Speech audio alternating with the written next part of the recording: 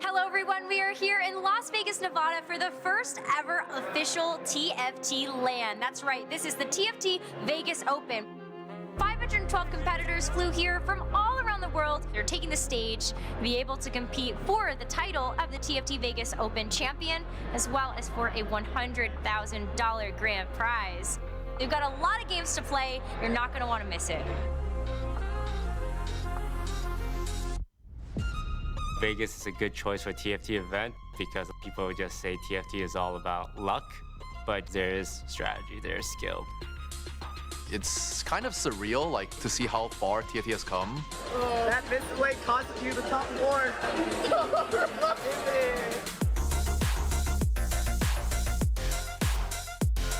I'm winning the tournament. Keep winning. I'm winning the He tournament. always says that. I've played in tournaments on LAN for God knows how long. I definitely think it gives me an advantage over the other players. I saw them, you know, kind of like buckling under the pressure. Yeah, but here he goes. It's gonna step up. Stays alive. It's so big. They're making their way to the backline, but it's not enough. Wow. Lightsy is going to claim this one. Daya, what's going on?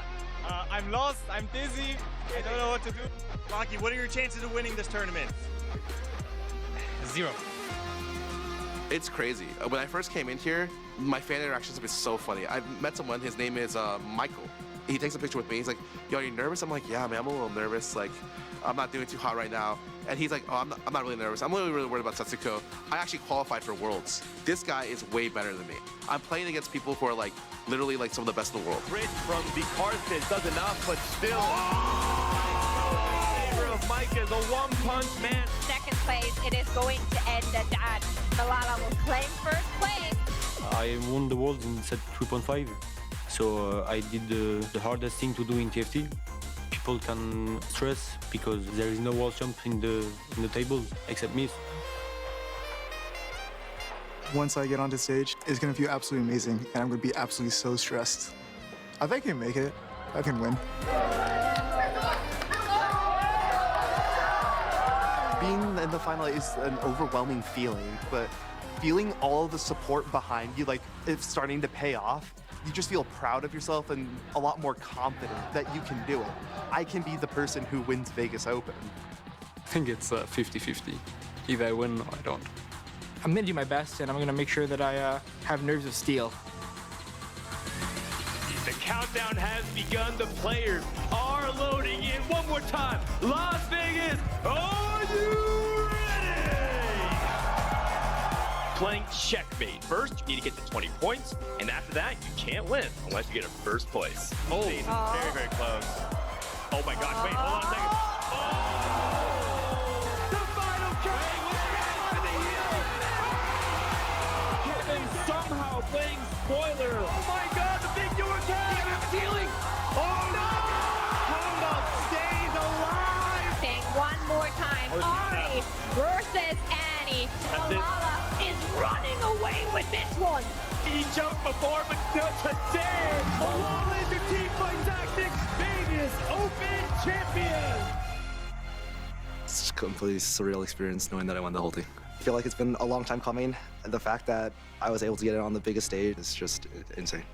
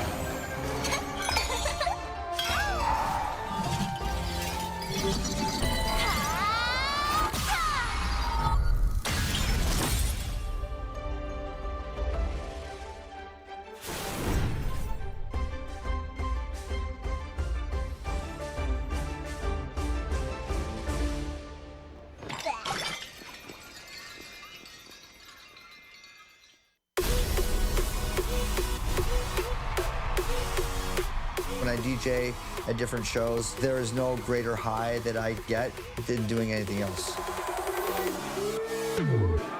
Because when I leave that stage, I am bursting with endorphins. Gaming is also another high. You got your headset on, you're listening, you're talking, it's strategy, and there's a lot of adrenaline.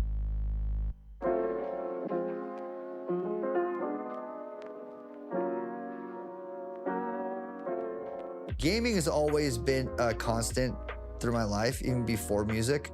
My dad, he was traveling the world, and I was raised by my mom, and gaming was like my haven. Right when I get back from school, I would go open up the Nintendo and play Zelda. Chess is one of my favorite games. If you give me 10 minutes, I'm gonna be playing a 5-5 game. If there's a certain game that can boost that adrenaline up and keep you on your toes, those are the games that I end up playing. First of all, I love League of Legends, so that's the first kind of introduction of what TFT was, is playing League of Legends. I have a group of friends that were obsessed with TFT. They would explain to me, it's just like chess. I'm like, that's my game. And then I started playing with them. Then the bug hits you, and you're just like, okay, I can't stop playing. Riot reached out to me to make the remix for Remix Rumble. The first thing I thought about was like, I am going to brag to my friends. I mean, that is a big undertaking, and I absolutely love the challenge until they gave me the 4 songs. This is by far the most complicated remix I've ever done in my life. Like, nothing will come close to what I got from Riot. They're giving me 4 different genres. They're giving me 2 different BPM tempos, different vibes, classical, hip hop, metal, and jazz. They just got like, it's like a bag of like sounds, and they're like, do whatever you want. And I'm like, it was just difficult to go like, how do I find the balance between all these different worlds of music and to keep it, you know, in this traditional sense of how I would make a remix and make it feel like the Aoki soundtrack to the TFT world. You can't just mash it all together at the same time. There's an art to creating and building the web and the flow of the story, the emotion, the tension, the rise, the release. You want to have a strong theme, a strong melody that will carry you, that will become the track, what people remember. Through all the tracks that I got, the one that really stood out to me was the violin. With like electronic music, you start with a kick and you're already pumped. With classical, I feel like I'm starting at a clean slate of 0 and I can grow and build from there. So with that violin, it kind of led me from a very touching, minimal place, and then I was able to build from there.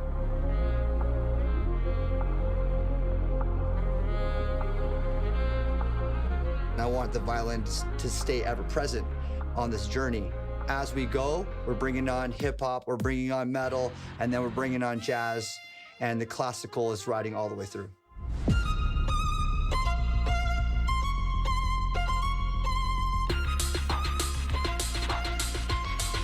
And when we get to the drop, this is when you get more of the EDM element.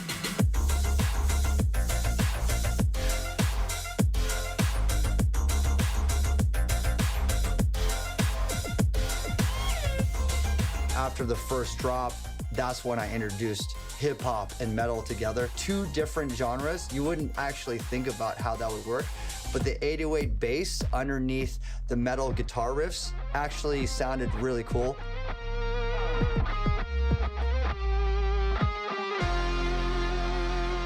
The third breakdown is what I would call the solo bridge. And this is a perfect place for jazz to just be unencumbered and free.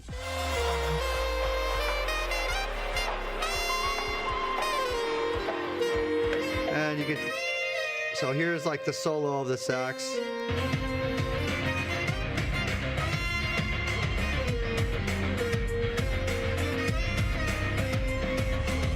I really saved that last drop for the end to be a big, different sounding drop, going back to more like glitch hop and more the dance cultured sounds. More of this glitch hop kind of drop, bringing the violins back in.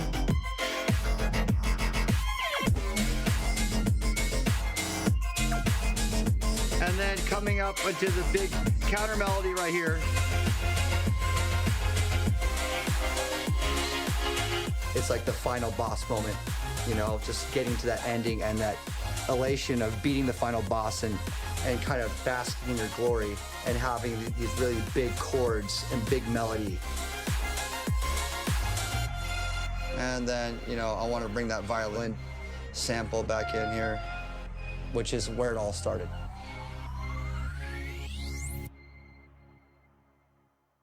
By far the most difficult remix I've ever done.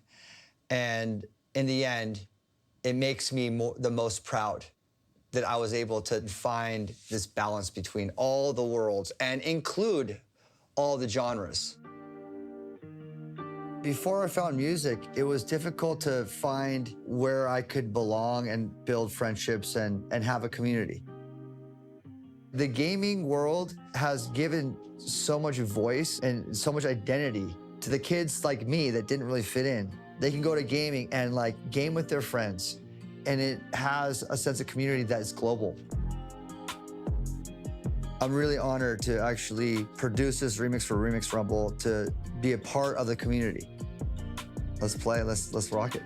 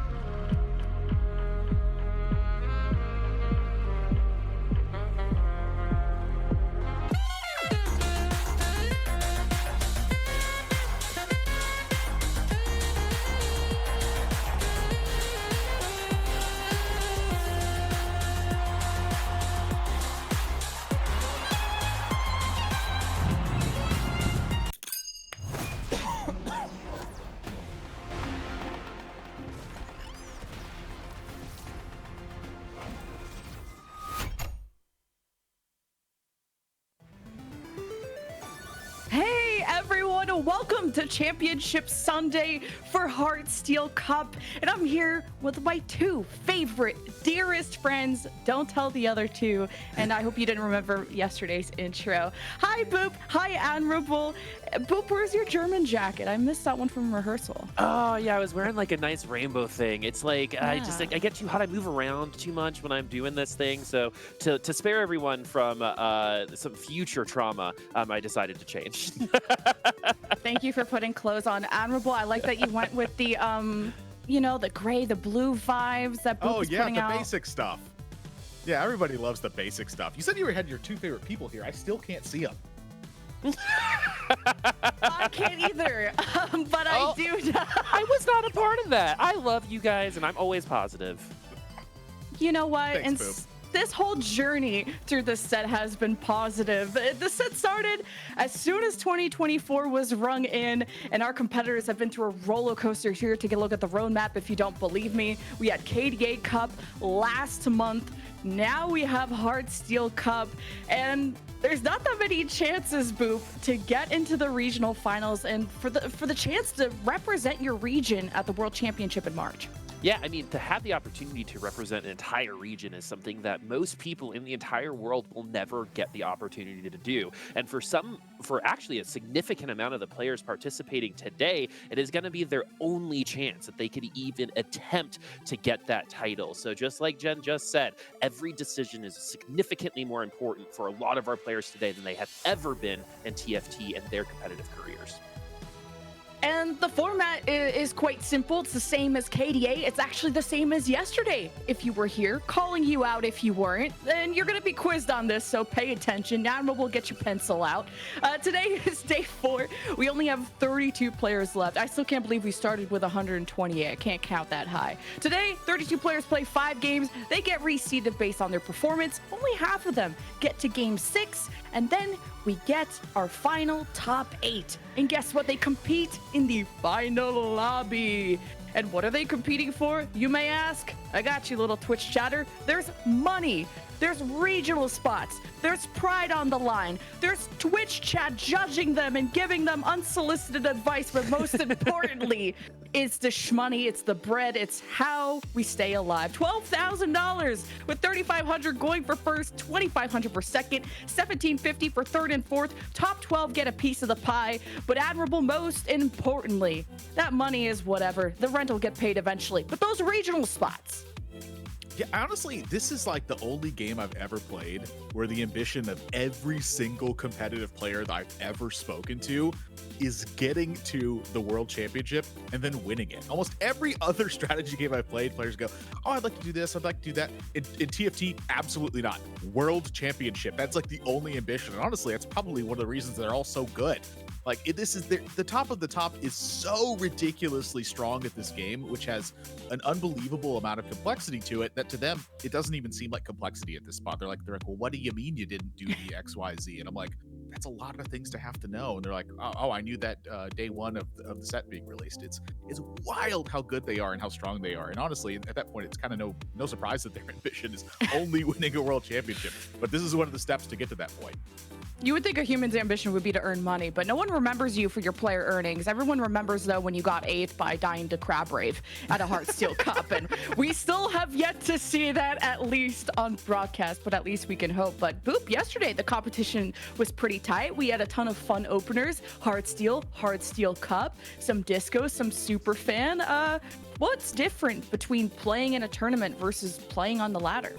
Yeah, I love this question just in general because I think it's worth bringing up almost every time we talk about this because there are 2 different styles that are beneficial for each thing, and very few people, only really the best, are able to replicate success in both environments. So imagine you're on ladder. Most of the decision making that you're going to get is going to be through a lot of the macro and general studying that you're going to know and just your inherent knowledge of the game. So if your fundamentals are good and you kind of know how to play most of the stuff, you're going to be successful on ladder. ladder, but that doesn't necessarily transfer all the way into that competitive atmosphere, because you need all of that plus more, right? Because you're going to be put into some situations in a tournament setting that you're never going to be put in on the ladder, right? Say it's the last lobby, you have to get a first, you have to play potentially a comp that you're not familiar with, which is something that you can maybe just, reset and on the ladder and go for another game. You can't do that here in the tournament. So with the addition of stakes, with the addition of, opportunity for both money and representing your country, the pressure is significantly higher here in the tournament, and that does create some, I think, issues with some of our ladder players in terms of playing cleanly and playing consistently throughout these days in what could be wildly different kinds of lobbies. Yeah, plus there's always that aspect of like the unicorn opponent that people tend to have, where like they just never outplace them in the lobby, no matter what. In a tournament setting, that suddenly starts to mean a lot more to that issue. And like Boop said, there's going to be those games where it's basically a first or last setting is the only one you have. Every other position outside of a first is a last place setting. Let's say there's multiple players like that in a lobby all of a sudden. That completely changes the tempo and just the entire goal of what you're doing. And that can wildly change the outcome of how lobbies are going to play out, and as a result, how they actually look and feel. And that's, again, a very unusual thing to happen in a tournament setting that, like Boop said, you're never going to encounter that in the ladder spot, because there's just no reason to play that way, really. And I just love our highlights because it was chaos yesterday.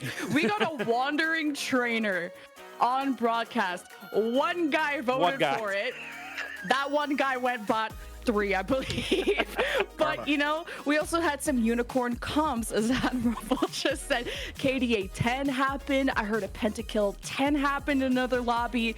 The Exodia comps were out in full force yesterday. Admirable, what were your favorite re-rolls or just quirky comps that you saw yesterday? Honestly, I think that one of the things that was so interesting to me was how little use Heartsteel actually was being put into, I think, in totality, but still the sheer dominance it was showing. It kind of speaks to like why so many players try to chase down this style of play, and it's because the cap out potential of it is still very high. It's probably too high, to be quite honest with you, just but honestly not as much as I think people are boasting it to be. They cut the amount of parts you're getting for each unit you take down in the later stage of the game. That was thought to be maybe enough to slow down the composition. It did slow it down, but it still kind of feels the same at the end of it, where it's the best way to cap out your board that you're going to be having. It's an economy trait, and this is the first one we've had that doesn't focus purely on losing in the early game. You can still use it at the end of the game. It's kind of weird that a trait that literally does nothing to your board ends up still being as strong as it is, but it is what it is, and it's probably the reason why you need to check it and need to figure out ways to really play against it, because it's just so powerful. It's kind of interesting to see how dominant it is when it's not quite played as much by every single player in the lobby. And how much our players were tunneled on getting Ezreal online, and then how many people were holding hands with a 1-star Ezreal to the bottom, and really what other options you have other than Ezreal. But did your favorite streamer go Heartsteel? Did they really make it through? Did they hold hands at the top or the bottom? Well, here's a reminder of who cashed out yesterday and who is raising the stakes today. We only have 32 players here on Championship Sunday. Malala was one player coming in mind after winning KDA Cup in the Vegas Open, Admirable. Yeah, I mean, Malala has been easily the most dominant player, I think, out of anybody that we have seen in a set. Even back to last set, when you're thinking about like how it was Kurum and it was Setsuko, and they won like every single cup that was there. Malala's really standing out for this one. He's taken down over $100,000 in winnings so far in TFT earnings, and while that's all kind of right into one single tournament, the point is it sounds really cool when I say it that way. Yeah, I totally agree, right? Like Malala, ooh la la, right? Camila Cabello, favorite player right there, in my opinion. But something else that I really want to point out, and we're going to see some of these names when the standings switch too, is some of these, like, what we would consider tier 2 and tier 3 players, right? People who, aren't going to be the first people you think of when you say TFT streamer. I'm thinking of people like Pitsy, who's hanging here. Malala could have been considered that before the Vegas Open, and look at where Malala is right now. But someone I also want to talk about, 2 people on this list, Invective, just bringing it back to yesterday and how important mindfulness is for them, and then Roby Van Knob, who always seems to pop off at this exact moment, always seems to wait until one of the last tournaments to try to pick one off, is one of the traditional LCQ players that make it through that process as well. But overall, if Roby is in your lobby in the final day of a tournament, there's probably an opportunity for him to win it as well. And no, we don't have favorite players. We're not just giving points away depending on who's PayPaling us. You do get bonus points based on your performance, which is pretty impactful, but of course it's not the end all be all if you're at 0 points, Admirable. Have you seen kind of people come back from that brink of having no bonus points, or is being the top of day 3 that impactful? But we've seen it matter less than it has before. You know, I'd say like in the last few tournaments, it's been bulked into like it really mattering once you look at that final lobby spot. But honestly, the first season that we had the bonus points implemented into this tournament system had no difference on who was winning or who getting second, third, fourth, none of that. It was like you'd always look at it and you're like, wow, this really meant nothing at the end of the day. We were like, cool, this is actually a really good system. It's an efficient kind of tiebreaker. And then, you know, lately we've been seeing it make more of an impact. But lately, we've talked a ton about how the competition is getting tighter and tighter. It's tougher to break through these top positions. So honestly, I think it's a great tiebreaker system to implement players to have a big incentive to try as hard as they can throughout those early starts of the days. It's a great way to make sure that competitive integrity is there throughout the entire spot of it. And I think it's an excellent tiebreaker system that, frankly, no one has complained about yet. And one person that is joining us to tell us all about the competition and their thoughts on yesterday, the king of co-streams, the first of his name, the untilted, the writer of guides, Frodan, joining us for a quick chat. Hey, Dan, thanks for taking the time away from the co-stream party. What'd you think of yesterday's competition?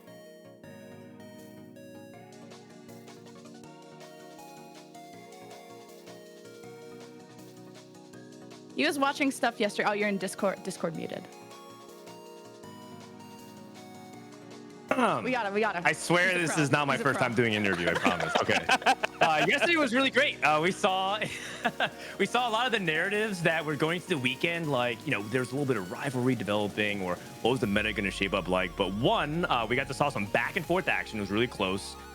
Two, we got to saw the meta actually develop in a way that I thought was really interesting. A lot of people were expecting, you know, Heartsteel and Ezreal and like, it's another Jazz board. But we actually saw a lot of reroll come into play that was also really effective as well. And so we were very pleasantly surprised by that, and it was a really neat thing to watch develop throughout the day.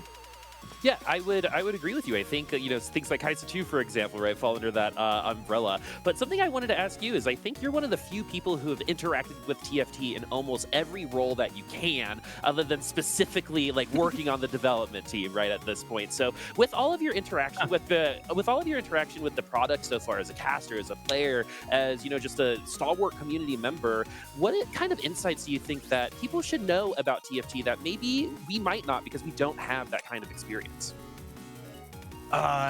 So you're asking like, how do I explain TFT to somebody who's not watched TFT before? No, like what's just like something like an insight that you've had in your experience so far that you've just found interesting that you would like to like share, just based on the fact that you've had so much of it?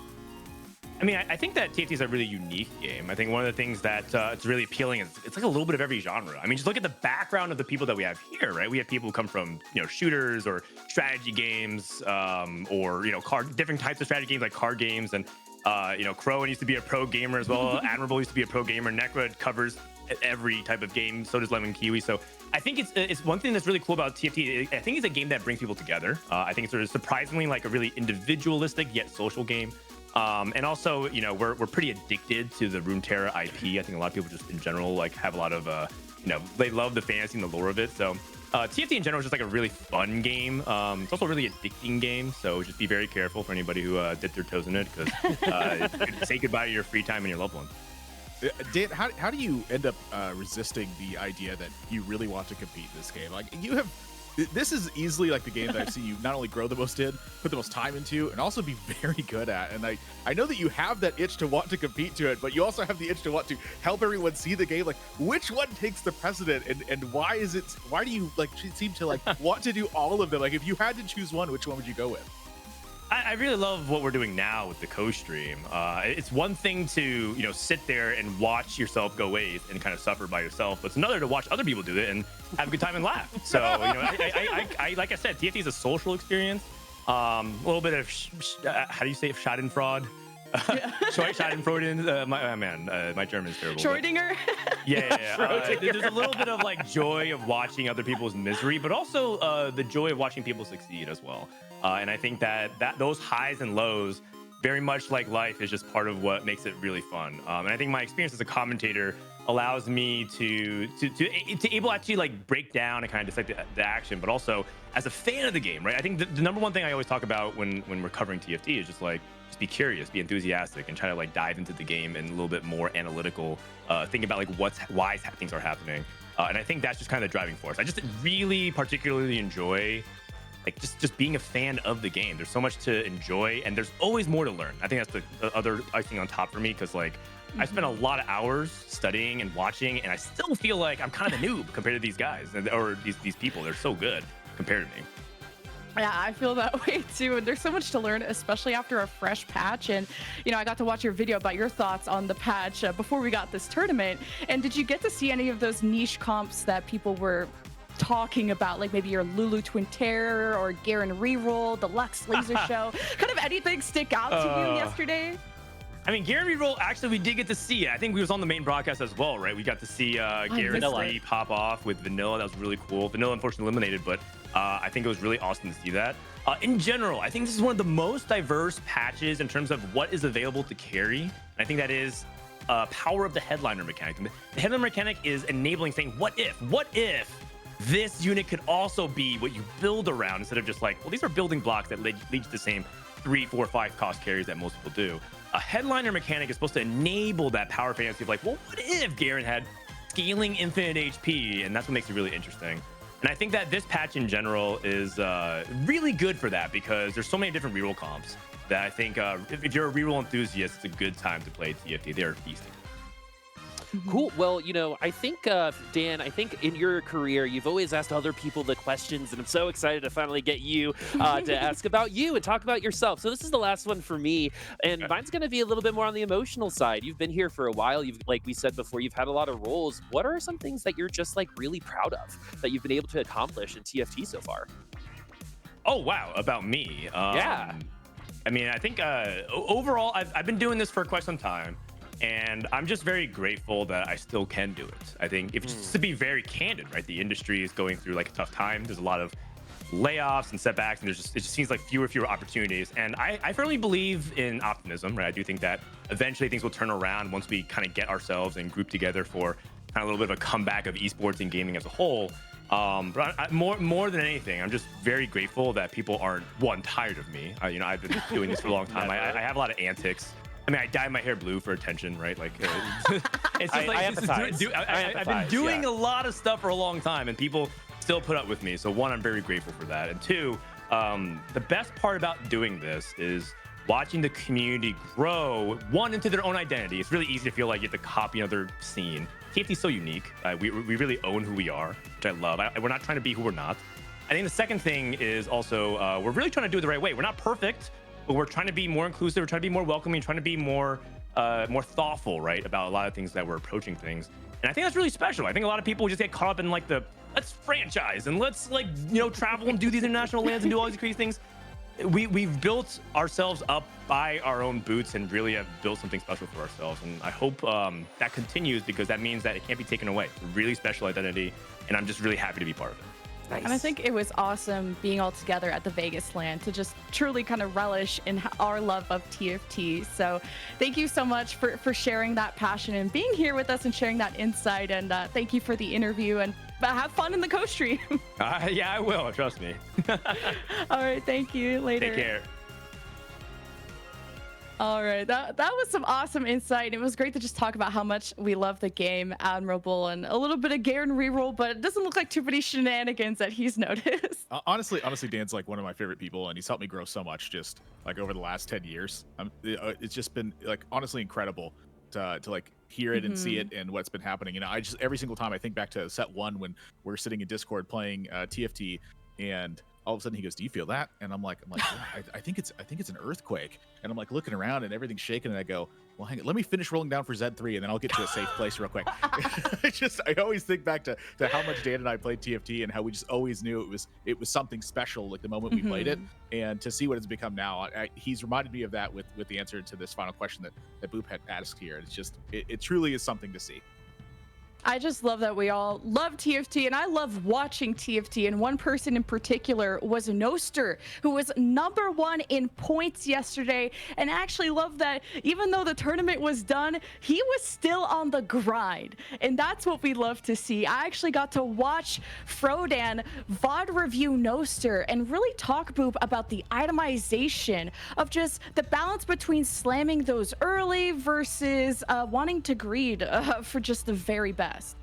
Yeah, and I think that we're really talking about habits, right? I think some players get so used to doing one or the other, they kind of interpret it as the correct type of play. But TFT has never really had a perfect form of playing the game. There are always going to be variables at many different points, whether it's an augment or something else, that change the impact of something like an item, right? So if you need to win streak, if you absolutely need to get those early wins, then slamming those items seem to be a really great option. However, if you find yourself in a position where maybe you need to greed out, maybe you need to make sure that you have a ton of money a little bit earlier on, maybe we don't slam items so we can start losing those rounds a little bit more consistently. So you know, it's all about a mindset thing, and I know Admirable has talked about this too at Noster. Mindset has been sometimes a challenge for Noster, has known to spiral at times, and it's so cool to see, because when you see someone VOD review, that means that they're like actively working against that, and that is perfect. Yeah, I mean, the amount that Noster has grown, I think, is if you've been following this, it's really easy to see. And if you haven't been, it's been something incredible. He's always been like right on the outside of these breakthrough things. And again, once he's right in the spot again, where he's like right on the outside of this breakthrough thing. And this is another big day. It's a really tough thing to do. And the thing that I'm looking at with this is that how much more he's had to play in a tournament like this. He's had 18 games in this tournament so far. He had to go through week 1. And that's a really tough thing to break through with, because that's where we started with like 128 players. Despite having 18 games played, 6% 8th place rate. Like, this is really hard to keep yourself outside of that 8th place position, because if you spread this evenly, it's going to be 12.5%. He's managed to cut that in half, which is a major points improvement. It's how you start getting to places like this, is avoiding these disaster scenarios. And how you can salvage that 8th place into anything but that. And one person who's no longer on the outside looking in is Robin Songs, who I believe got 9th at KDA Cup and missed out on final lobby from a tiebreaker. This guy is really on the come up, Boop, and an 83% top 4 rate is very consistent. Yeah, I mean, it's also his age, which is amazing, right? That we have that kind of representation here in TFT. But, you know, making things short and sweet, he's one of the most consistent players North America has ever seen, and you can never count him out. No matter how prepared you think he is coming into a tournament, he's always going to be a threat. 11511. Yep. Yeah, just who cares about 8 p.m. as long as you hit it within you hit your units within the time span. And one person who's now in the top 3 based on yesterday was Billy Ken Carey. Very exciting, because Admirable, we were kind of looking through his history and not a lot of like tournament results out there, and it's cool to see breakthrough players like this. I'm convinced that this is one of the players who has had like the name change several times. I think I've asked 14 people what the latter name for this is. No one has been able to identify this for me right now. But I'll tell you what, you don't have these kinds of numbers without being a strong player. It just doesn't happen. Like it's so hard to do at the top of these things, because the first time I ever played like in challenger lobbies a couple sets ago, it was like you get stomped by players who are at the top if you are absolutely not in form for this. And so this player, that not only is the name reflecting what's been happening here, but you know, the numbers are reflecting it as well. It's like, my gosh, I cannot find a single thing that tells me about this player's tournament performances, and I want to find it. If anyone knows what this name is, please let me know what this latter name is. I have to know it, and I have to know it right now. It's impossible to find. Billy can get good results, and that's all we care about. And the meta was really interesting to watch yesterday. One of my favorite rerolls, and personally what I think is one of the best 3-cost rerolls that we saw yesterday, was Riven. Personally, I'm always going to go towards Riven. Minimum of 4 8-bit. I mean, the win rate, the top 4 rate rises dramatically. If you could get that 8-bit spat online, go to 6 8-bit, put it on Viego or somebody. And this has been one of the strongest melee comps, especially with Executioner 6 getting nerfed and Twin Terror getting nerfed. Boop, it's really important to have QSS on her especially, and I feel like people underrate the attack speed of QSS. Yeah, I think just like in general, QSS just enables her to do what she was designed to do, right? Which is just, hey, let's make it so she's not going to get trapped and stuck on someone and CC'd and let her go, right? And ultimately, if you're not going to get a QSS, you have to have an Edge Ignite or an Augment to compensate for that if you're really wishing for that win.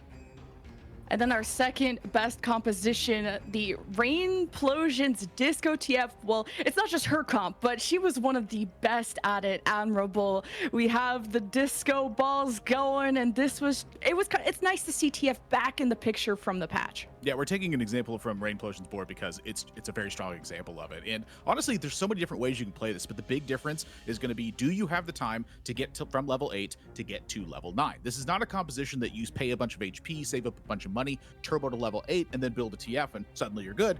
It's a composition where you're way ahead. You get to level 8, and that's where your investment comes in. You then sit on like the TF2, that gives you enough time to get to level 9, and then you explode with 2-star legendaries and take over the rest of the board. That's how this composition wants to find its wins, because the main damage source at the end, it's going to be a 2-star Ziggs holding onto items as though it was the 2-star Twisted Fate.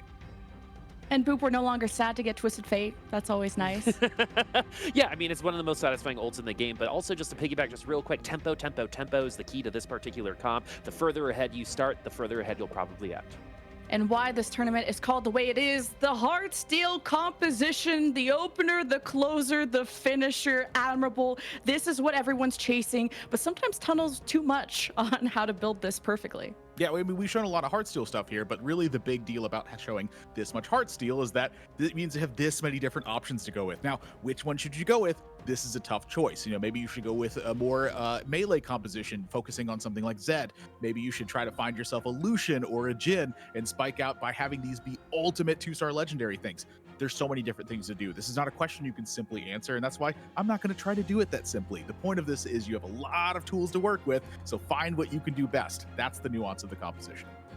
Just anywhere from racing to level 8 or to 9 to get your 4-cost carries online, to 2-cost rerolls, 3-cost rerolls, to maybe some things that are being labbed out. We got to talk to Frodan about Garen rerolls, some Lux Star Show. Jax I thought was going to be stronger. Malala was talking about maybe the Jax Whispers being pretty loud, but Jax not making it into the top 4 as consistently. Sort of hearing how Dish Soap was saying that it's a little awkward to play EDM early around Jax, and really finding the best opportunity. What is the placement that you can play a composition in, and how do you read the tempo of the lobby, as Boop said? Well, you're going to get to read that tempo live, because our first game is ready for the Heartsteel Cup Championship Sunday. I'm excited to check in. We've got a lot of games going on at the same time, so I'm excited to go and say hi to our casters, Crowan and Nekra.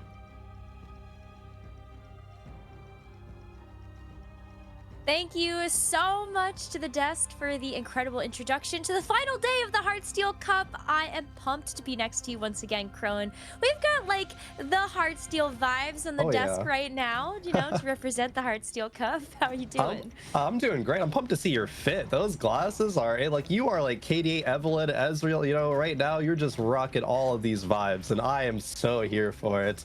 I'm jealous of the fit, honestly, but I'm also jealous of these players being able to play for these high stakes situations. There's so much on the line today. I was taking a look at so many qualifier point scenarios, right? Some players are already locked in coming into today just because they made it into day 4, but other players on the outside looking in, and their fate is in their control, right? Do they need top 16? Do they need to go all the way for a top 4 finish just to make it to regionals, right? Players are in every single situation right now. It's so exciting to kind of watch that come into fruition. Yeah, we had the 6 games yesterday, which felt like already such high stakes, because that next step in the journey for these players is to make it to today. But we have so many more cutoffs we have to get through, Crowan. We've got 7 games to play, where we have the top 32 now, but then we really start to whittle things down as we get to games 6 and 7. So that's where we really get to raise the stakes even higher to see who can actually take home the money, but more importantly, those spots. And as you were saying, those spots for the top 4 of this event matter so much to some of these people, because we had so few events to grab these qualifier points, and now we're at the part where, well, if you didn't cut it in KDA Cup, you have to get the job done here. And even if you go top 16, that just could not be enough through just qualifier points alone. Yeah, definitely, especially the players who kind of bombed out in the KDA Cup. Like you were saying, there's only so many chances to specifically for the Cubs we're either getting those top 4 spots or qualifier points. We have our ladder beasts, of course, that we know and love, but for the players who maybe are like middling of the pack on ladder, they're still challenger players, they're still good, but they need to pop off in tournaments. There's less opportunity to do that than the past. Of course, there's just more sets in general. So over the course of this whole year of TFT, we're going to go through a few sets. You're going to have a bunch of chances, but for this set specifically, to make it to regionals and make it to worlds, like every single TFT player's dreams are, right? We've been talking about that a lot, more than, you know, most other games. People are just like, no, TFT, I need to go to worlds. I need to prove myself that I am that good of a player, can compete internationally, can compete on the highest stage. And it's just so intense when Heartsteel Cup might be your last chance. You know, that intensity, those nerves may be getting on some of these players' minds, but not for our seasoned veterans, right? Players that we're gonna be seeing soon. You know, they've been here since set 1, since the beginning, and love to see them still kind of stick around, you know, and have that lasting impact, kind of cementing their legacy in TFT, but also the new stars to the party, right? We were talking about some names yesterday that we're going to see a little bit, but one, Greya, comes to mind, of course, with playing that Heartsteel line, playing the meta so effectively, and they're one of the players who does need that top 4 finish to make it to regionals, but I think there is certainly room for these rising stars to show up here and have a big tournament run. I'm looking at the rising stars, but I love the call out that you made to all of the players that have been around since the very beginning that are still coming to these more modern era tournaments and showing up. And I think that speaks volumes to also just how difficult the competition has gotten over the past couple of months, and even I think past few years. Like, Crone, you were at the TFT Vegas Open. How high of a skill ceiling did you feel like you were playing against when you were out there in the field yourself? Yeah, I mean, I know I've taken a step back from personally competing in TFT since, you know, set 3, set 4 kind of era, and I've been just on the caster dust since then. But going to the Vegas Open, competing amongst, you know, these great players is like, wow, I know I'm still like involved in TFT and stuff, and I still play, but definitely not quite that same level. Everyone has leveled up so much. I actually think I was like reading a Reddit thread, which, you know, my mistake, reading Reddit. Why would I do that? But I was reading a thread that actually had some, I know, right? That had some cool insight that was like, hey, I'm kind of coming back to TFT, and I've only played, you know, in like the first few sets, but is it just me, or it seemed like is everyone getting better? And everyone's like, yeah, no, that's kind of happens in any multiplayer game, right? The game, you know, longevity exists. People are going to get better and better, and in TFT specifically, you do see that, and it's kind of very, very interesting to have that experience, at least at the Vegas Open. For me, I'm like, wow, I've been out of this, you know, competitive scene for a while. Yeah, I didn't do too bad, you know, got top 50. We take those, but still, you know, was able to make that top 32 or that final lobby. And it is these players who you know, have this drive to keep on improving and have all of this preparation and practice and kind of hard work that is really inspiring, honestly, to be around. And I think it is so infectious, and why we see all these, you know, study groups pop up, people being like, okay, I want to be there too. I want to be right at the top. I want to keep on challenging everybody else to get better and better. And that's how you elevate TFT. And I think for me, that's kind of why it feels so special.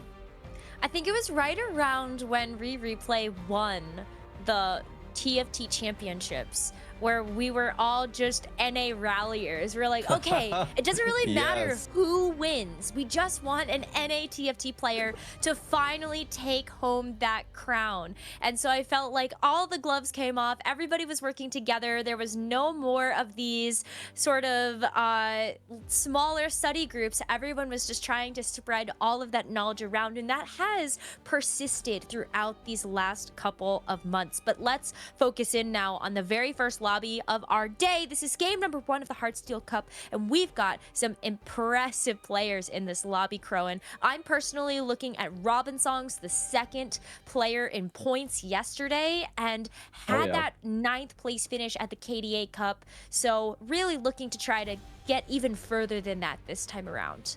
100%. Robin is one of those lucky, not really lucky because he plays really well, but one of those players who is locked in his slot for the regional finals because of just making it into day 4. So congratulations, Robin. But the work's not over, right? All these players still competing for that prestige, right? That pedigree, that prize pool as well, as we get on into game number 1, Necra. There's so much on the line, and it starts right now.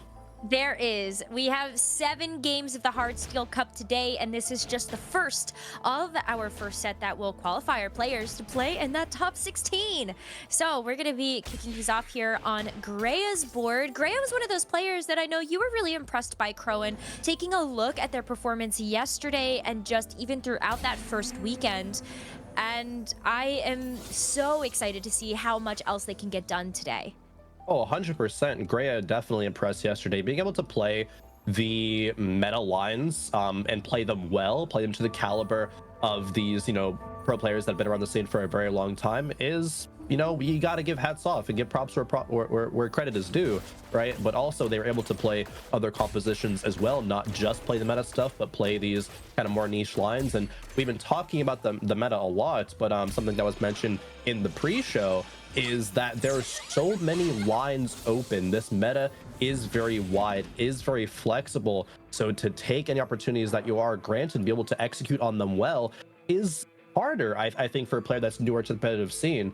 So that's specifically why Grea impressed me so much. And as I mentioned, Grea is one of those players who needs to not only get to the final lobby, but needs to find a top 4 finish to get to the regional finals.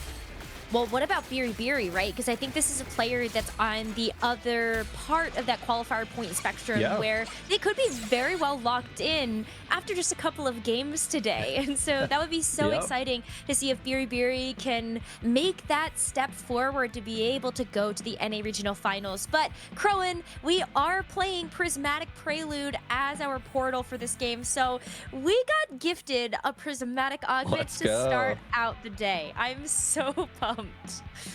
I love it. I think they're considering Cruel Pact here. Starter kit's probably not the hit, but no, Biri is going to go for that living forward, some gold generation early. And as you were alluding to, yes, Biri is on the other side of that qualifier point conversation.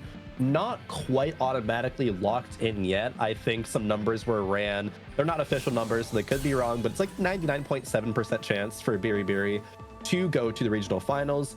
It had such a fantastic tournament run, and just a great set in general. I think the progression of Biri has as a player has been really I think inspiring, honestly. And so to see Biri be so close is absolutely fantastic. And a couple of good games, like you're mentioning, could very well lock them in. On the other side of the board, we've got Kyun, who we're going to be focusing on. And Kyun is one of those players that has been around for quite some time now in the TFT space. I think has already solidified himself as one of the best players in North America, but has an opportunity to continue to do that as... What are those stats telling you about Kyun's chances to go to the NA Regional Finals here, Crowan? Kyun is also locked in, the 5th from the KDA Cup, and then getting to day 4. Kyun has done it. So huge props to him, right? Because last set, Kyun missed out by just 1 qualifier point. It was so close after having a great set. So to see him come back and be so close and still have that hunger to want to improve and get back in the form of Kyun as we knew in the first few sets of TFT is, I think, really special. And of course, right now he's already locked in with that Heartsteel opener and has Twin Terror as well. So this is going to be such a strong board for Kyun later on into the game. But again, just love seeing his progression as a player and making it to regionals. Congrats already to him. But again, still playing for that prestige, that pedigree, and that prize pool as well. I love that start for Kyun because I was actually checking in on Kyun's VODs from yesterday, and he played a ton of the Heartsteel start. So very much being able to use that economy trait to get to some of those more higher cap boards, put a lot of emphasis on headliner Caitlyn, Zed. Actually did play a game of Kale reroll, so I'm really interested to see where he's able to take that Heartsteel and the Twin Terror, no less, Crowan, to see if he's able to get that job done. There's so many possibilities there, it feels like.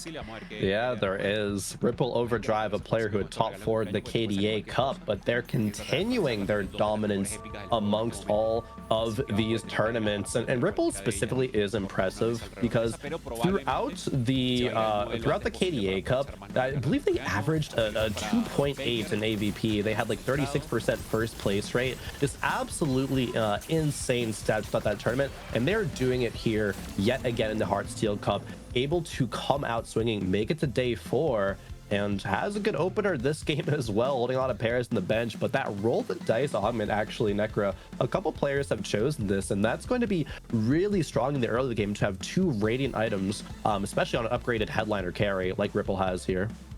Yeah, and I feel like this carry gives you a lot of flexibility. Just having that KDA start, you know how much I love all the possibilities that come with the KDA trait, but you can definitely branch out into maybe even more of the crowd diver if you want, maybe the spellweaver. But I'm trying to start to pay attention to who has taken that roll the dice, because it's not just Ripple, but Roby Van Kenobi also did. I want to say Philip is also one of those players that has also selected that as their augment. So yeah, we're gonna have to keep our eyes on that for sure. But we've got Carousel now too to see what other items our players can craft. Yeah, and I think it was a great conversation that was also brought up just a bit ago in the pre-show is you know, in that Noster 11 VOD review, it's the conversation of, do I want to be greeting my items more? What is really the choice there? Do I want to go for this early game tempo, slam a lot of things, or greed out for, you know, best in slot on my carries and on my frontliners?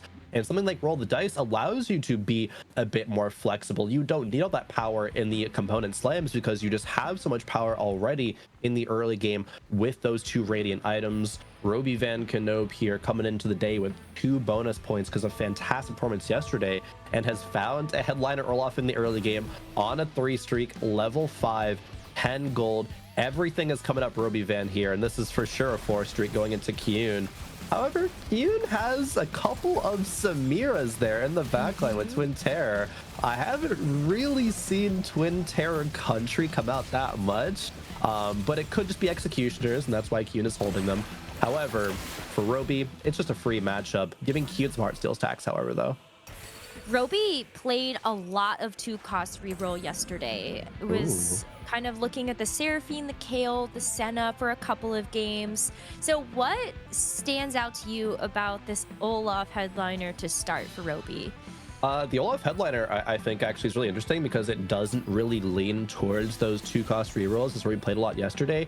It just leads into, I'm going to start the game off very healthy. I'm probably going to win a lot of my rounds, if not all of them in stage 2. Olaf can also do that in stage 3 as well, and so you can tempo, go to level 8 faster than everyone else in the lobby, or at least on par with everybody else in the lobby, and find a level 8 composition, cap around that, and say if it's going to be, you know, your Ezreal, Zed, you know, Ezreal Heartsteel compositions, even your KDA, you know, your Pentakill Akali, even TF, right? We saw some success of Twisted Fate yesterday, which we haven't really seen in a while. Those, you know, buffs coming through, the meta is a little bit more wide, and so there's so much possibility, especially going back to the fact that Roby is greeting his items. He doesn't have to commit to anything quite yet. It could still be, as you're mentioning, Necra, a 2-cost reroll. We're not locked out of that yet, but it does open Roby up to a lot more flexibility as he does secure that 5 streak going into neutrals, along with Ripple, the only other player to do so. I saw the Senna pickup, so like, I think I'm gonna leave it on the table for just a second. But we've got Kyun now, where we get a chance to see what he's done with just a few of those Heartsteel stacks. I think was gold. Was yeah, that, look, you got a little bit of gold. He got some gold, yeah. I believe it was 8 value worth of gold there. He just got 3 components from the first neutrals, and then 1 from the carousel. So, yep, just a gold. Give Kyun a little bit of that extra economy lead, because he did have to buy that Heartsteel Aphelios, and that is 6 gold value worth. Could actually sell up to 40 here, but wants to keep the Mordekaiser, it looks like. Yes, so sells the Kennen and the Senna instead. Kyun is in a good spot economy-wise, again, because of that Heartsteel, and it is going to be Kyun at least looking like he wants to go for a Executioner Punk reroll, a couple of Samiras on the back line, and a couple of Pantheons as well that he's going to be sacrificing economy with. And this is the tried and true Twin Tower Executioners, Necro. We've seen the power of it even after the nerfs. Kyun in a great spot for it. What I think is so interesting about the Twin Terror spot here is that, like, in a lot of the games that I see a lot of people that want to play Twin Terror just kind of opt to try to get that Vex so early. But when you find a pair of Samiras, I mean, may as well just kind of put them in instead. And I love the way that he's playing with the Heartsteel to make sure that he's going to have that economy for later. But it's Biri on the other side who is holding on to that Jinx headliner and with the red buff on top of it. So maybe some really interesting angles that Biri can take here as well, because I also see that Pantheon on the bench. Yeah, Biri is in a pretty good spot here, especially when it called the Living Forge as well. Being able to pick a gold generation artifact anvil in the early game means that Biri is going to be very, very rich, and that's why we saw her with 50 plus gold, still a lot of HP in the lobby, and a red buff that can go on a lot of different units in the late game here as we get into our second augment phase, Necro. All right, so Roby has a couple of options here. Has like the Vampirism, which I feel like is such a good pick for almost anybody that's been trying to play through some of these more AD lines. So it kind of feels good with Roby's tempo where he's going from here when he still has that Olaf headliner. 100%, and Roby actually somehow found his hands on a pentakill emblem, be that from a spat or a tome on Krugs. I don't quite see what happens with that later. Yeah, no, going some vertical pentakill. I love this. Already having a Karthus online with a death cap as well. That's one of his best slot items. Just needs some mana generation, and Roby is in a fantastic spot. This Olaf is doing a lot of heavy lifting. It might not be enough here, however, to continue this win streak forward, as Ripple Overdrive's board was the other 100 HP win streaker. These three items slammed on the Kai'Sa. Both players actually having Vampirism. That's almost like an auto click for augments. It's just so powerful. It gives a little bit of value right now, but it continues to scale into the late game, giving more and more Omni Vamp. So Roby's streak is snapped. Both players there. That was a really important matchup. So now the only two win streakers are Biri and Ripple now. Biri lost out around stage 2, but yeah, doing fantastic now. Yeah, that's going to be a win streak that just came online. So I think Biri, last time we checked in on their board, was in a really good spot, and I think had the Heartsteel, which will also be helpful to just continue to get some of those components online. And I think it looks like at this point might even be close to getting 5. Yeah. So we'll have to check in on how Biri is doing in a little bit, but now let's focus back in on Robinsongs, who's going up against Philip. Robinsongs is at some of the lowest HP in the lobby so far, but has started to find his groove with this big shot Kai'Sa in the back line and with some opportunities to flex out of it a little later. But it's no match right now for Philip's board as they start to make their way in. Or is that it? front line might have evaporated, but this Kai'Sa is giving it all she's got. And so that is a huge cast to get that Lulu down. And Robinsongs looking to stabilize here with a win on the board finally. But that is very low HP, Crow, and that's 51. It is. Would be a little bit worried for Robin's spot, if not for the fact that he has some fantastic Riven items and already a Riven too, even before the headliner. Robin definitely, especially with the idealism from that 3-2 augment choice, is going to set himself up very well for edgelords. And we saw the power out of Riven reroll yesterday. That's why we talked about it at the start of day, from Aegon playing yesterday to that first place. It was absolutely so dominant. The win rate on that composition when you get it online is so powerful, especially if you get that 8-bit spat online, put it onto a Viego. A composition can do so much heavy lifting. So we will have to see when Robin does level up to 7, probably at 4-1 and rolling down again for that Riven. Does he hit the 8-bit Riven? Because that will make or break his game, because like you saying, he's already pretty low in HP. He did play Riven reroll twice yesterday, and so I feel like speaking to the statistics of how powerful that Riven reroll can be might be a good reason why Robinsongs got second in points yesterday. So I have full faith that he will be able to find them. But as we take a look at Kyun versus Kambuli, I know Kambuli was another one of those players that you were so excited about, Crowan. Just over the course of the past few sets, I feel like has really come into their own as a competitive TFT player.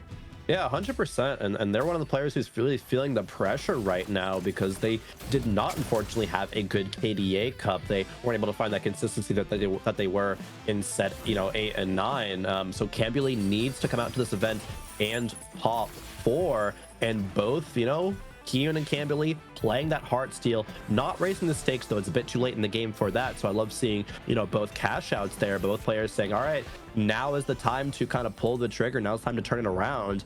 Cambly is going to be locked into Heartsteel for a bit longer, wants to go the Heartsteel Ezreal direction because that emblem has been slammed already. But it is like a Cassante carrying 2 Infinity Forces right now, not the strongest in the lobby by any means. Yoon, however, has already made a lot of shifts, has found a Poppy 2 and is itemizing it. It's not even a headliner. Finding actually the headliner Samira in the shop, but not putting it in so far. But still has to make that line work with Twin Terror. Just is a little bit far from that. But this is at least a good stabilization point. Yeah, I was gonna say that Poppy is putting in a lot of work, especially with those items. Woo! Like, she's already really strong if you get the right items on her, but 2 of her, yeah, no thank you. I think that's gonna be one that we'll see a bit more of as that Twin Terror board continues to develop. But checking in on just a couple of our other players heading into Wolves, Greya is still on a win streak, Crowan. That is a really, really big deal to have, especially this late in the game. Yeah, that's the power of Olaf, and especially Kale as well. Greya has, Greya's rolling on level 6, going for that Kale reroll. Just needs to find a headliner Kale and then one more after that. So Greya actually at 83 HP is in such a good spot, being able to roll on neutrals. If he doesn't hit here, that's fine. Just going to 4-1, continue rolling for that Kale, and as soon as the headliner is found, boom, such a big power spike there. Even finding some great upgrades like those super fans for Kale as well. Roby Van offered one to take it out of the pool just a little bit, but again, Roby going with that pentakill angle, a good amount of HP in order to go to level 8 at 4-2 just next round. Philip as well playing some KDA Necro. I'm sure you love to see that one. Seraphine reroll coming out, it looks like.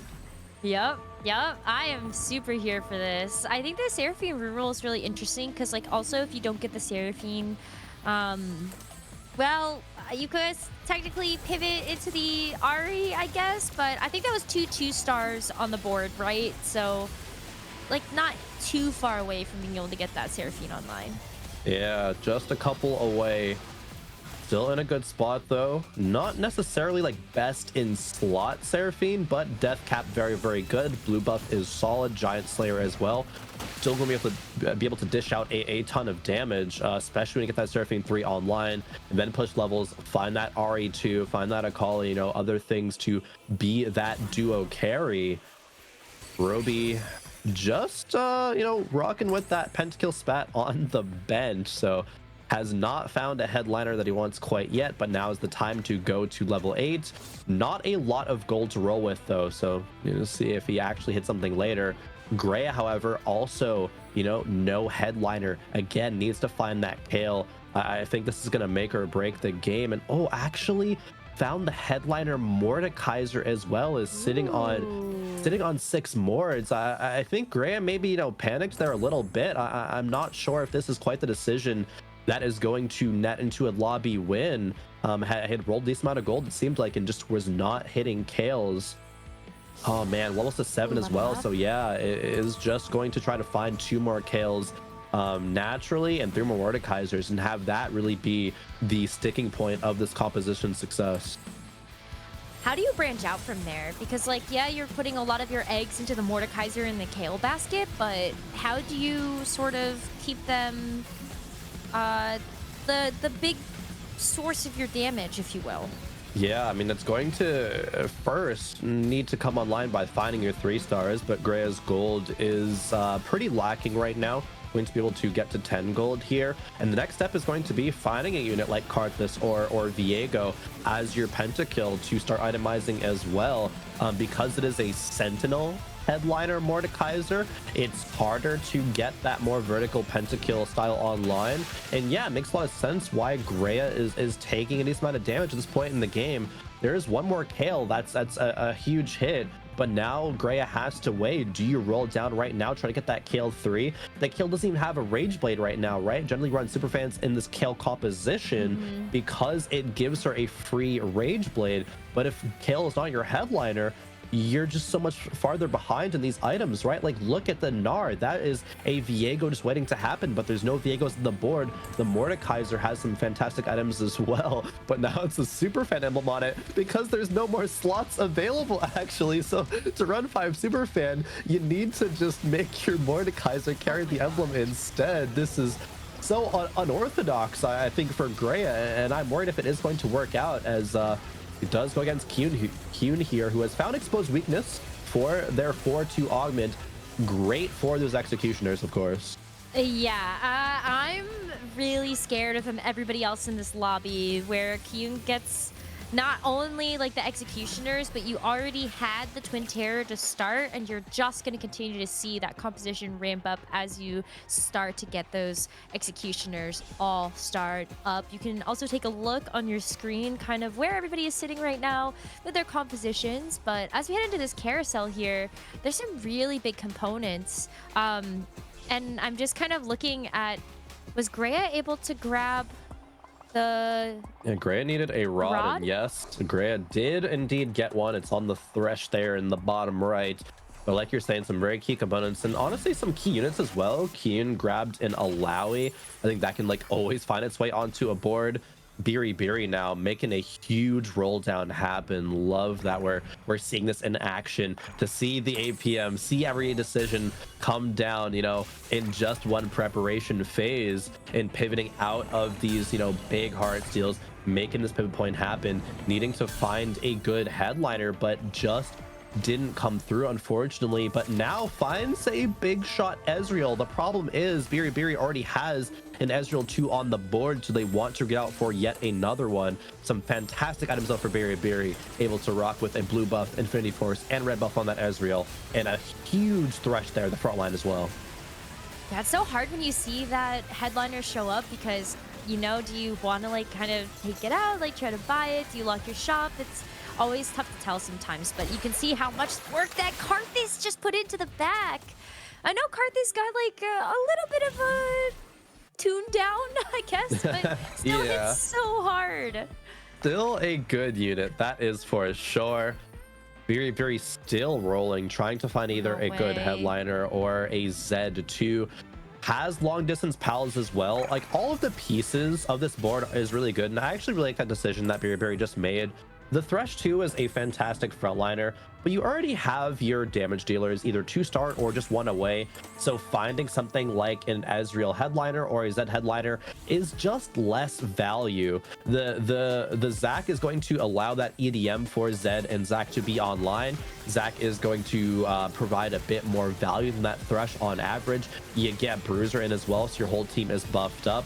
Going against Greya, who has indeed found that Kale 3, has the Rage Blade, so not as worried about them as I was just a few rounds ago. However, Biri is still very strong right now. This 6th loss streak is surely going to turn around, and she's going to find a lot of success here in the end of stage 4 and into stage 5.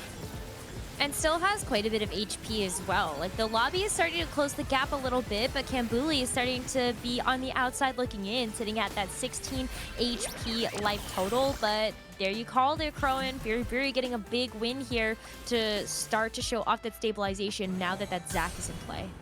Oh, and Robin Songs has hit the Riven 3. It is not it's not 8-bit Riven, it is Edgelord, so Robin is kind of forced to run a Corki on the board to utilize that for 8-bit trait. However, Robin Songs is really rich right now, can go to level 8, play 5 Edgelord, and hopefully hit a Caitlyn too, because there's already some fantastic items for that Caitlyn as well, with that Shojin and Giant Slayer, getting a few more components here as well to round out this composition. A tank component for a Mordekaiser, and then a full completed item for that Caitlyn. Robin has 46 gold to roll with. Necra, Robin in such a good spot here in this game. Yeah, this is looking super, super good. I think you're really happy with those Riven items as well. We've been talking about how that Quicksilver can be really useful just to make sure that you're getting that extra attack speed as well as you're not going to get stunned too much. But take a look at this Caitlyn now too. Oh, that Runen. She's going to be packing some punch. Yeah, even at 1-star, because of the Caitlyn buffs, it feels like she's actually a real unit just at tier 1, providing a lot of damage and hitting the backline even before Riven can get there, right? Softens up the Karthus, but still, all the heavy lifting now is on Riven because that Karthus is so strong. But look at this, 1-2 slaps whenever it gets to the backline, and Robin is the victor. And I actually really want to call out Robin's decision making to not roll down here. Is sitting on a couple of very strong pairs with Viego and the Caitlyn, but Robin says no, my Riven will just do do enough work on her own, so doesn't need to overroll here, can greed out and play for a strong endgame capped board, and potentially with that decision be in a good spot to win the lobby. Kiyun sitting in such a rough spot right now, is 1 away from Samira, 1 away from Vex, and whoa, hits both in one shot. Kiyun, holy. Ping, enemies are missing right now. Because Oh what my is this? God. What god Wow. shop did Kiyun just get offered here? Robin Socks is going to be the unfortunate soul that has to go up against this newly amplified board. Wow. And I'm so sorry, but I do not think that Riven 3-star is going to be getting through the Samira or that Vex anytime soon. That was so clutch, almost exact gold to buy those units. And Kiyun had to sell off the Amumu's, right? Kiyun was also 2 off of Amumu 3, said no, I'm 12 HP. If I take a bad loss right now, especially because he knew Robin was in the pool, he could have just gone out, and instead he's able to hit both, be in a really good spot, and you know, probably be able to snap back into top 4 because of that. Greya, unfortunately, on the other hand, did not hit Mordekaiser 3, did hit did hit Kill 3, but it's not the headliner, doesn't have a Viego yet, so these items are all stuck on a Gnar, and Greya might be going 8th. Yeah, this is just honestly so unfortunate to look at, because like you also have to run all of these super fans, but that buff is not going onto your Kayle, it is going onto the headliner Mordekaiser instead. It does have the Anima Visage, so it can usually help soak up like quite a bit of damage in the front, but look at how quickly this Kayle is just getting chonked by that Lucian that's in the back. And maybe this Mordekaiser is able to hang on for just a little bit longer, but Greya's going to need a lot of extra work here. And that Jhin is ultra ramped. That is like full stacks on the board. And Greya's going to go out in our first game in 8th place. Yeah, and I think we have to go back to the decision of Greya to pick up that headliner Mordekaiser and not continuing to roll for the Kayle. I know it feels bad when every single roll comes through and the Kayle is not in the shop, but if that is going to be your carry, if that's the key unit that you want to base your composition around, and you need that headliner item, say like with that Rage Blade immediately, you have to think, did Greya make the right decision there, right? It might be hindsight bias, but it doesn't seem like that really resulted in the way that Greya wanted to, unfortunately. Taken out in 8th. It is only game 1, however, so it's not doomed quite yet. We still got a few more games to go, 4 more to be specific, before those first cutoffs. But now I get to see, can Key make that comeback work? But look at the lobby HPs, Necro. Only 27 for first place with Roby, down to 5. Just a 22 HP gap for 7 players is so insane to start off the day with. Yeah, like a round ago, that looked like a much larger differential where we had maybe 30, 40 HP separating the top and the bottom, and that has definitely started to narrow as all of our players have found the upgrades that they need to make these boards strong. And I think it's this Twin Terror board that everybody has their eyes on as Kiyun is continuing to make this work. He even gets a chance to take out that Karthus before it's able to get that final cast off. And so Kiyun is going to be able to win that fight. But on the left-hand side, you've got Philip versus Ripple Overdrive, where you just have to get as much done with this Akali that you can, and you can't. So Ripple is going to go out in 7th place, Crowan. Wow, Ripple is not able to make it work versus that Seraphine reroll.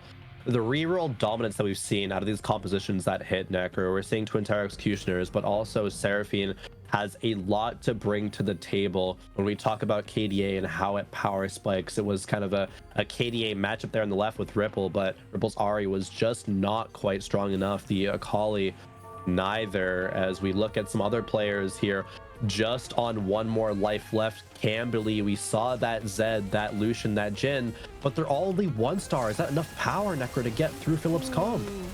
Oh, it's going to be a close call, I think, when you look at the power of those backlines. It's going to be up to the front and whether or not it can buy enough time for this Jhin to start to get those turrets online. But now that they're up and running, that's going to be a nice 2-tap there onto the Echo, but it just might not be enough. That Seraphine is still at full power and the Jhin is down. It's all up to this Misfortune to see if it's able to keep him in this game. It cannot. So Philip with a nice fist bump there, knowing that he was able to get a huge win. That's a top 4 for him, it looks like, at this point. I love watching Philip's player cam, actually. It's, maybe not quite always the excitement as like, a player like Ashmu, but Philip does still show the emotions and shows the excitement of, the joys of success and also the heartbreaks of defeat as well. It actually lives in my head kind of rent free. Like Philip one time lost out in a very important round, got eliminated in just like head and hands, and it was just like so devastating. But it's nice to see that flipped around and Philip celebrating some big dubs here, getting top 4 in game number 1. And that's a duplicator. It is a small duplicator for Roby Van Knob.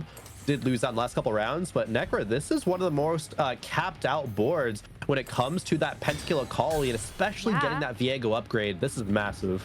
I mean, when we saw the Pentacle spat, I was like, the only thing that I could think of in the early game is like Pentakali. Oh my god. Oh my god, Pentakali. Yeah. We're gonna see the Pentakali, the true Pentakill 7 with the Pentacle emblem and everything. So this Akali is going to be very powerful, especially against some of these boards like Phillips.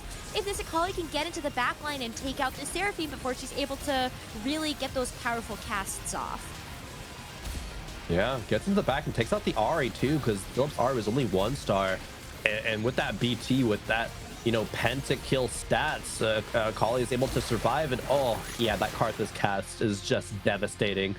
Philip had a very, very well and hard-earned top 4, but that is about it with that Seraphine Royal composition. As we've reached our top 3, Necro, Roby Van, the next player on the chopping block, but Biri still 11 HP.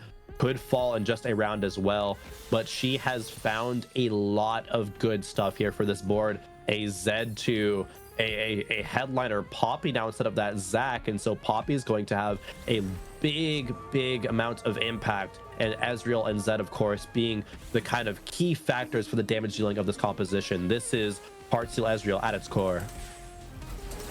This is just such a great looking jazz board also, I guess is how I could also put this together. But the Ezreal, that backline, that poor backline, they have to deal with the Karthus as well as this Akali, but it doesn't even matter because this Karthus doesn't get a chance to get another cast off here.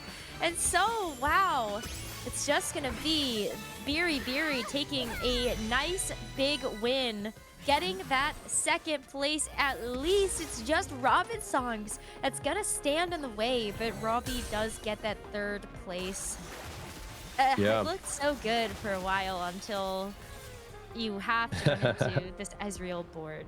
For sure. And this is actually a huge start to the day for both Biri and Roby Van, because they were the players who were like basically 99% locked in to qualify to reach those for qualifier points. And so to have a top 4 to start the day off means that they probably made like a 99.9% kind of chance to advance, as long as they continue to have some success and not just go 8-8 from here on out. But a great start here as we get into our top 2 situation, Robin versus Biri. Robin is on a win streak right now and hasn't lost in several rounds in player combats, but these big upgrades from the Ezreal board might just be the first loss that Robin's able to take, because that is going to be the Riven getting knocked out. And so Robin Song's down to a final life, just like Biri. It comes down to the combat after this carousel, Crowan. Yep, just one more round is likely to do it. Biri grabbing an even Shroud, wanting a bit more of that armor shred, especially against the Riven. That is the key. If Biri is able to take out that Riven, not fall to that Caitlyn shot as well, right? If Ezreal gets sniped by Caitlyn, that's also going to be a huge fight swing as well. I think this fight could go either way. It does come down to a lot of positioning. It comes down to a little bit of fight RNG as well, but really, where does Robin place this Riven? Is able to get into the back line and find its way onto the Ezreal, onto the Zed Necra. This is a big round to see who comes up with game number 1 here. Oh, well, it's going to be a quick pivot of positioning for that Riven over to the right-hand side, but is it able to find its mark? It's going to end up walking up to that set first, and we got some bounce house action up and running. The Caitlyn in the back is just not going to be able to do enough. That Riven, where did it go? It just disappeared, and Biri is going to take the very first game of the day with this Ezreal board. Crowan, what a star-stopping show. Biri, she does it. That tactician's crown, and yes, a crown well deserved, of course, as that was pretty much a master class on how to play Heartsteel Ezreal. Everything aligned. Even when she didn't get the headliner that she wanted immediately, she still found a lot of Ezreals, found a Zed pair, and said, okay, I'll roll with a Thresh frontline for now. Okay, I'm gonna sell that. I'm gonna go with a Zac in the front line as well to have that frontline power, get that ADM online, and then the shift over into the Poppy, because we all know how good Poppy is as a frontline, how much lasting power she has, as well as just the items that Biri did get in that early game, especially because going back to that Living Forge choice, just so well done. Had enough gold to make all that happen and executed it so well into first place, and even taking out a board like Robin's with the Riven reroll that is winning at so many lobbies, but Biri did it. Just, yeah, well done. I want to look at every single look that this board has given us throughout the entire course of that game number 1, because Crowan, every single time we looked at it, it did look completely different, but still so strong to be able to get those win streaks to carry Biri through that middle of the game. Well, what a fantastic way for us to start off our final day of the Heartsteel Cup. We're going to be taking a short break, and when we come back, some analysis breakdown of that first game. See you guys soon.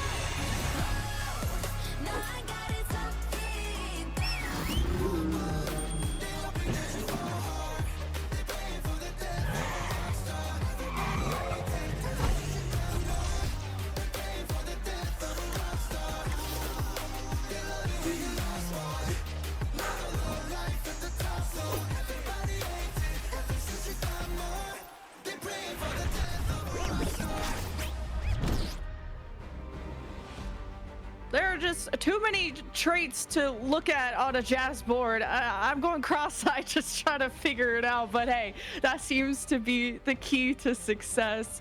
Big congratulations. But one thing that was interesting, Admirable, was that Riven we were talking about in the pre-show, but I was hyping up 8-Bit. But Robin's songs went with sort of the unconventional edgelord line. So in general, what is the decision making behind picking up a non-favorable headliner, or maybe re-rolling it, or when should you roll past it? I mean, a lot of it, I think, is comfort situation as well. You know, there are times I think that you can see an 8-Bit Riven and go, oh, yeah, no, Riven. Yeah, oh, yeah, I can go that way. Robin was going that way. You can see by this Radiant Relic has been the very first on 2-1. It's a pretty strong augment to have at the start. And there's Zenith Edge taken off of this, the Radiant Infinity Edge. Like, this is a very powerful item. And although it didn't give him like a ton of early game tempo, he actually had some losses bounce back and forth in the early game. I think that he was very clearly going this direction from his perspective, at least. Robin is not the kind of player who's going to pass on what kind of headliner he gets for a reroll composition. And frankly, I'm not either. But if you look at data, the difference between an edgelord Riven and an 8-Bit Riven is pretty sizable. One of the big things it does is it cuts off the ability to take a spatula and make the 8-Bit emblem for this. And additionally, it makes you play a Corki on your board, and I don't want to play a Corki on my board. So there are some significant differences that come in between an edgelord one and an 8-Bit one. But ultimately, it's the decision between how much are you going to cost yourself from the tempo and the investment that's coming there versus what you're getting by having it immediately and right now. The immediately and right now is worth a lot. And in this case, it was worth a lot more, I think, than passing it, given the gold cost and the tempo of this lobby. But that's a very difficult decision to weigh. If you're super rich, sure, maybe pass it and go for the 8-Bit one. But if you're not super rich and you need the right now, like in a lobby of this caliber, it's probably just best to take it and settle on what you get. Yeah, I just want to add on to it, and like we can talk about it even more simply, right? It's a contested comp. You get it chosen, you just pick it up, right? Sometimes you go through these situations, but you know that sounds a lot more simple than it is, because what you have to inform yourself on is what the rest of the lobby is doing. Is someone else running Riven, right? That's going to make an edgelord Riven particularly more attractive because you're already contesting it with someone else. That might actually push them off of Riven if you got any type of headliner earlier than they did, right? So it's all about where you are in the game. TFT is all about a series of decisions, right? One of these decisions has a lot of nuance, and this is one of them. It's, you know, it might not be the best option for me right now, but I can pretty much track up, you know, top 2, top 3, and that's all I need right now. It's game 1, and that's totally fine. There is nothing wrong with making those choices. And kind of, I like to also highlight the people that didn't reach that top 4. I feel like 5th place is always more heartbreaking than going 8th. I know, because I you were agree. just I totally almost agree. right there, you know? I hard disagree, but go on. Well, maybe LP-wise you may disagree, but I'm heartbroken looking at Kyun's board, who had a Samira 3, Panth 3, Vex 3, like... It seemed, and then Twin Terrors. So what do you think was lacking, Admirable, in that composition? Why couldn't he reach that top 4? I mean, my gosh. You know, this is a good question. He hit the rerolls on 5-1, which, you know, I'd say like traditionally is a little bit later than you would expect. Maybe for Kyun, it was like that he turbos for him. He's usually used to saving up a ton of gold and then turboing forward on 3-5. But we saw in the early game on this one, he actually had some contest for, you know, playing for a win streak early on and trying to pick off some good positions. He wasn't just like racking up gold by paying a ton of life. This is a prismatic lobby, and he's like, this might cost me a little bit more than it usually would. And so he decided to fight for it. Maybe his boards were just a little bit stronger than usual, and he decided to fight for it. I can't speak for exactly what Keegan's thinking in that spot. You know, it's a little bit different than his usual play style. But having Twin Terror hitting 3 stars and going in 5th, I mean, that speaks a lot to the power of where this lobby was.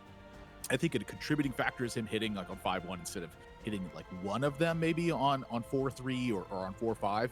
But I think the biggest part of this one is just speaks to the power level of where this lobby was.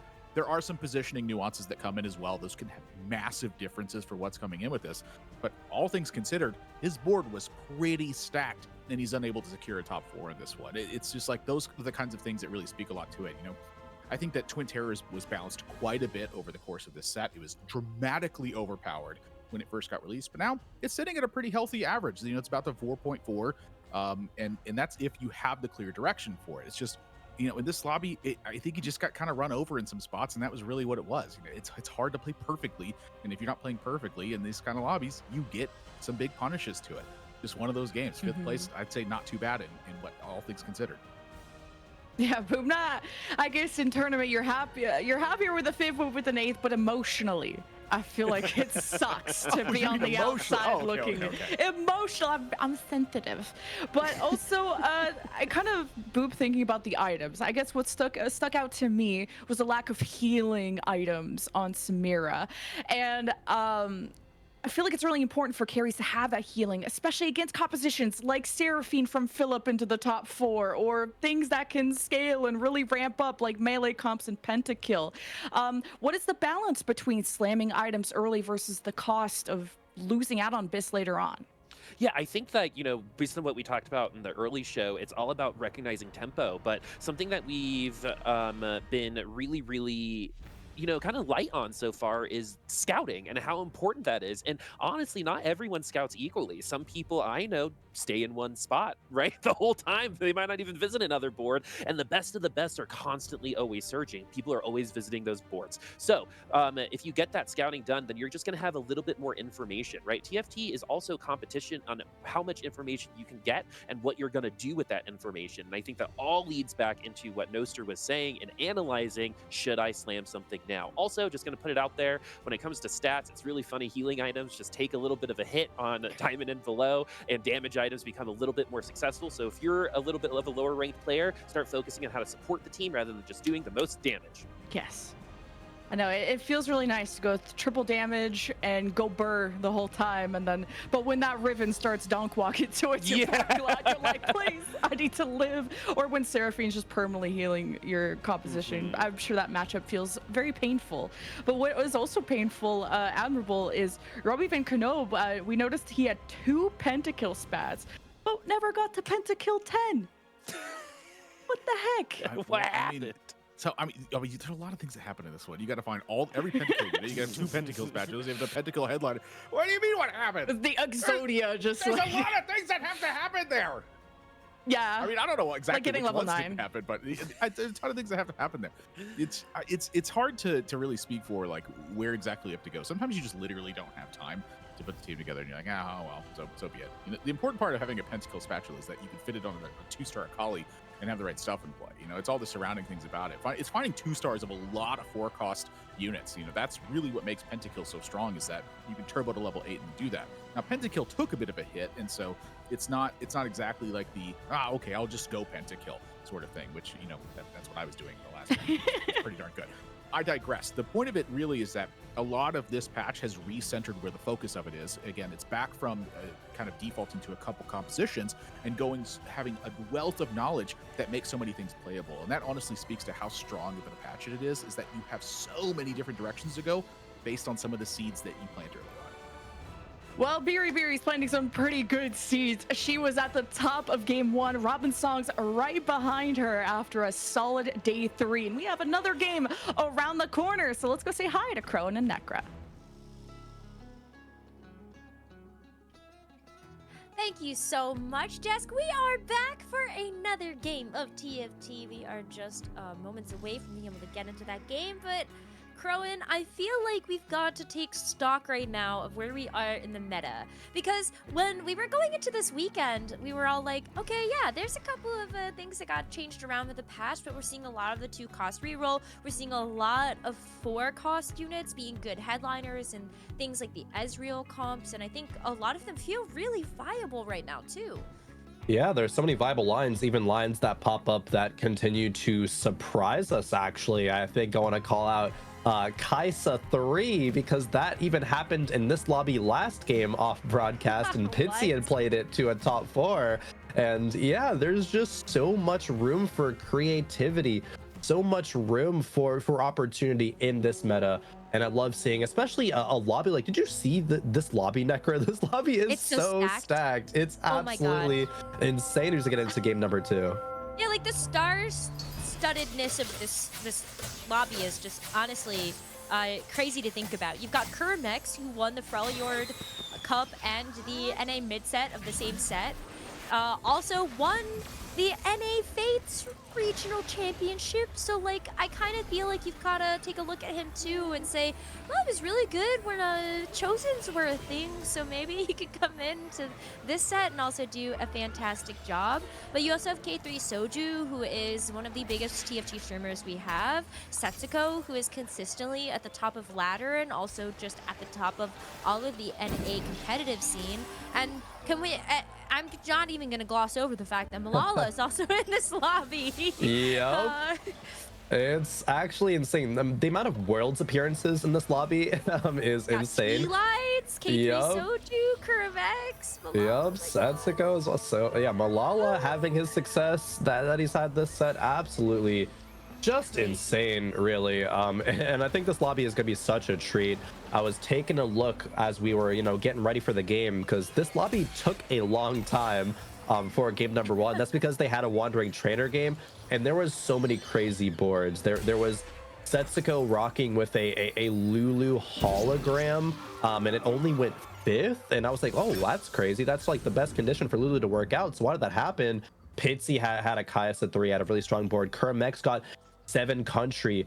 T-Lides got 10 KDA, Necra. 10 KDA was played in this lobby in the last game. And you know what? It didn't even win. It lost to Aegon, who had such a crazy legendary board that was just over capped. And you see things like 7 country and 10 KDA lose, and you're like, what? This is insane. But I think it just goes to show how this meta is wild, how you can cap out your board in so many ways and find those opportunities. And so I think we're in for a real treat here again in this game number 2.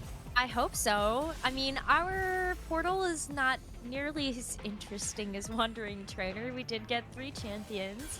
And we're also starting out with a silver augment. Boo! You can't just tease all of the amazing boards we got a chance to, or we could have seen in that last game. Yeah. And now we get a silver one. It's okay. You know what? Out somehow, I guess. I think the TFT players are probably a little bit happier with the circumstance than the Wandering Trainer. Yeah, some people like a bit of low variance in their games, especially I think a lot of these players. I think it's a really interesting conversation. They're like, no, if there's a very low variance game, I'm just gonna play better than my competition and get these top 4s, get these wins because of that. I don't need to do anything crazy. I don't need to rely on, Wandering Trainer to give me a country emblem or a KDA emblem or something like that.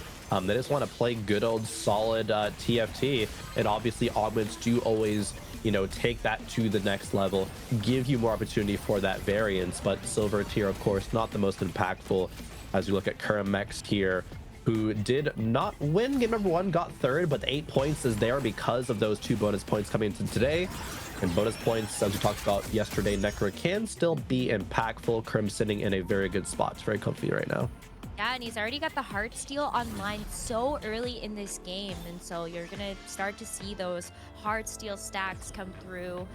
It feels nice when it's gonna be that Heartsteel Cassante that'll help you get there. But Malala, as we take a look over at his board, he's got the Annie already as the chosen. So I think like a couple of different ways that you could take this one, Crowan. Yeah, 100%. Especially with the champion duplicator on the side there that was taken, but Malala did already push XP. And so I don't think it's just going to be an any reroll, as you know, Malala of course won the Vegas Open with a any reroll in that final game. That was absolutely hype. So I thought maybe we're gonna see it here again. But because pushing levels, it's less likely for us to see actually that reroll. I think Malala might be maybe looking for something else, like a 2-cost reroll instead. Yeah, it could be Senna, could be Seraphine. Actually, probably more likely to be Seraphine, because in Senna you want to play super fans, and Shojin is going to be your super fan item that you are granted. However, there is a Senna on the carousel, so maybe we're going to see a dual Shojins there. We'll just have to wait and see, because there is so many different options that Malala can take as we move over for now to T-Lides. Well, you just said that T-Lides played that 10 KDA board. I don't know if you're going to quite get the opportunity to run that back without something like Wandering Trainer helping you with an emblem, but I see that Nashers is slammed already onto the Kaisa, so where do you feel like that could go? I screams like Seraphine or Ari to me. Yeah, Seraphine, Ari, you can put it on TF even if you just want a tempo. Can go onto a Senna as well. A lot of these rerolls, it could go onto a Vex. There's just so many options, and that's why it's really, really good for it to be an early game slam. It doesn't really lock you into any specific line. AP, yes, but there's still so many options there. And wow, this Foes of War, I think cut T-Line's like 3 gold there. Hey, that should be a bit lower percent chance there. T-Line's a little bit of a high roller here in the early game, farming that econ, and that's so impactful to get you closer to that 20, 30 gold breakpoints, and just that much farther ahead to make more econ than the rest of the field. Well, we got Carousel now, so a couple of really nice components based on where you sort of want to put your composition, like AD or AP branch. I think it was a very easy pick for a lot of like we saw the bow and the sword go very, very quickly. Yeah, 100%. Soju grabbing the Riven with a glove. That is super nice if he's in a spot to consider a reroll Riven, but it does look like perhaps a Kale angle here. There is already a Kale too. Doesn't have to be locked into that, of course. Soju is just playing a nice tempo style of play, but there is already a free rod. There is a free sword as well. Gunblade Kale, one of the best in slot items. Doesn't have many super fans just besides the Lilia, but there is the Nico and Kennen in the shop, so I think that's really going to be indicative of what Soju's direction is in this game. If it is the Kale line, you're going to be picking up these super fans. If it's just tempo into level 8 and play some strong stuff, slamming items, then yeah, it's going to be making econ. Selling, I think, the left hand side of the bench, because Soju has a Titans, has an IE. Those are really, really good for Riven. It would mean that there would be no QSS there because you need healing, but no, Soju does sell the Riven instead, and just willing to play a more normal style of a line here. Yeah, I think like take a look at the augment though too. That just in case like things start to get a little bit funny, you do have the opportunity to just re-roll some of those components with the Pandora's items. So we'll have to check in just a little bit what those items might look like and just keep some of those lines open. But we've got Kuramax now up on this big stage, and that's going to be the Heartsteel, but also making some pretty big changes to his board. Yeah, the Echo too. 2 Echoes in a shop at level 5 is pretty high roll, and Kurim's not even in a bad spot economically either, because he has already cashed out once with Heartsteel. Losing rounds 2-2 through 2-5 means that it was that second breakpoint of a cash out, getting 8 gold value. If he wins this round, which he sees the matchup, says, oh, I win for sure, can get 30 gold and still generate these Heartsteel stacks as well. Kurim in a pretty solid spot right now, already slamming things like a blue buff, like a Gunblade.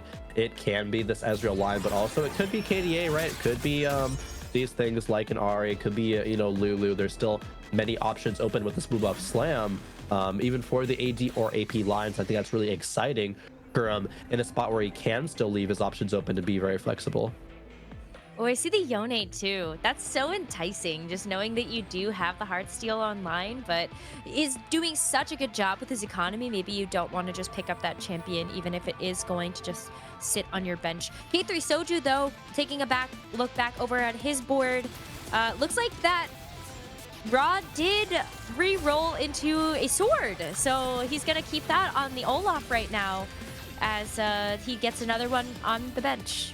So never punished. Another rod here if he wants it. No, but a cloak and an immediate BT slam. This is looking like a Yone cosplay if I've ever seen one with these items. In fact, Soju, the only player to 5 win streak into neutrals. That is really, really strong. And the big thing about the silver Pandora's items is that you're not really losing that much value comparatively to other people's augments, but you do still get to hand pick your items. You can say, oh, what carry do I want to run?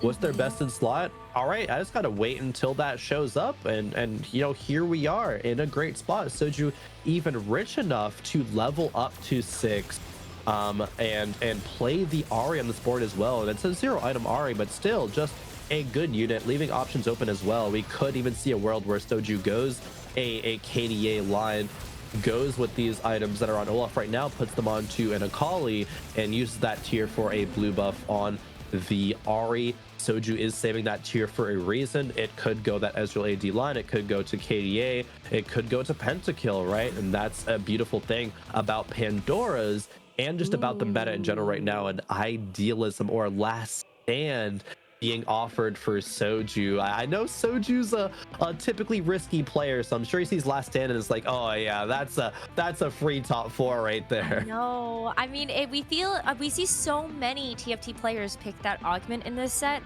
and it just feels like it's a great get out of jail, hopefully free card if you make it to that 1 HP and you're able to activate that last stand. We've seen those boards go the distance, but Soju's not gonna risk it. He's gonna re-roll it and now has an option to go for Lucky Streak instead. Otherwise, I don't know, Idealism, you did just hold on to that tier. You could make another Hand of Justice if you wanted to later down the road, and you have one now as well. That is some really nice energy, having that Idealism, getting that free Hand of Justice, and then Pandora's, right? You're going to be able to slam another Hand of Justice, or even a third one, right? By the later stages of the game, and all your components do come through. So I actually think that's a really good decision for Soju right now, especially because he's win streaking. He wants to say, how much farther can I carry this power forward? How long can I keep this win streak and this lobby tempo going? The last stand is going to be great later on, but doesn't give any power right now, and Soju really, really valued that. So I think that actually makes a ton of sense there.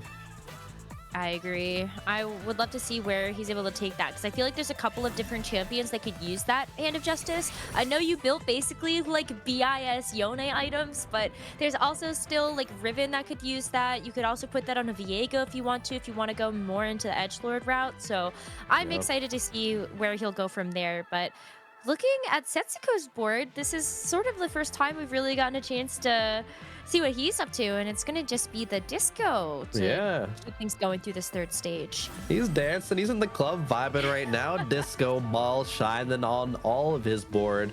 The Bard being the item carrier for a Twisted Fate right now. And I do like this spot. I think Setsuko is not in the best, however, he's still going to be in a decent spot economically. Can level to 7 next round if he wants to, or just wait until after Carousel, then go to 8 on 4-2. He's kind of on pace for that. Maybe High Rolls gets lucky and Bard farms him a gold or 2 along the way. But also Bard's gonna be able to kill a decent amount of units. Can't win all these rounds, of course, but is still going to be not taking very, very bad losses. Do you feel like that's an angle to just go for the TF when you see it, or do you still have some flexibility there to go to something else if you feel like you have to pivot away? Yeah, I think from Setsuko's spot, there is still the angle maybe for a Pentakill lean, but especially with the disco units on the board, already has the Taric and the TF, I think it is going to be a just lean towards disco. We've seen statistically that composition be able to get top 4s a lot of time. It's not going to win lobbies that much, but Setsuko, didn't place poorly last game, did go exactly 5th, so got 4 points.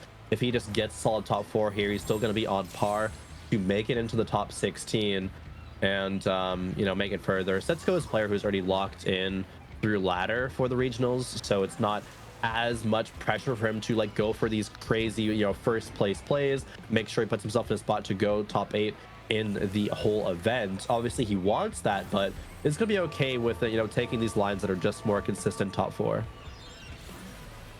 Check in on that in a little bit, because you are right. We have one cut to make in just 4 more games, including this one. And top 4 would be plenty to get you there, because it is a cut to the top 16. Aegon is also going to be looking for that. Got the double Rage Blade on the Kale. And so maybe a bit of a Kale reroll angle right there. Still relying, though, on that super fan Kennen in the front line to be able to help get those stacks online for the Rage Blade. So Kermex is going to take a loss on this fight. Interesting spot. Aegon still on level 6, has spare super fans on the bench to replace that headliner Kennen, but does we have 2 Rage Blades on this Kale? A super fan, you know, headliner Kale would mean 3 Rage Blades, which we have seen before, but she really does benefit off of items like Death Cap or like a Hextech Gunblade as well. But does, of course, have those 2 less champion duplicators. That means just 1 headliner Kale and 1 more for boom, Kale 3, just like that, you know, blink of an eye. Definitely curious to see where that does go in just a little bit. But rocking on board with T-Lides right now. Necker, we're talking about that Seraphine reroll, and it looks like we are seeing that in fact, or at least going to see that soon, with 5 copies of Seraphine already on the board in the bench here. Yeah, and now is going to be facing up against Kurum X. So maybe Kurum X is going to able to get this win here, but you can see that the Heartsteel stacks are going strong, 50 out of 60. And with the Heartsteel in play as well, and just how much work this Lulu is putting in the backline here, T-Lights is making a very strong case to win this one as well, and just give Kurum even more of those hard stacks. Yeah, 97. Still not cashing out. It is, yeah, and we need to be losing 1 or 2 more rounds in stage 4 to get that. And yeah, selling off the Nico, trying to find that Seraphine. Roll down coming through. So if he hits Seraphine, that would be absolutely massive. Malala as well, in that spot too, you know, with that army building. Has a Lulu, wants to get a blue buff here for Lulu, and I think wants to level up to 7. And it does look like wants to just reroll Lulu here. And oh, a tear comes through, Necro. That is fantastic. Best in-slot Lulu, if that is the direction Malala wants to go, and it looks like it is. Yeah, wow. That is perfect, because I think you've got... You could. I think that's not a bad item holder for... yeah, I mean, do you care more about the Hyper Pop at all at this point, or do you just... Yeah, no, that is an insta-sell, actually. Yeah, I think Paul's in a position where he has to just kind of work with what he got, and if you're offered a Vex in your shop, a headliner Vex, you're just gonna go for it. 100%. Oh, yeah, okay, was able to pick up all the items actually. Malala, uncharacteristically dizzy here. It looks like the bench is so full. So when it's on the bench, it's an emo Vex, so you can't really think about this vertical executioner line as is so good here. But oh, T-Lides did hit the Seraphine 3. Has the Lulu as well to supplement damage and the CC. Like, this is just gross. Walla takes a huge hit there. Yeah, I mean, T-Light's hit, and he even still has gold to spare. Because I think the last time we checked in with him, he had something like 40 gold. And I still see the tenor right there, so that's going to feel really good. But, Crowan, we get a prismatic. Let's go. To finish off our lobby. This is where things start to get really, really interesting. Ooh, skipping a headliner Viego for Pitsy here. Really wanting an Ezreal or a Zed. Zac to upgrade is in the shop there. 1 copy of a Zed. T-Lides has already hit all the big stuff, so not super impactful what happens here on this board. Does still need a couple of upgrades to, you know, shore up this frontline weakness, and does hit exactly that with the Echo. But these players who level up to 8 on 4-2 and roll down for their headliners, you know, for their Heartsteel Ezreal, you know, Zed compositions, that is really, really a big deal. Oh, wait, he took Infernal Contract. Did you see that? Wow, interesting. I mean, wants to find Lulu 3, wants to find an Echo 3. The problem with that is Echo is really, really hard to find because it is so contested for that tier 3. Lulu is doable though. I wonder what the other options that T-Lides was offered, because you already hit the Seraphine. That's the big one. I don't really think you need to be that worried about having all the extra gold to hit your other units from this spot. Yeah, but we have seen that sometimes that 3-star Seraphine can fall off.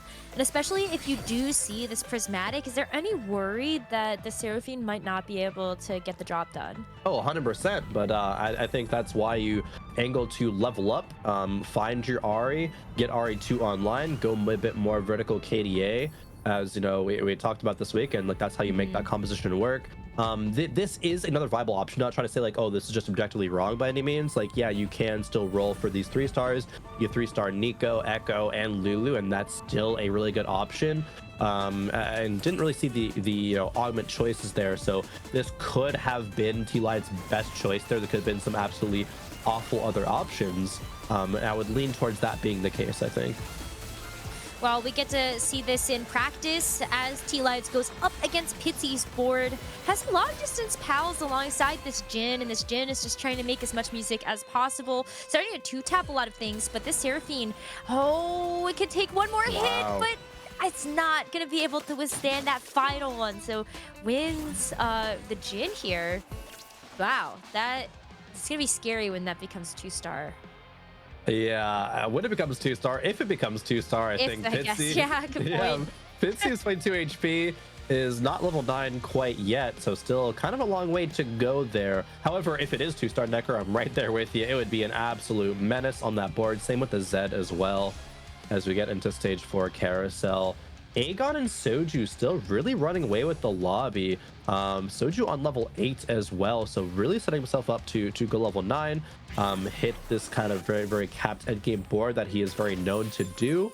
Soju fast 9, you right, name a better duo. It seems like he does not always do that playstyle in tournaments. He has been known to be a bit more reserved there, play for some more consistency top 4s, but when he is offered a spot to greed out and to go into these cap level 9 boards, he really executes on those better than most other players.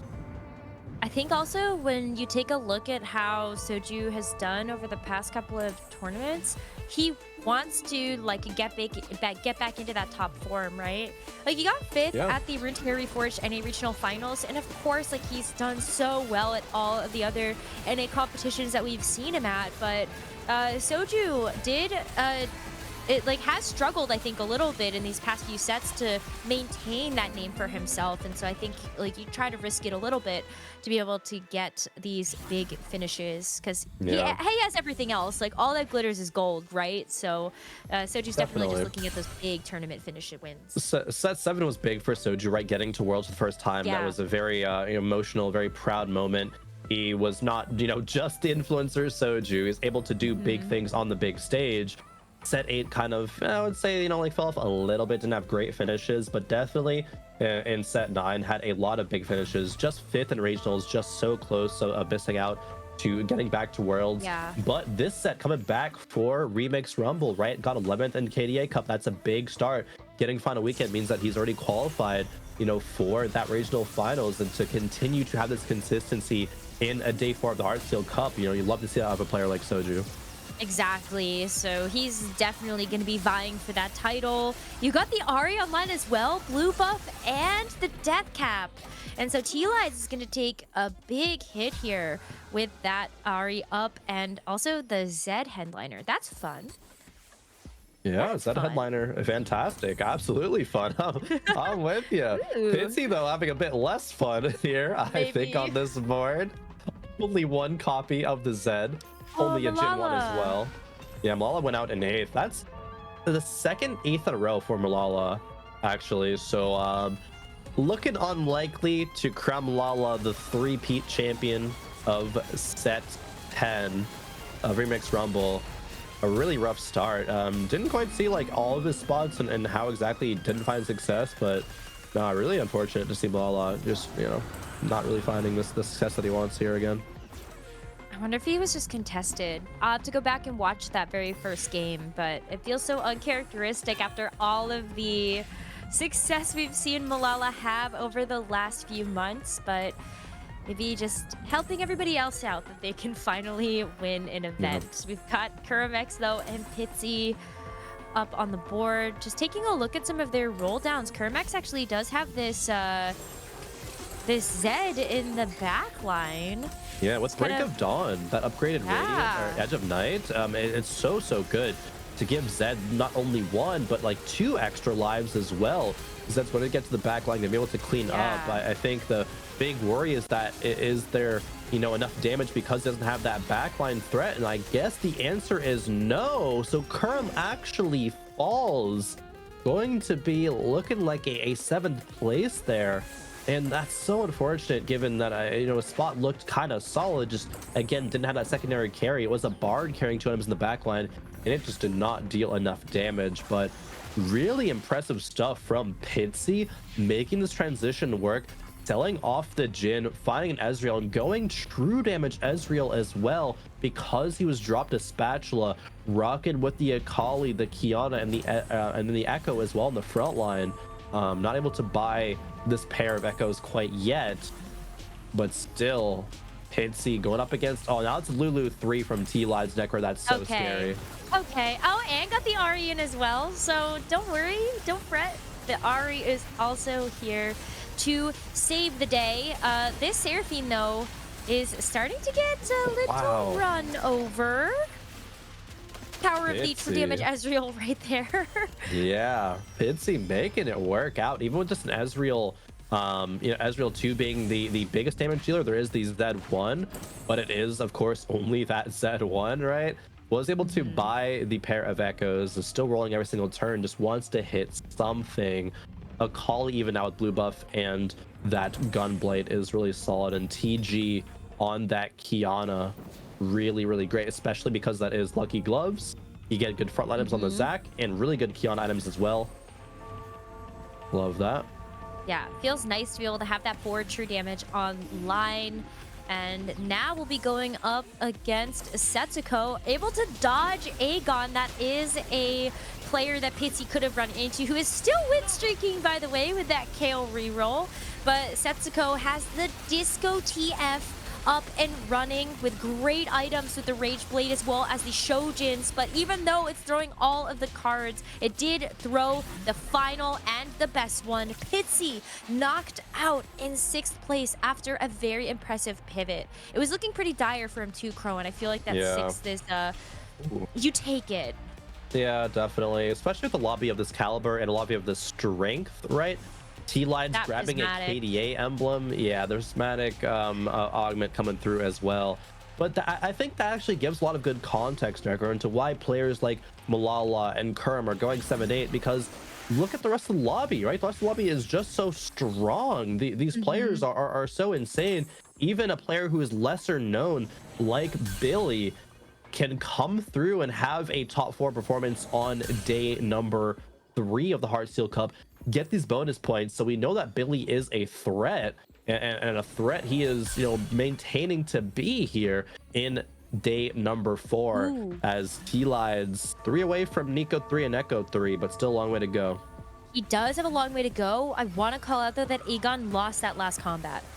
So we're gonna see maybe if T-Lides can continue that loss streak for Aegon, as it's the Kayle in the back. The Karth is there to help bolster up that back line. Karth is able to get 1 cast off, but with this Lulu and this Seraphine, they have to be able to take these hits. Oh my gosh, those Rage Blade stacks, able to get the job done here for the Kayle and take out that Seraphine. Yeah, that's Radiant Archangels there. Got a remover for one of the Rage Blades. That's why one was in the Karthus, which isn't the best item for Karthus, of course, but it's still okay. And now T-Lides has to make the decision, oh, do I want to sell my Nico and roll for Echo 3? The answer is yes, but he doesn't hit, unfortunately. So T-Lides on elimination point right now, being on single-digit HP. Billy as well. Oh, Nard 3 comes back to play next. Whoa, okay. I think the Gnar is such a cool tech into this composition. Maybe it can pay off. Billy is with a 2-win streak right now, could extend the lead here. Is going to end up running into what I believe is K3 Soju's board with that Seraphine and the Ahri in the back, and that Gnar is showing up and just shredding. Is not able to get enough damage down onto the Ahri, but I say that and I'm like, I think I just saw a ghost of that Gnar's past, because that is still alive and definitely swinging. T-Lines and Billy hang on to see who gets into the top 4, but Setsuko also dropped dangerously low there, rolling with that disco board.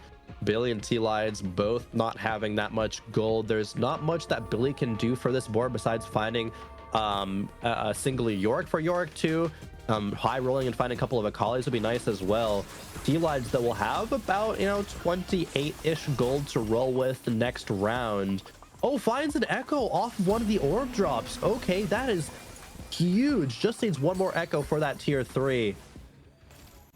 Does he find it? Only a few more rolls to go. Finds an Ahri. No, Echo 3 is not found. For Billy as well, not finding upgrades for this board either. They're not getting any stronger. Oh, a pair of Akalis rolled one more time, but no, it's just itemization. It's just positioning, as this could be their final round of the game. Yeah, I could. You were really hoping, even like just holding on to the Yorick feels nice, because a 2-star Yorick would have been a big upgrade to get. But it is going to be Billy up against a double Rapidance Karthus. I don't know who found that, but I think all of those crits are going to feel really devastating, but it is just not going to be enough. That Karthus goes down without much of a fight. That's Aegon that's going to be taking a hit there as Billy stays alive, as T-Lines also fighting on that last life, able to take down K3 Soju. And so they are starting to make this lobby way closer. And there's the set. There it is. There's the Echo, 3-star. Now you're feeling really good as T-Lines was able to get that last win.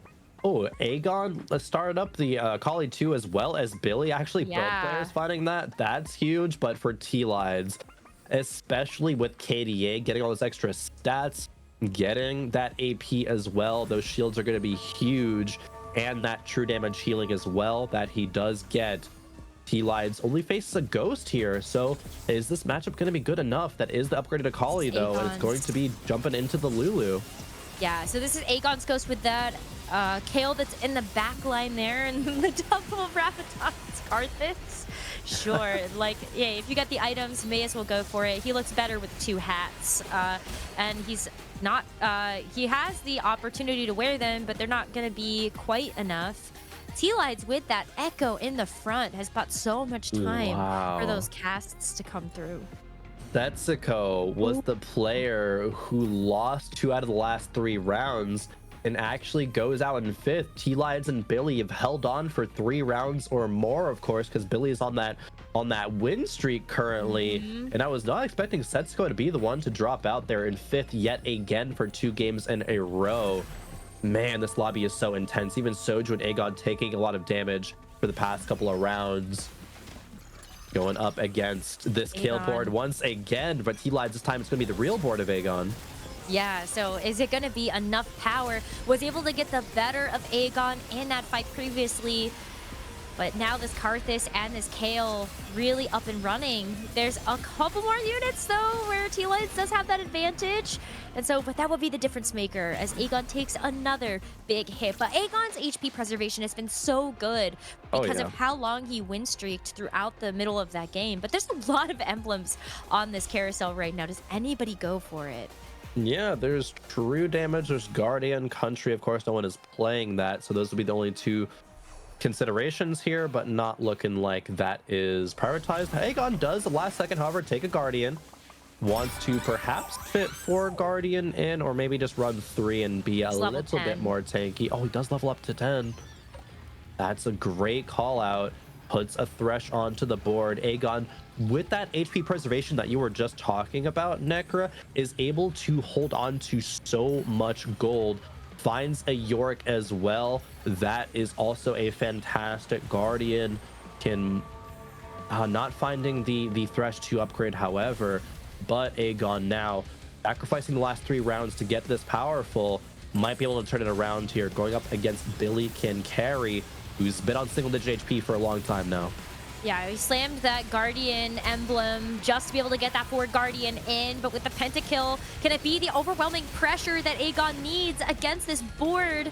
Billy Can't Carry is going to take it down though, and this is just this Gnar show to take home as Billy Can't Carry continues on that win streak. T-Lies out in 4th place, not gonna be able to finish out this game with that Infernal Contract KDA board.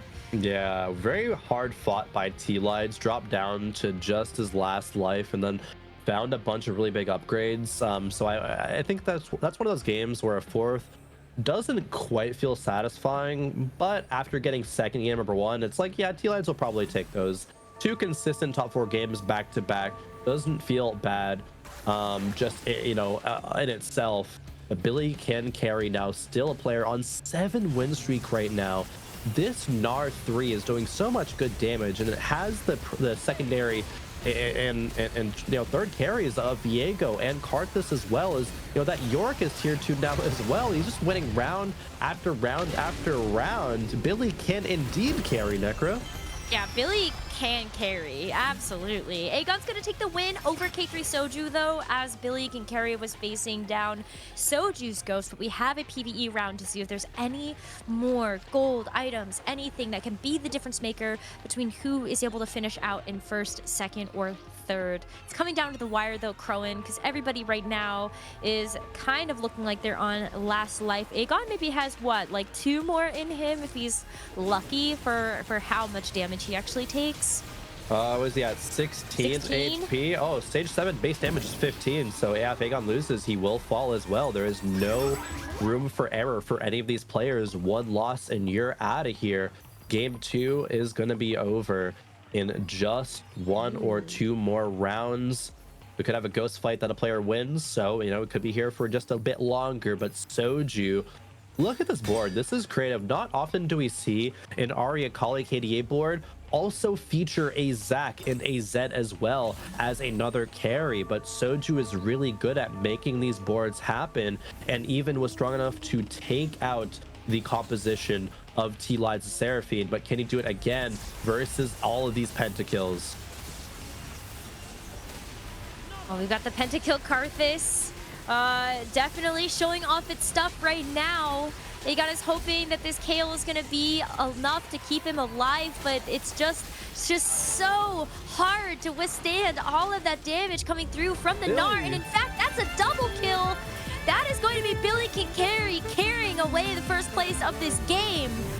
Crowan, what a phenomenal show from the pentakill board. Billy surely can carry. Billy can carry. There's no doubt in my mind about it. Check that off the bingo card. That question has been answered. Yes, Billy can carry. That Gnar reroll as well. Wild. If you think about pentakill 2-cost rerolls, you're gonna think Kale and Kale and Kale again. Gnar, not so much, but Billy says, no, not only can I carry, but Gnar can do it as well. Gnar has a place on this board with being one of those multiple carries, right? There's still Karthus, there's still Viego, there's still a lot of power on that board. But to take out a board like Soju's and Aegon as well, who did so well to save HP, go to level 10, try to find that super massive capped out board. There is a reason why Billy top 3'd yesterday and is coming in today with 3 bonus points, and we're seeing that story unfold right in front of our eyes right now. It's just such a treat to watch a newer player to the scene, to the space. So maybe it was a name change. I don't know who Billy is really, but I'm getting to know him and I love what I'm seeing. I think we like this Billy character. I do think we like this Billy character. That is going to be an impressive game to win to close out these first two games that our players will play in these lobbies. We're going to take a short break. We'll come back. We'll get some analysis on this game, and also we're reseeding the lobbies. So we'll see you after this.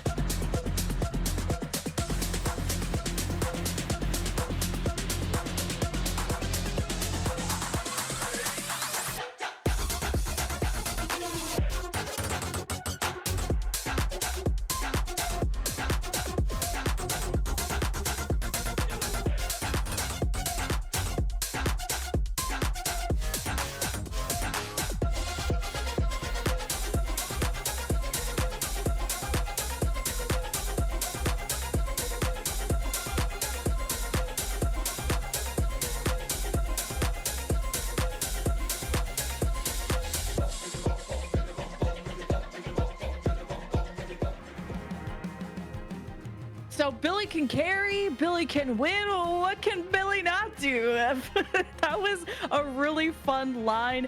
Metalhead's pentakill.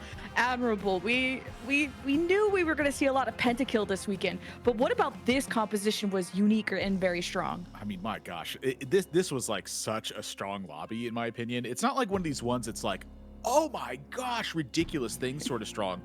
But it's just in general, like this lobby is stronger than usual. And I'd say by like quite a considerable margin. Like Metalheads is going to be one of the best augments you can have on Pentakill. But this was the Caretaker's ally. And then that led to a NAR 3. And then that went into Metalheads. And then that went into Overwhelming Force to support the rest of the AD across his team. Like, my gosh, this team is so powerful. And the divide between the top 4 and bottom 4 here feels like it's very stacked. And Boop, we were having trouble figuring out what we were going to talk about in such a short time span because Boop, there was just everything you could talk about across the board, it felt like. Yeah, I even want to keep talking about Pentakill, for example. You know what I mean? I'm not even just talking about this thing. Yeah. You know what I mean? So, like, taking a look here, something I just kind of want to bring out a little bit more, because I think a lot of times when we talk about TFT, we can get really tunneled, right? We think about, like, a lot of small decisions, but sometimes forget about the big picture, right? So the big picture here, when it comes to augments, sometimes augments are going to make it so you're going to be able to tackle lines that aren't normal, right? In the past, these augments were, like, unit-specific. Think Warwick, right? Now, that Pentakill comp in first place is a really great example of identifying some of these branches and then going after it, something that we've talked about all this time. And how important is that? It's now all of a sudden, Pentakill we know is a pretty popular line right now. People are building a ton of emblems for it. And then all of a sudden, your particular Pentakill just has more stuff than the others or other augments that help with that too. And then that mirror matchup all of a sudden becomes a 99% win percentage for you because you just have more, right? NAR 3 is not a normal thing. You know, some people have talked about it in the past, right? But to have it available, to be there, and that's just extra, right? If you've ever heard the term, it's a win more kind of situation, that is what that means. So, I know there's a lot to talk about, but I do think like that Pentakill, you know, aspect, just being open to creative lines on those augments so we can potentially see comps like this come out on top. Because I feel like I want to tunnel. I want to 3-star everything. When I'm that rich, I want to 3-star everything.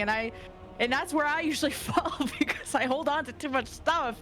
But speaking of 3-star 2 costs, we had a really diverse lobby, Admirable, between 4-cost carries, 2-cost rerolls.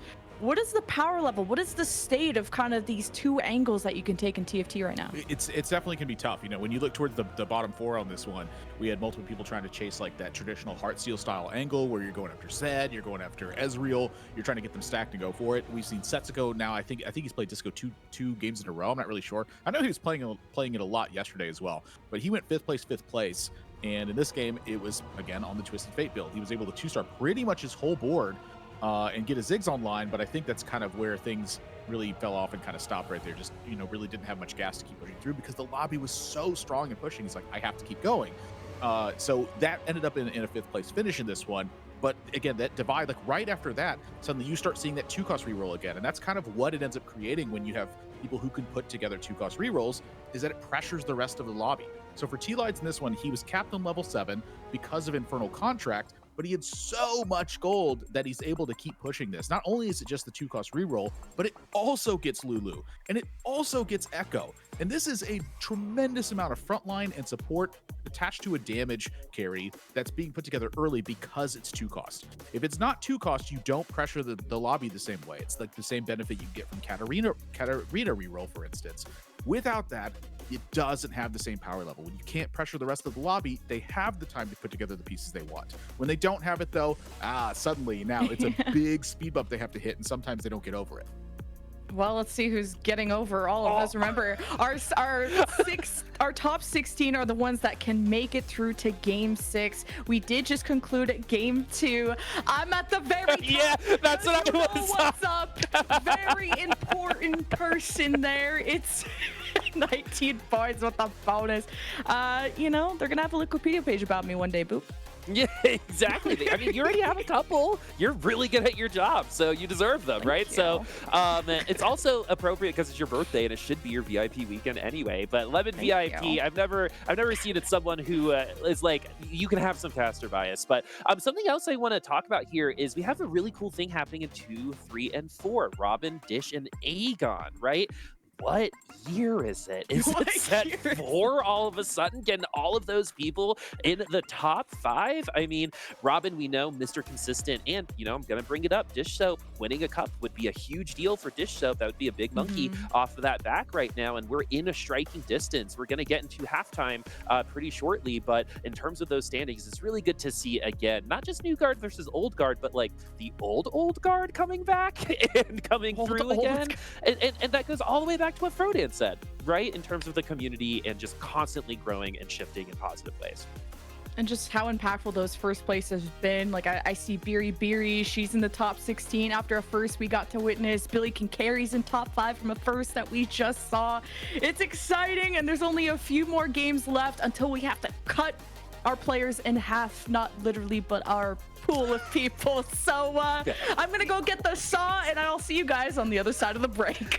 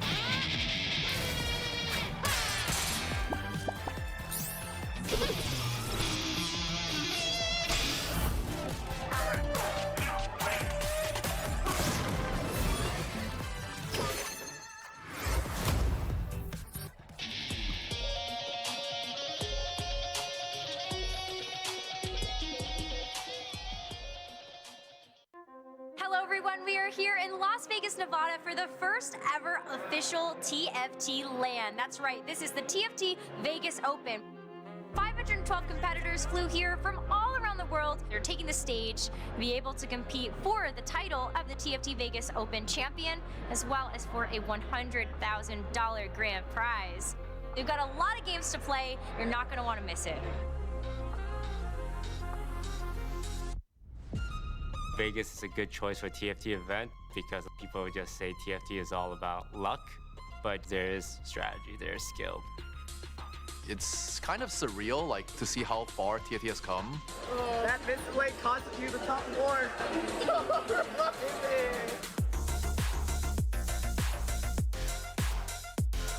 I'm winning the tournament. Keep winning. I'm winning the tournament. Always says that.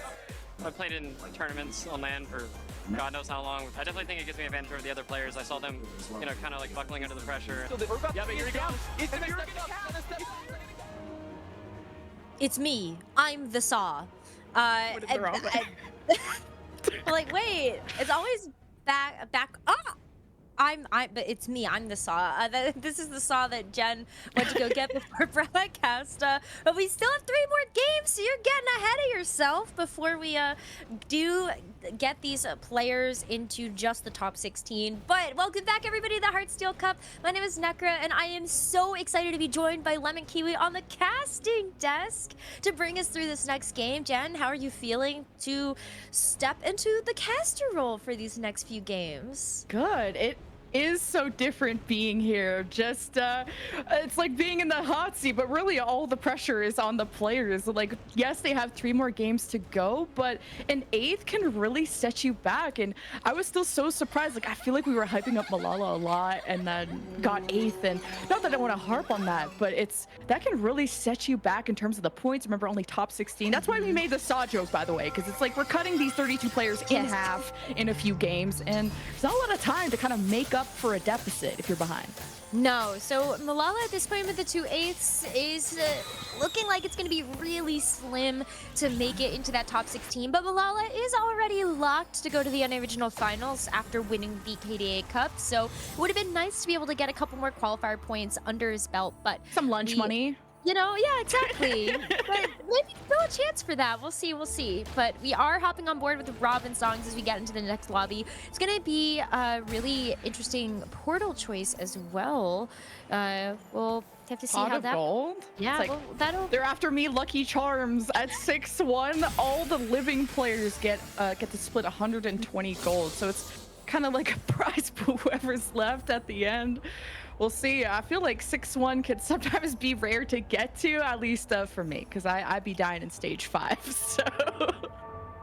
Well, these players have been getting there just a couple of games in a row now, but it's still a huge payout if you're able to get to that point. So I'm curious what kind of route these players will take, though, right? Because if you want to get to 6-1, do you want to try to go for these lost streak moments with the Heartsteel, or do you try to play as strong of a board as possible to make sure you have the HP preservation to get there? We just saw Aegon have such a great follow-through with that in that last game. Yeah, and we just kind of got a peek at Robin Songs, who started his day off with a first, well, technically a second and a first. So is at the very, very top, had an incredible day 3. Now we're on Protect Scroll, and really you're just collecting as many pairs as you can and getting the vibes from there. I know Tom Kench is one on the lower ends of headliners, unless you can get like Bruiser 4. That's one of the stronger openings, but okay. Whoa. Prismatic Augment at 2-1. Okay. Lucky day, Jen. You're just bringing all of the beginner luck to the broadcast here in terms of just getting the prismatic. So this is going to be a fun game for sure. Protect Scroll has a ton of great choices here. I've been really interested in some of the hologram games that we've had a chance to see. Robin Songs actually yesterday played a hologram game where he had a Gnar hologram with the submit to the pit augment, which is kind of crazy, but this is going to be Cruel Pact here from Tempest Life. What do you think about this choice? No way. Anything with a pact, whether in real life or not in D&D, I am not touching that. And that beginner's luck, I feel like it's the opposite, because I dread any important game. If I'm on like a rank up or something, Prismatic is scary, because I think it puts a lot of pressure on the lobby. Everyone gets powered up very fast. And it's a big risk, I think, to go for Cruel Pact in a tournament. It does look like a huge risk here, but Tempest Life is going to be playing the Cruel Pact with the Punk angle. Already has the Jinx, could look to re-roll that, but is already at level 6, so you're going to be decreasing the odds of you getting all of those Jinxes. But you've got their Ginsu's Rage Blade, so that's a really nice item to have slammed early, and also something that you could potentially try to translate to a different carry later on. But already going to get another re-roll here, get the Karthus in. What? Huge execution of backline. Sure, yeah. Like, Rageblade isn't bad on him. It's definitely like that budget mana item. Like, if you can't get an Adaptive or Shojin or something to give him mana, like, Rageblade is the band-aid. And Karthus is strong right now. And if you can get that early, then you can angle towards that. But I guess I'm surprised that when you go Cruel Pact, I would think that you'd want to sell, like, a mid-headliner like Jinx. Actually, with Rageblade, if you can itemize her, she's solid early.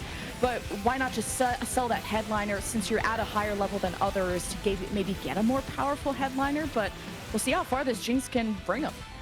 Yeah, Tempest Life is going to be going up against Kambuli right now, that does have an itemized Annie, does have the Shojins there alongside the Rod, so a couple of different Spellweaver angles that you could take with that one. And also, I think just Shojins in general is a super versatile item right now. What are your thoughts on that one? Shojin's, yeah, I feels like for the first time in a while that blue buff is more bis, I guess, on a lot of carries, whether it's your Ari, your Vex, and stuff like that. Ezreal, but for Shojin sure. is like, at this level of play, you can't be super picky. Like in this case, blue buff would be better for Annie, but like, yeah, that maybe saves you an auto to get your ult, but sometimes that little difference is what spells a victory or defeat in that case, or to get to those many ults that Annie can ramp up with. But hey, you got an Olaf chosen, or an Olaf headliner, Bruiser 4. That's one of the better and stronger openings there for Kambuli. Yeah, it's a really great start to have that beefy front line, and you're going to be going up against K3 Soju Sport here. You have the 8-bit online pretty early, so you'll start to see some of those stacks come through with the Corki in the back, already with the Aphelios though too, so it's going to be an 8-bit and a Heartsteel start here for Soju, getting a couple more of those hearts by taking that loss from Kambuli. But it's still so early here, Jen, and we're about to head into a carousel as well. Kambuli needs to have a good game here. Got 2 bot 4s in that first round, so a Shojin on Annie, you don't love it, especially in Annie 1 if it's not a headliner. Maybe a Seraphine Shojin, Morello. We saw the power of Seraphine reroll, but it's a lot of compositions seem attractive to go to, but it's the angle and the place that you're in that makes that composition more viable than others. Interesting that Protect Scroll has that many cannons, like, you don't ever get to see a cannon 3. For but you. Oh, is that the hologram? Okay, I wasn't sure if that Yeah. showed on the overlay, but that's cool. I know, it's cool, right? I think like we can start to look a little bit at some of the other choices that our players have made for those prismatic augments to start. Protect Scroll took the hologram, so it's going to be the headliner cannon. You get a copy of that. But Roby actually, I think, took Radiant Relics. You got Spoils of War from Setsuko, stationary support from Ripple. Pumping up, though, from K3 Soju and Robin Songs as we take a look at K3 Soju's board now. That's huge if you've got something like the Rapid Fire. Yeah, you love any Heartsteel opener, and especially just getting that much closer to Heartsteel 5. And on a loss streak, you're going to keep that up. Obviously, the state of loss streaking is a bit different than it was before. It hurts a little more. It's a little more balanced. And having an IE, this can bring you to so many different directions. Easily, this could be an Ezreal item that you can ditch. It just depends on how much HP do you want to sacrifice. A lot of these players are comfortable dropping down to 40, 30 HP even. I personally start freaking out. I am not a loss streak player. I like winning as much as possible, especially with the loss streak changes. It feels a little worse, but with Heartsteel, it's how far do you want to push yourself, and then the APM of when you swap off, and whether you want to completely get rid of, let's say, Heartsteel 5, drop to Heartsteel 3, or maybe just get rid of Heartsteel 3 altogether, as we look at Robin Songs, who's still considering a headliner. Huh, okay. I'm interested to see where he decides to take this, because his board is super weak right now. He has decided not to level. He did just sell off the Cassante and is just going to take this loss streak to heart. You've got 3 champions on your board, really looking to try to push this economy when you have that 40 gold that you're sitting on. It means that you're going to be taking a full loss streak into Krugs, and this is going to be a big win for Kambuli to kind of keep up with that Annie that now also has a Morello's on it. Yeah, it's just... Yeah, at least you got 40 gold. You're on a last streak. It's tough to say why Robin would put themselves in this angle when lose streaking without Heartsteel is painful nonetheless. We got a Senna. That's always good. Usually true damage would be preferable, but at least with Rapid Fire, you don't have to play a second Rapid Fire later on. If this decides to be a reroll angle, obviously you have some AP items on your bench, so it's not bad for Senna if he did want to start slamming stuff. We did end up seeing, we didn't see a whole lot of Robin songs like on the broadcast, but he played a lot of Riven Reroll. He had that hologram Gnar game that I was talking about before, but he did also play Senna Reroll yesterday, and so I'm wondering if there is a bit of an angle here where he could go for a Senna Reroll. He is sitting on level 5, so the odds of being able to hit those 2 cost champions are still relatively good. But Tempest Life, on the other hand, is already at level 7, Jen. That is the Infernal Pact at its finest, I think. Yeah, and Bard MF reroll is a very strong reroll comp that I feel like we didn't get to appreciate enough of on broadcast. And the Jazz headliner of Bard is the perfect one that you need. Usually you don't really only like Dazzler headliners from maybe Twisted Fate, but this core is centered a lot around KDA, Superfan, and Jazz, and trickling as many traits as you can, which is a little more awkward to do at lower levels when you don't have as many slots on your board. But it's a nice flex comp because you can have AD on your MF, she holds attack speed well, throw all your AP on your Bard, but it can be really reliant on hitting a lot of 3 stars, which can be contested against other people who want to go Jazz. Yeah, but I don't think I've seen too many Jazz units off the tables yet, but remains to be seen when we know that some of those higher capped Heartsteel boards can start going in that direction. But if you beat them there, then you don't have to worry too much about whether or not you're going to be contested later on. Setsuko also is going to be looking now at the second augment. We're going to be rounding things out here with a silver augment. So interesting. We got the prismatic start. Now we've got a couple of unique choices here, but cybernetic bulk is going to be the one that we do see taken on that side of things. K through Soju also up to pick. And it's going to raise the stakes, Jen. Ooh. Especially with people like Robin Songs in the lobby that had, like, you know, kind of ditched their headliner and now have one. And there's mixed power levels in this lobby. So it's a huge risk to raise the stakes because players in this lobby are good at scouting. They may be just wanting to sack. And we'll see if Soju will be able to get that cash out that he needs. Of course, if he does win, it just divides your hearts in half, so it's not like you don't get anything. It's just it is much worse. But I do like the itemization here of Tempest Life. I think this is a really solid start. This cloak could easily go onto a tank if he cares more about maybe doing an even shroud for the MF or doing an ionic. This could be a shred item, or it can easily be an adaptive for Bard, which is one of his better items.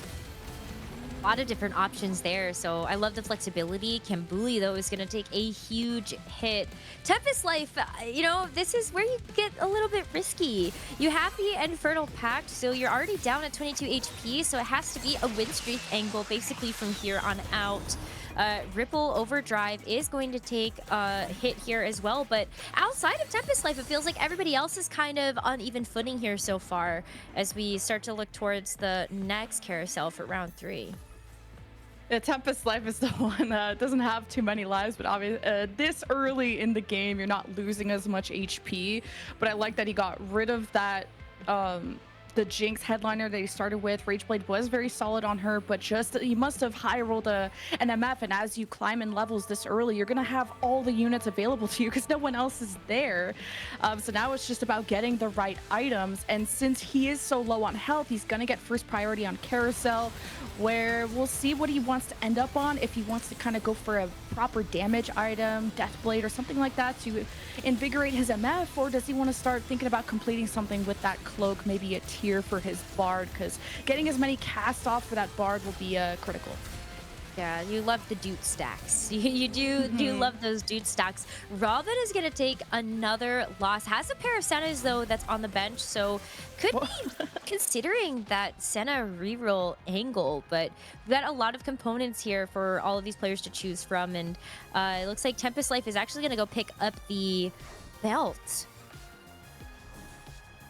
Tempest Life getting the belt. Okay, so this could be like an even shroud angle. We'll have to see, because you know, he is in a spot where he is win streaky, so there's a decision there of, do you always want to slam items or components as soon as you get them?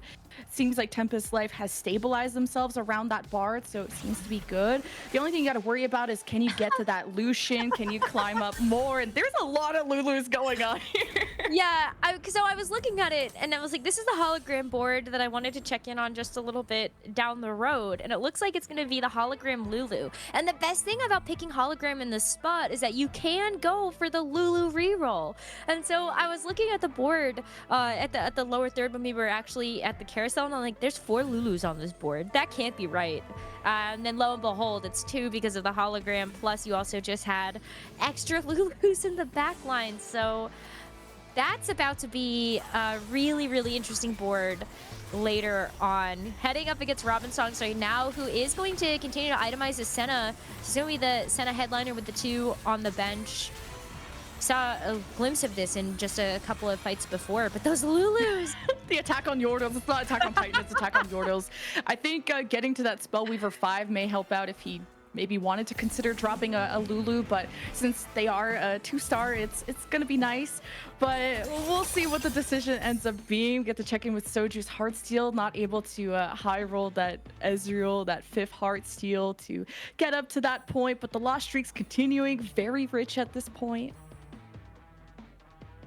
We got the Caitlyn though, and so that's a great unit to be able to have. Caitlyn may not be the headliner right now, but she still is able to provide that 8-bit synergy with the Garens that are also going to be sitting there. So Soju can expect to take another loss. Is going to be going up against Tempest Life's board, who did take a hit, and so Tempest Life is actually going to be out of that win streak, but still sitting in a fairly strong position with that Bard and the MF that we checked in on just a little bit ago. You also have the Mordekaiser here to beef up that front line, and so that's going to be another win, and K3 Soju now can look at getting that Heartsteel cash out.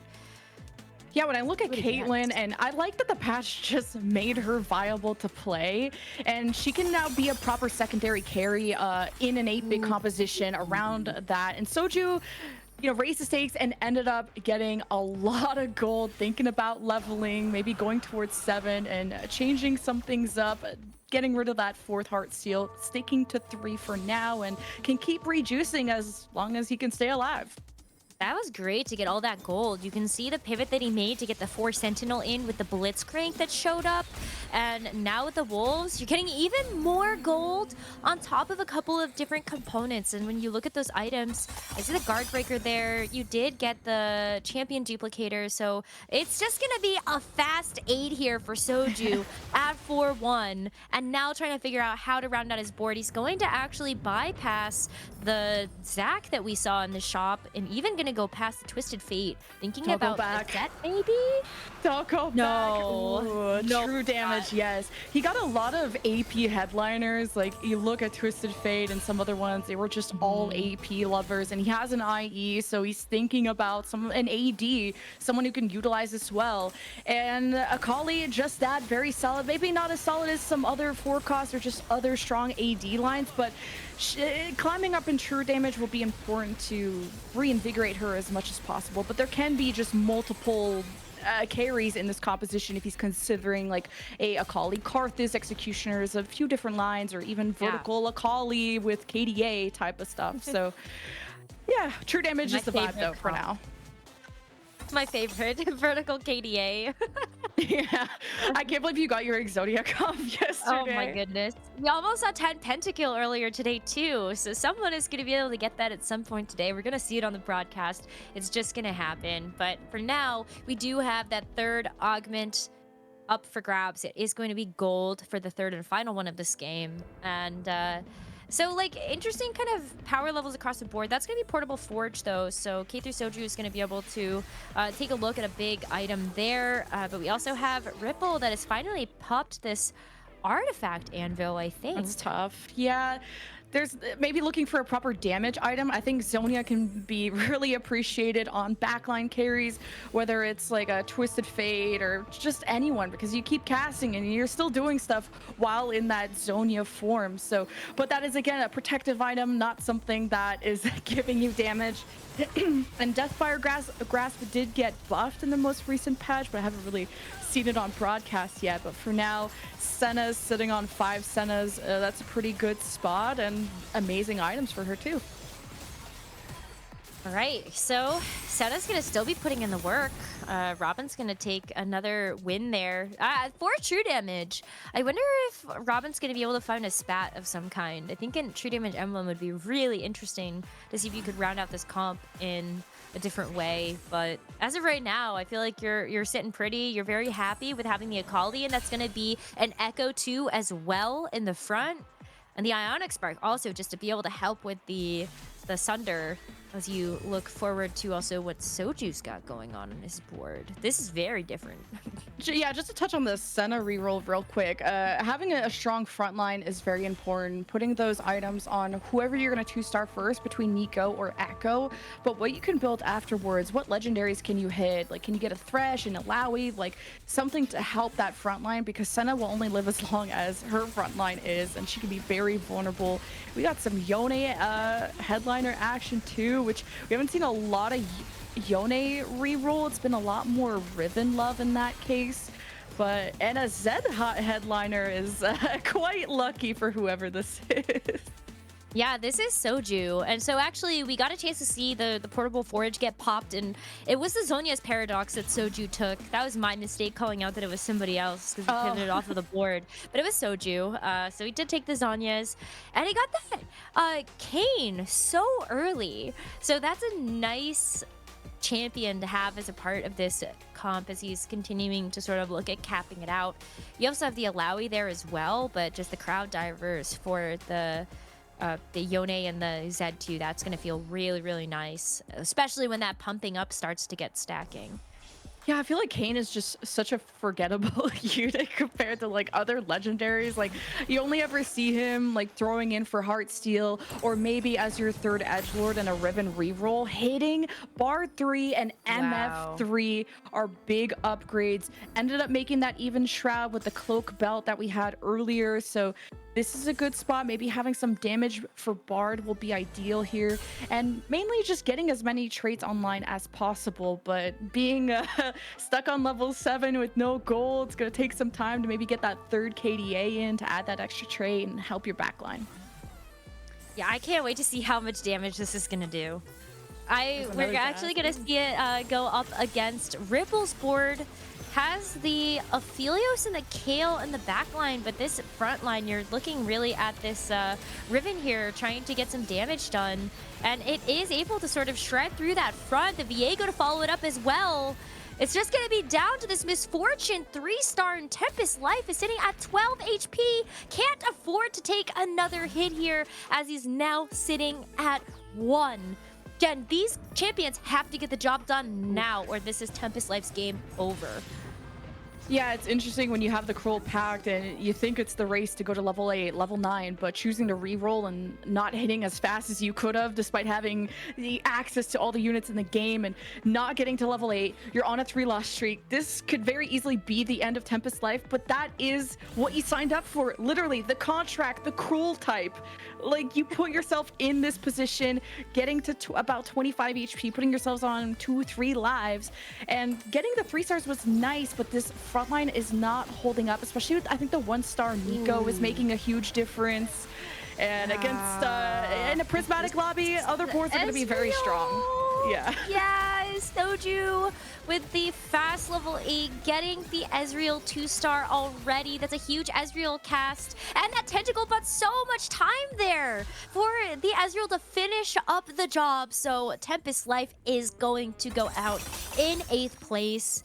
That Cruel Pact does not feel like it was worth signing over to the double for this one, but Tempest Life did only have those 10 points, so I think you also have to, in this spot, knowing that it is such a harsh cutoff after these next 3 games, go for it.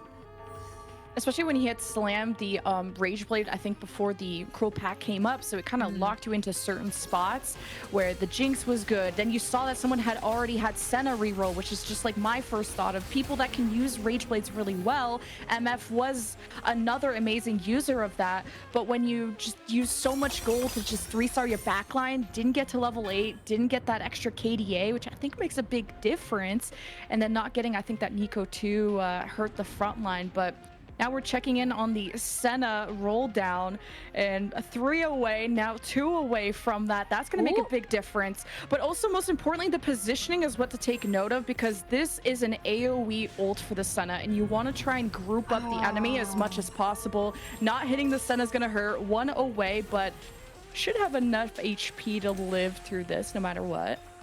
Yeah, you kind of hope that maybe you can live through this. If you don't get it naturally in your shop, you're able to pick one up on the carousel. But Robin Songs is going up against an Ezreal headliner. Looks like this might be a ghost board. I can't see the person on the board, so I'm going to assume it's the ghost board. So might have gotten bailed out on this one. But Soju's going to take a huge hit here. And now down to his last life at 4 HP. He's going to have to make some magic out of this one. Oh yeah, Soju did end up picking up that Radiant Zhonya's, and interesting to put on a Kayn. Probably had a fully itemized Ezreal at that point, but blue buff, IE, just biz for Ezreal. So Soju, throughout this tournament, has set himself up for success. Now knowing that that's a bit awkward to have on a Kayn 1 with no damage, and this is perfect for Zed. Soju could be heading to top 4 if he could survive to that point. We do have a gold cash out coming out at 6-1 due to the pot of gold portal, so if Soju can get to that point, that'll help. But he's on the lost streak. We'll see if he can live, because he's at 1 life. He's at 1 life, and he's going up against Robin Songs, who still has yet to find that 3-star Senna. With the Zed headliner, though, on the Zhonya's, that's going to be enough for Soju to get the job done this time around. And so Robin still has to find this Senna as you look forward to the next fight we're going to be jumping over to, and that's going to be Kambuli. Wow, what a board here. That's a 3-star Seraphine. That is a perma CC from that Zach. How annoying. But I think Seraphine, like we even heard from Noster yesterday how powerful Seraphine reroll is and how it's one of his favorites, because she does healing and it's just a very stable board. If you lose, you're not going to lose by much. You have an Akali secondary carry. You have some items on Ahri that are very good for her. Once he 2-stars that, I think there's another, maybe 1 or 2 other Ahri players, so that could be a little tough. But a good spot from Kambuli. It'll just be about positioning and trying to keep your Seraphine alive against some of the people that are just melting through this front line. Yeah, there's some really big melee champions that are KDA spot around the Seraphine didn't get board. on a KDA spot.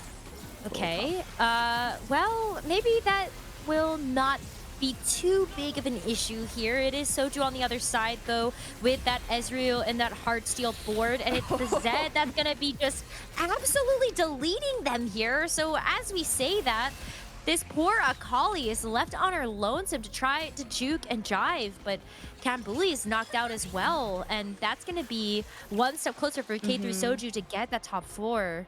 That, I gotta say, not getting your Seraphine on that KDA spot, it's obviously an APM thing, but you're missing out on so much AP, so much health, and that's probably why the Seraphine fell over so fast, not being able to really do much. I don't think we have any pentakill players, or else that emblem would have me shaking in my boots, but no pentakill players for once. No, I'm just looking at poor Robin. Didn't get the Senna 3 online, so he's also going to go out and he was 1 away too. Place. I know. It feels so bad when you're in that spot and you're not able to hit it, but sometimes that is just how the cards fall. Soju getting another cash out, though, for the Heartsteel. Has an opportunity here to get another Zac, maybe try to get that up to a 2-star. There's still so much room that Soju can make for upgrades to this board.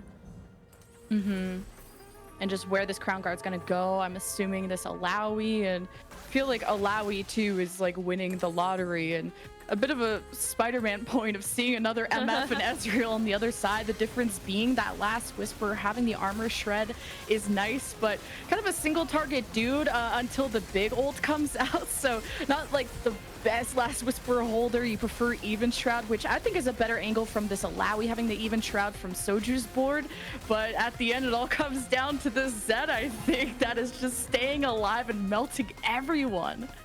Wow, there was even that Zed on the other side that had double rage, double Bloodthirster, but it's actually only a 1-star. So a huge win for K3 Soju again. Now it's going to be Roby Van Knob and Setsuko that are also going to be on that final life with him as we check out where Roby's board is.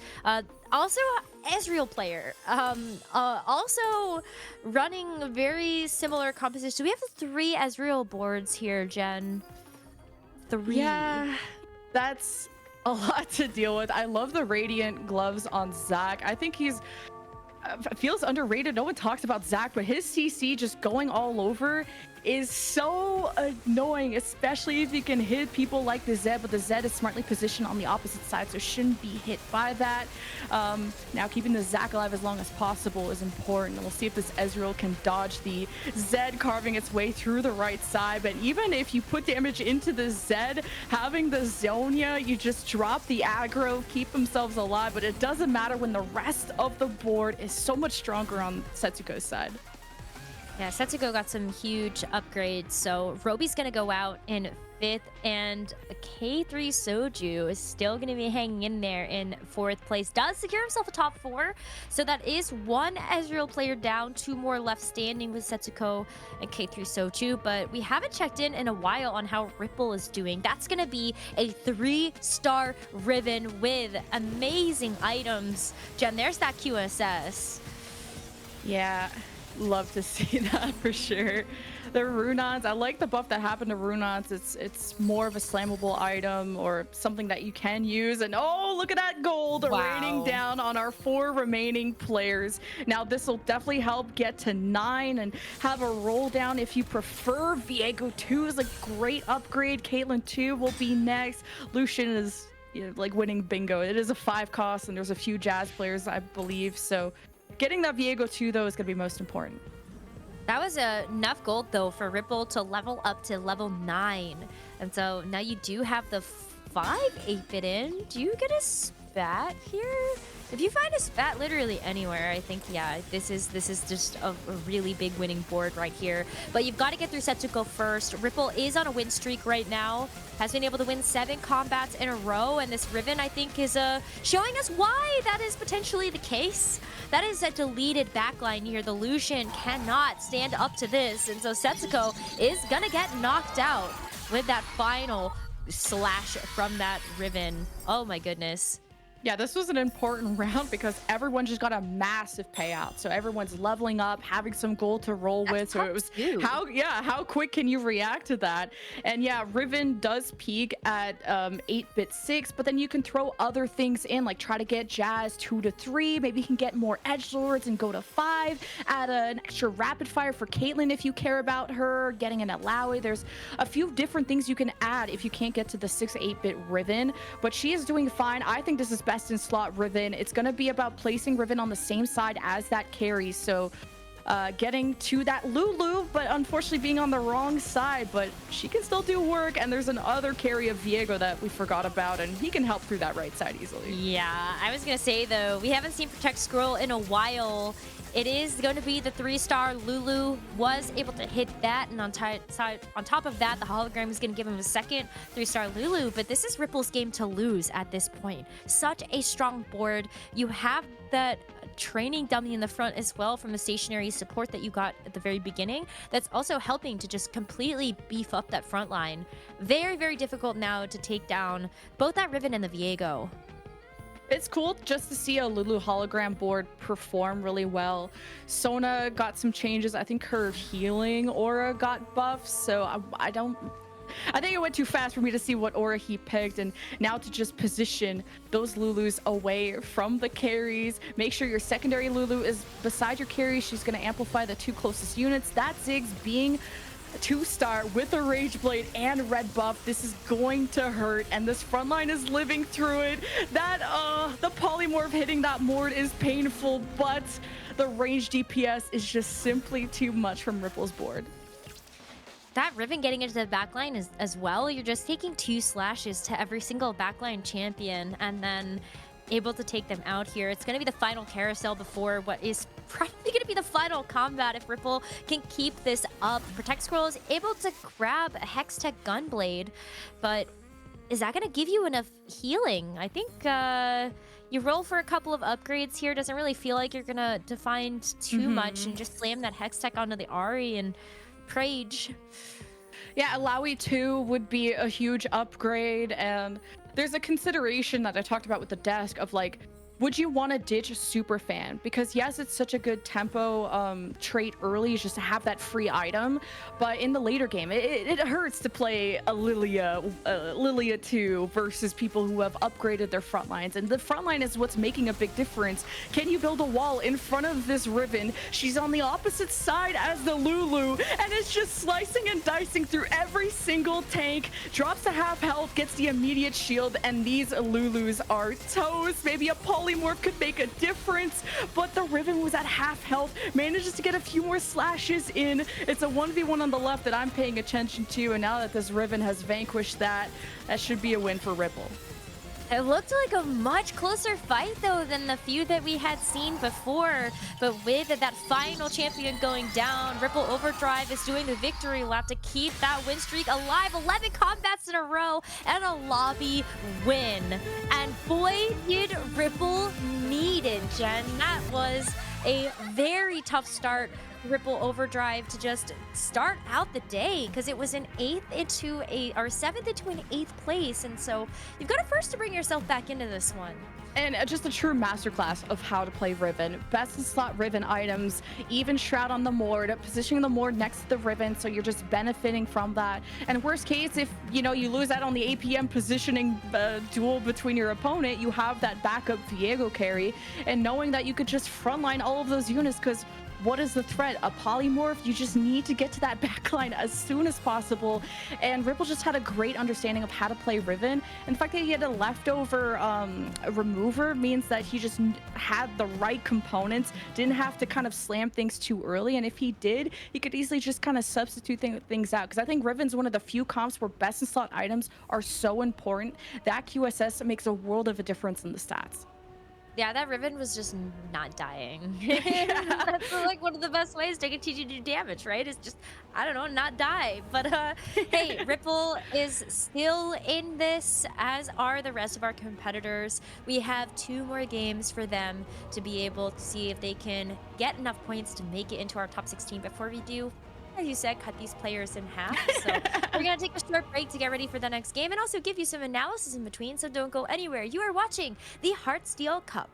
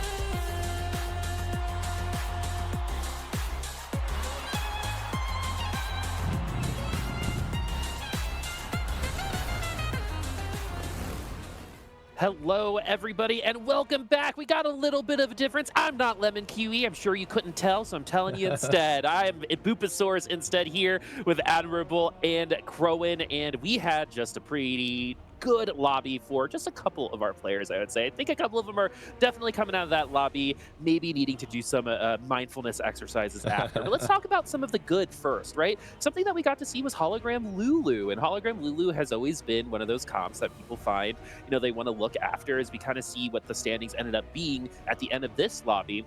You know, Hologram Lulu is one of those fun things that people seem to be seeking, and we finally got to see it in action this time around, Crowan. Yeah, definitely. That's one of the conditions where Lulu can be an actual real composition. Protect Scroll was win streaking so heavily in the game with it.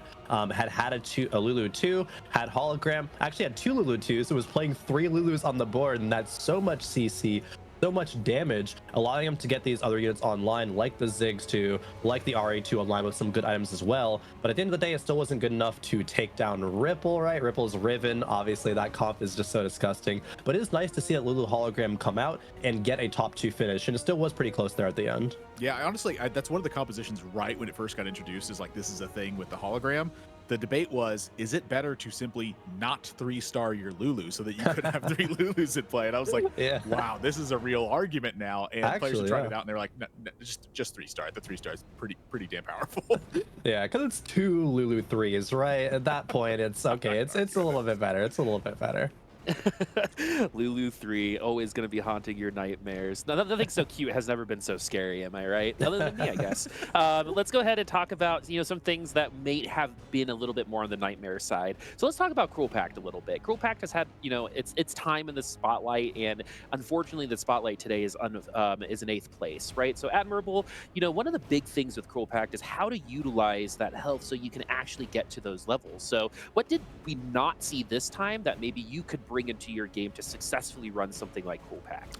Cruel Pact has changed a lot since its early time, and if you're kind of like just coming back right now, it's a lot different. The most efficient way to play it right now is to go to 6 and build up your board. If you go to 7 right away, you pay a lot of life and you risk actually just losing to someone's ridiculously strong board and going 8th place right away. Like, this is prismatic lobbies are not a joke, and you can put together super powerful boards. So Tempest did that part right. They hit the Bard with Jazz on it. They went to reroll that. Great calls by them, but overall it just didn't work out. This set in particular is a bit unusual because preserving HP is actually one of the most important things you can do in this set. And so because Cruel Pact is directly working against that, I just don't think this is the set to really play it in. It's a disadvantage to play it, but sometimes you just have to take the best of what you have. I didn't see what was actually offered to Tempest in this one, so I think that maybe Cruel Pact's just the best one they had, tried to make the most of it, and it didn't work out this time. Yeah, 100%. If you talk about Cruel Pact, I always gotta remember, if you're around any TFT streams a lot of the time, you'll see some emote that's added of Solus going 8th on 2-3 because he took Cruel Pact, got eliminated in stage 2. That can happen. That's why, like everyone was saying, going, you know, level 7 too early could be your detriment. And of course, it kind of still is. But even it's not guaranteed to find success, even if you do only go at level 6. Yeah, and so another thing about that lobby that was, I think, interesting for a lot of people is how Robinsongs kind of played that whole line, right? You know, Robinsongs is known as Mr. Consistent amongst a lot of the players and the fans in this community. And so what happened right there? You know, there were some headlines shenaniganery going on. Was the line just open and he went for it, and then maybe he was just trying to figure out the answers later? Admirable, what do you think? A lot of this, again, kind of goes back right into the Cruel Pact line, where it's just he paid a lot of life early on.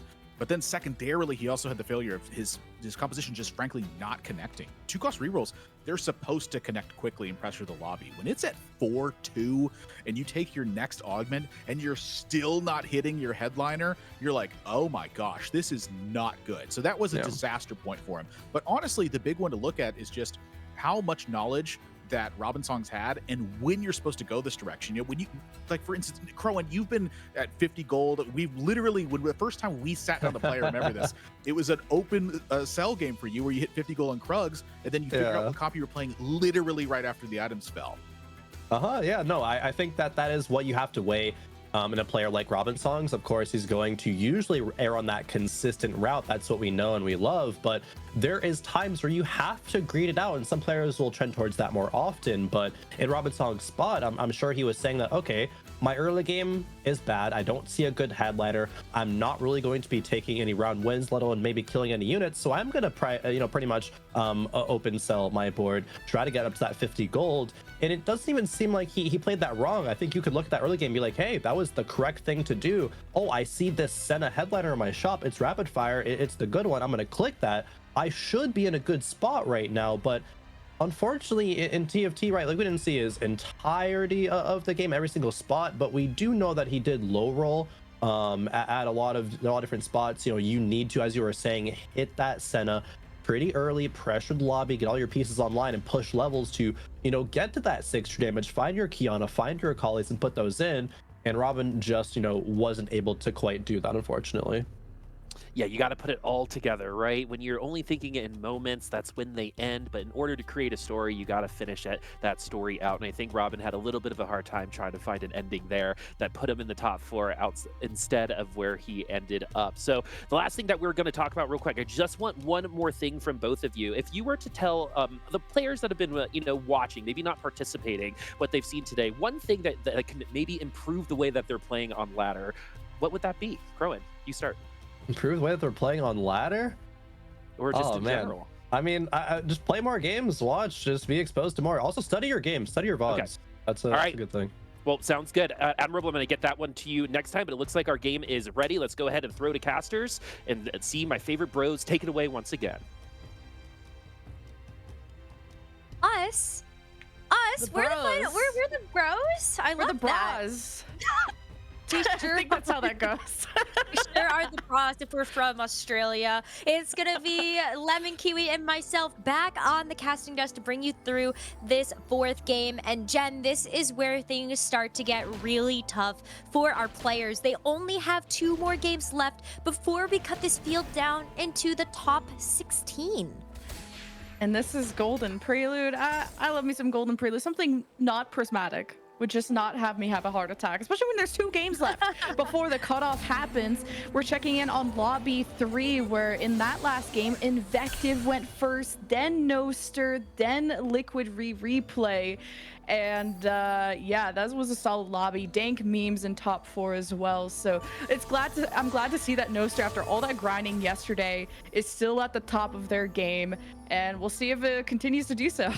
Yeah, it feels really good to see a player like Noster in the top parts of this lobby once again. He is already locked for the regional finals, but when you're looking at that as the next logical step for all of our players, there's quite a few in this lobby that need to have a final lobby appearance at the very minimum in order to make it through to the NA Regional Finals based on qualifier points. One of those players, Jen, is Replay. This is a TFT champion, by the way, but still kind of on the outside looking in when it comes to those qualifier points, and needs to try to find a couple more just to ensure that he makes it to the next cutoff. But he is sitting at a very comfortable 20 points right now, so not too bad. We have our first augment being gold, and now with a disco opener, you're not in a reroll spot necessarily. And with these AP items, you know, you could easily just go vertical disco now. It doesn't feel so bad after the patch. And Spoils of War, support cache, these are just easy things to throw in. When your units are going to be so close, support cache is always nice. You check in with Invective, with having a pentakill Olaf. I actually saw like a Chinese tournament where people were rerolling Olaf and Kale, so having enough money to do that is cool. But Thief's Gloves is always a fun slam. It's really nice to have that, because Crowan was admiring this in a previous game that we had, where this is just a really great way to make sure that you have some really good tempo to work with. So you've got the TG slam onto the Olaf. You also could get the pentakill up and running really soon if you're able to find another pentakill champion in your shop. But it's going to be Philip on the other side, who has also decided to go for a double 2-star Tom Kench. Interesting. Sure. And with a Katarina with a Rod Slam, or with a Death Cap Slam, I mean, if you were angling Katarina reroll, usually you're looking for double Hodges and some kind of damage item, where I usually see a Jeweled Gauntlet. Death Cap, I'm sure, isn't horrible, but angling Country, getting 3 stars online, if you keep that Tahm Kench around, feels like a Country angle. Not sure what the exact headliner trait was, but now thinking about more pentakills. But as soon as you see that Yone and an Aphelios, you're thinking, how do I get Heartsteel online? Yeah, ASAP. Please, stat. Yeah. I need the Heartsteel in my veins right now. So that's going to be an easy slam for Invective to pivot into. But as we check out Neonify, Neonify is one of those other players that needs a final lobby appearance in order to make it to the NA Regional Finals with 5 points after those first 3 games. This is going to have to be a miracle. They're going to need to go first. So right now, Neonify is going to be leaning into a 4 Mosher angle. Has a Vampirism online as well, which can start to get a little bit more powerful as this game goes on. But Jen, this is pretty dire here for Neonify to try to make it to that first cutoff of 16. Yeah, if I got impacted in the nerf, and she's just not my favorite. When you get that Jax early, you're thinking, Jax reroll, is that a thing? You're looking at your items. Okay, I see a Jewel Gauntlet. I see an Edge of Night. I'm seeing a Vision, but I'm seeing a way better Olaf Pentakill, Titans BT, some of the best items for that character, which can easily translate to just so many other melee carries that can use that. Anything from Riven, Yone to, if you did want to reroll Olaf, but judging by being level 4 and not having any other Olafs, it's just one of the best one-cost headliners you can have right now. It's a great item holder, and we've seen Greya just have some really phenomenal games. I think this is a player that I want to continue to watch because this has been just a phenomenal tournament performance from them, and still able to make a deep run with a couple of good placements in these final 2 games, sitting at 12 points currently. But the other Olaf player across the way is going to be Invective, so a little bit of a tussle here to see if anybody can hold on to their win streak. Greya would love to start to get a couple more wins under his belt, and it looks like as the dominoes fall, that is going to be the case. But I think Invective is also okay with that when they were able to get that Heartsteel in so early, as we saw. Yeah, killing a unit better than killing no units for Invective, and the big difference being the Titans, because the Thief's Gloves kind of counts as one of those slots. Now we go to 2-4 Carousel, where it's cool to see once you saw that Aphelios and the Yone get dropped or high rolled through the shop, that they were able to find that Cassante, get the Heartsteel on, and having an Olaf headliner, because maybe doesn't make a whole lot of sense in that vision, but it is able to at least kill 1 unit, maybe more with that TG. So just being able to kill any unit is kind of the best case scenario for Heartsteel, so you don't hemorrhage as much HP. That is something that I feel like a lot of the players have had a hard time with managing, is if you see a massive power spike in the lobby, like we don't even know what the next augment is going to be, we could very much see sort of, okay, well,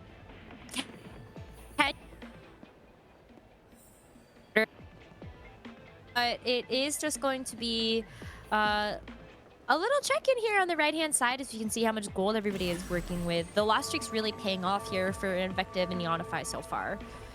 Dish Soap and Greya being at 100 HP. I mean, Dish Soap literally just released a video about like the best openers, the best headliners to go, and can learn a lot from Dish Soap's content. So he has this whole thing downloaded. We're watching Invective versus Noster right now, who's on the grind. Having a Gnar, I think, is a really solid headliner to hold AD items, anything from melee to tank. He can kind of hold anything in that department, and especially with the Superfan Sterix, it's doing work. So a great win for Noster. Yeah, we've even seen it on a couple of occasions there. Like, just 3-star the Gnar, why don't you? That might just be able to carry you through the entire victory of the game. But heading on over to Replay's board, that is a Zed at 2-6. Not sure. Sure. You already have a Morello slam. You have a disco opener. I know it seems so tempting when you see one of the best units in the game in your shop, and it's you might as well buy a shirt, but now you're thinking, do I want to make 20 gold? Like, what's the deal? And starting off, I think they had a vest, a rod, and a cloak. So Morello, a very solid early game item. On the other side, we found a moss shirt headliner with the death cap, which is interesting. That'll be one of its damage items. Now looking for like an edge of night, some kind of survivability, maybe a Titans. And Philip has a Lux, so it's a good position, and an Urgot shirt for the Moshers. We'll see if Philip can have a stable early EDM board. I would love to see if we can make the EDM work. Someone please show us the Lux reroll tech. I think it would be so much fun. But we might, maybe, I don't know. Does still cash out. Is he going to take it? Is he going to raise the stakes? It's going to just be the cash out. And now I get to see sort of where Invective goes from here. Because it wasn't gold, really. It was the... Was that right? Yeah. And you got a TG you can just throw on like set if you really want, and you got some AP, so blue buff, best in slot. What do you do with these swords? A hex tech is always something fun to make with swords and an AP line. Since you are angling AP with the blue buff slam, this can bring you a lot of different directions, but right now it's a Heartsteel board, so it can become anything you want it to be. Got so many possibilities that you can work with there. But as for now, you just kind of go for another cash out. It's still early, still gonna be at the beginning of stage 3, and we have yet to choose our second augment of the game. As we head over to Neonify's board, it is 3 Gnar. That's no 5, I guess, technically, if you want to think about single copies. Where to go from there? As you get the Jinx headline, Twitch headliner in. With that spat, you're thinking, can I make a pentakill emblem? And how many pentakills? It actually has they actually have the vest and the spat if they wanted to, but you maybe want to assemble, have a better direction, especially when you only have that Gnar and not a lot of pentakill going. But pentakill, true damage, 8-bit are probably the strongest spats. Obviously country, but I feel like we barely saw any country reroll. A lot of people who like Getsamirs think more about executioners than country. Now we see a fully itemized bard lose to a Twitch superfan headliner, or with the superfan item. So interesting matchup there. It's going to be a close one. It is going to be the largest Olaf I think I've ever seen, with the double Titans resolve, as we get a chance to pick up our second augment. Greya has some really interesting choices here. Greya had originally taken the Gargantuan's resolve, so if you think about where you might want to kind of continue to put that emphasis, there's like a couple of like edgelord options that I feel like you could go for, but Healing Orbs always feels like a safe choice. What do you think? Any kind of healing augment, you have a BT, so it's not the end of the world. But if you end up going a melee carry, which having double Titans tells me this is definitely going a direction like that, you have a Riven on your bench, this could be a Riven game. You got to think about that QSS. The cloak and with that glove is going to be important. And Healing Orbs, it distributes that healing really nicely, because Riven is obviously not going to be the first person to die. So she's going to have a lot of sources of healing from the dead corpses of her teammates. So Healing Orbs works really well with melee carries, but anything from Harnesses, Vampirism, something to give you healing. Healing will never be a bad thing until there's one Morello player in this lobby. I'm looking at them, so that'll be the thing that hurts you in the end. See how this fight goes. So a lot of country happening right now. Gotta do the do-si-do or whatever they call it. And Dish Soap is another one of those players that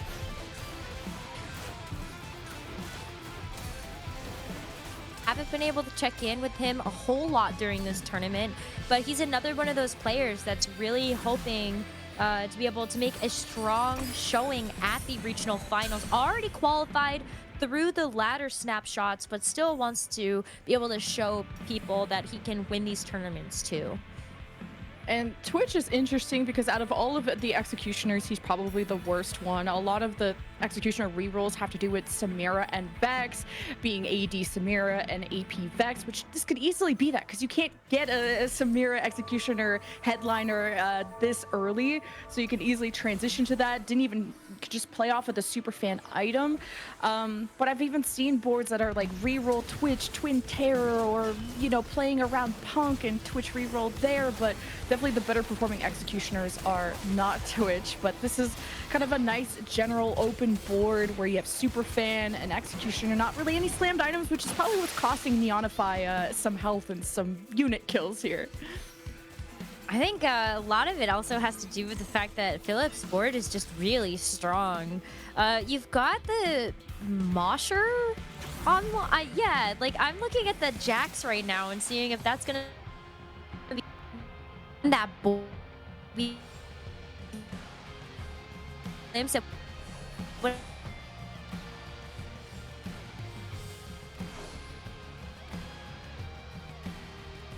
Yeah, and we have our 3-4 carousel where no spats, and I'm still wondering what that spat is going to become. I think we just saw the board and nothing's been slammed yet. And yes, you want to greed and not make a quick decision, because once you slam that spat, you are going that direction.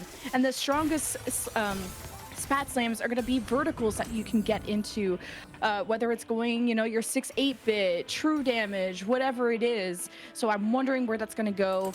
I just always lean towards Pentakill because Pentakill is just one of the strongest lines right now. We're currently looking at Invective with a pretty decent Jazz opener. Not having an MF yet is gonna hurt, but it's still a good front line. You want to get rid of this vibe, but until you get a 2-star, she probably can't be replaced right now. Of course, you get a Kali in the shop, but it's not someone that can you don't have other KDAs, which she can transform into that.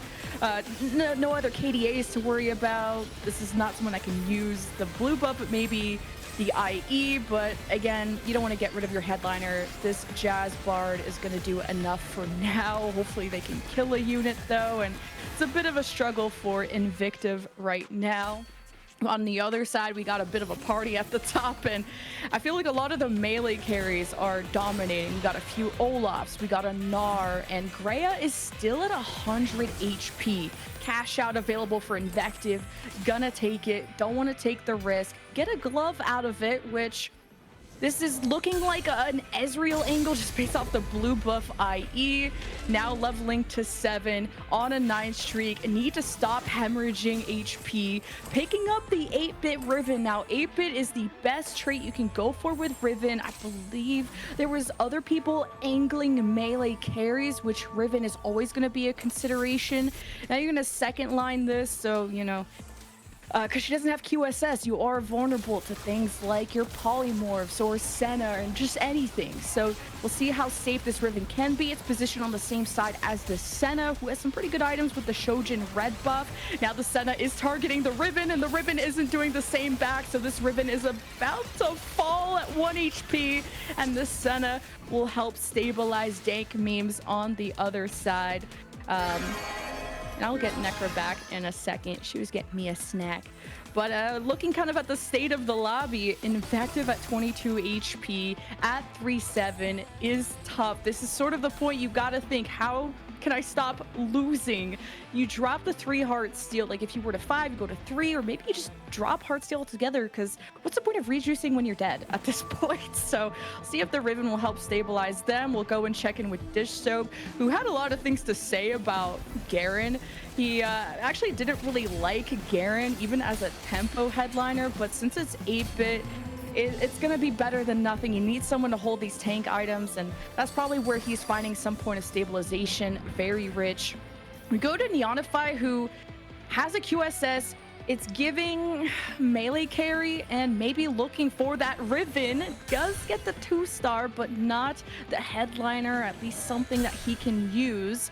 Got the Yone 2-star, you got an Ezreal. and just not hitting a headliner, now rolling down all the way to 10.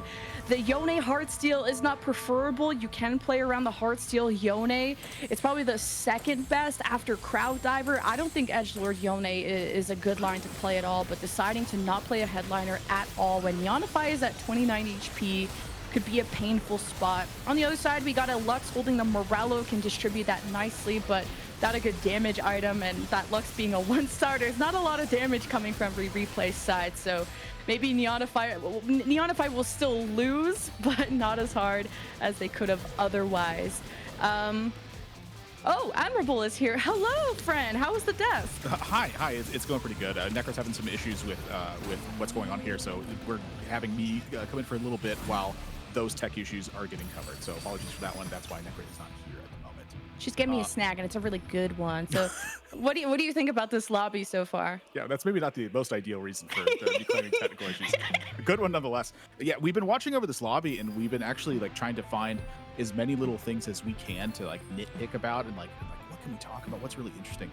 And honestly, I think that this was a really good line from Brea, and I thought this was like one of the most interesting ones to look at because there were so many different ways you could go, and having the Gargantuan and having the Olaf chosen right away, it's a really easy way to go that direction, but they ended up not going that way instead and just taking it purely as a temple line and then trying to figure out something else. I felt like that was a really strong call to make, and one of the reasons why Brea is so high up in the lobby right now with a strong position is because they didn't just succumb to this Olaf reroll thing because they have Gargantuan and because they have chosen Olaf.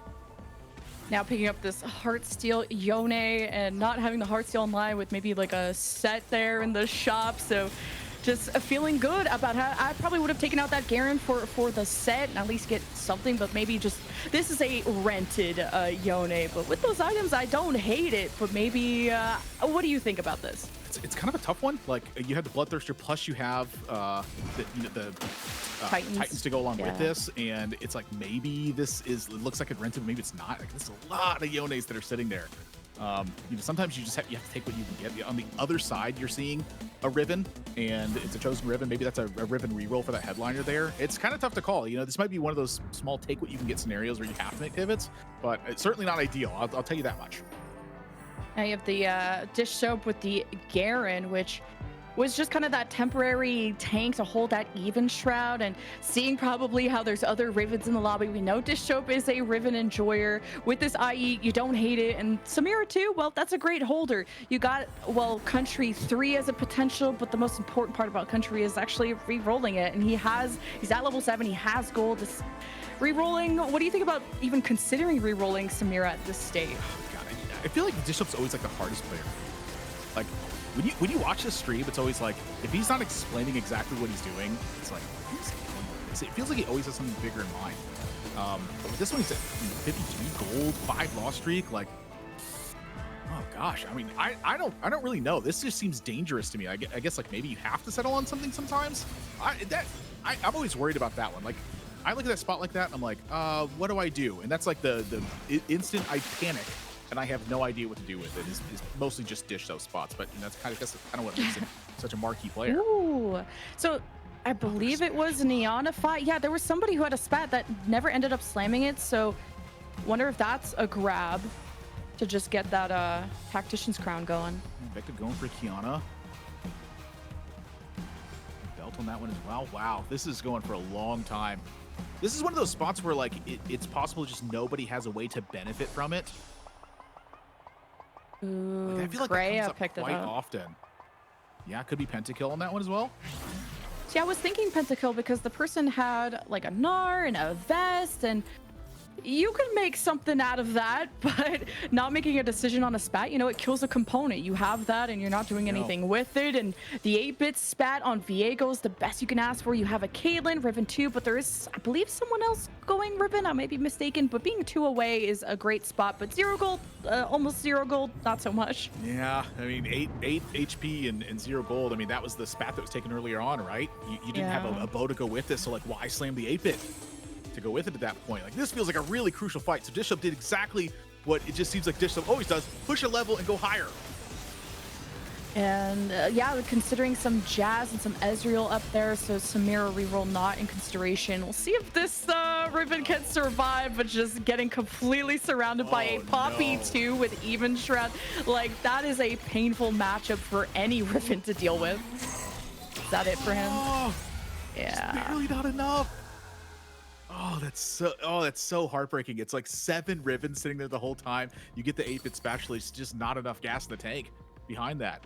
And just, again, that's like dish soap. This is like what he's doing. Now look at this board. It's like every single time you look at a Heartsteel board, one of the reasons it's so overpowered is because the high-level players are able to do this every single time. Like, I always wanted to do the cookie cutter, go for Ezreal.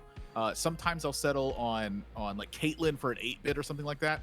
The high-level players, they're doing like, they go for like take Poppy chosen the whole time, and then suddenly they're on like a true damage or Kali to try to hold it over the fort for a bit.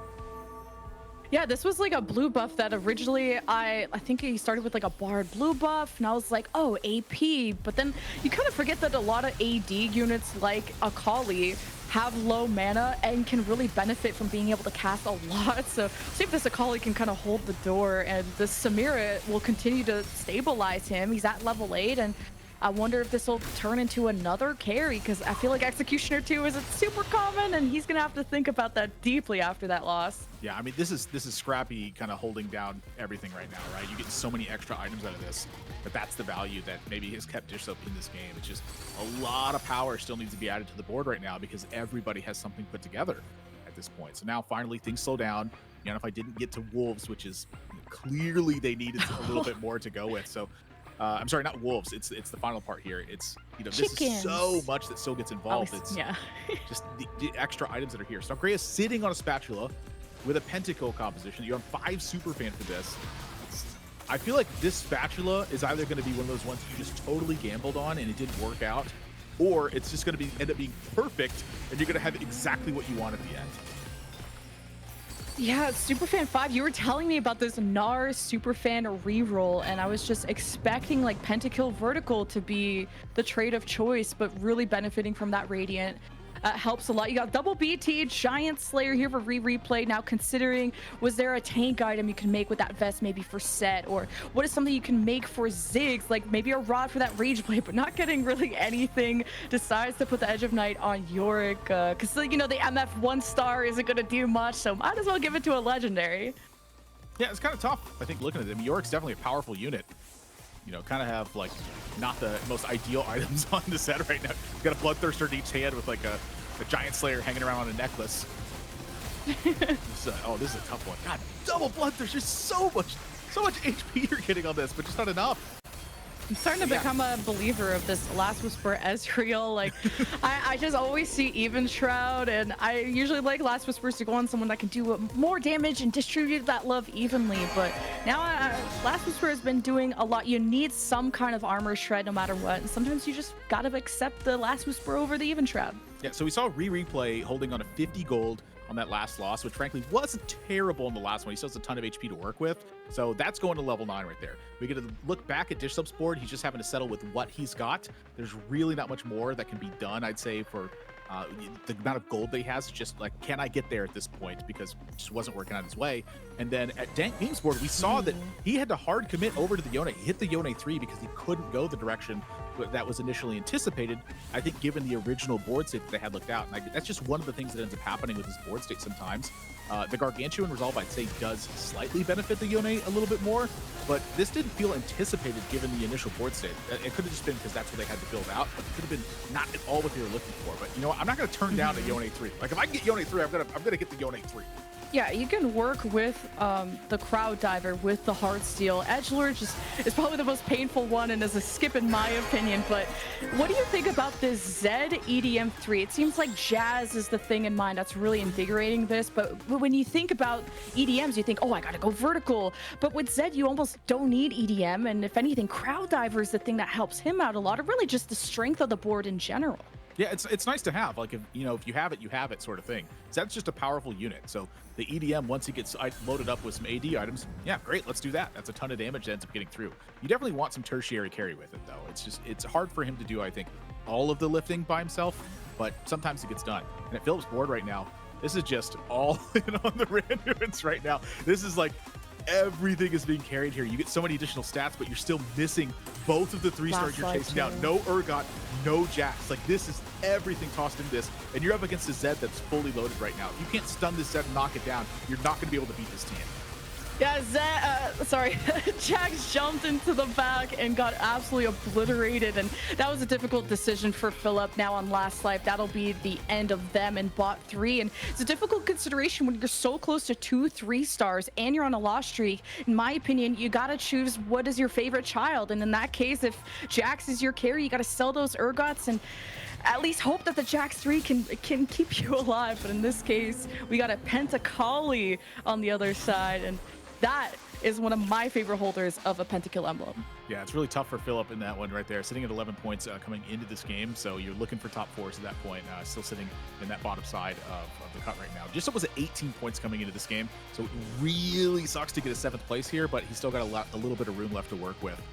And Neonify just really not their day at this point. It's 5 points coming into this game, and now an 8th place finish. That's the way tournaments are sometimes. You can't always have everything that you want at every single point. And right now, when we looked at this, the Lulus felt like it was still very comfortable in this one. Ray's still sitting at 68 HP. So the 3-cost rerolls are really putting on a clinic, it seems like right now. They're having everything they want and not quite hitting like exactly on time, but hitting pretty well on time. And so we're getting a look at Invective and her board with this true damage that's sitting here. And I'm sorry, their true damage they're sitting here. This board's pretty stacked up at level 9. It's tough to ask for much more on this with the headliner Poppy. Just with these gloves on this, it's so much that you have on board. That's the advantage you get from having a Heartsteel line. You just keep getting more.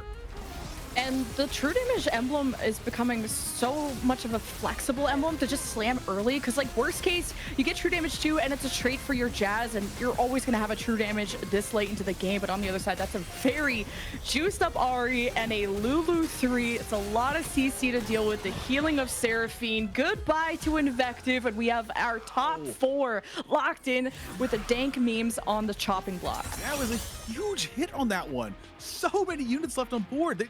-2 from that spot is pretty surprising.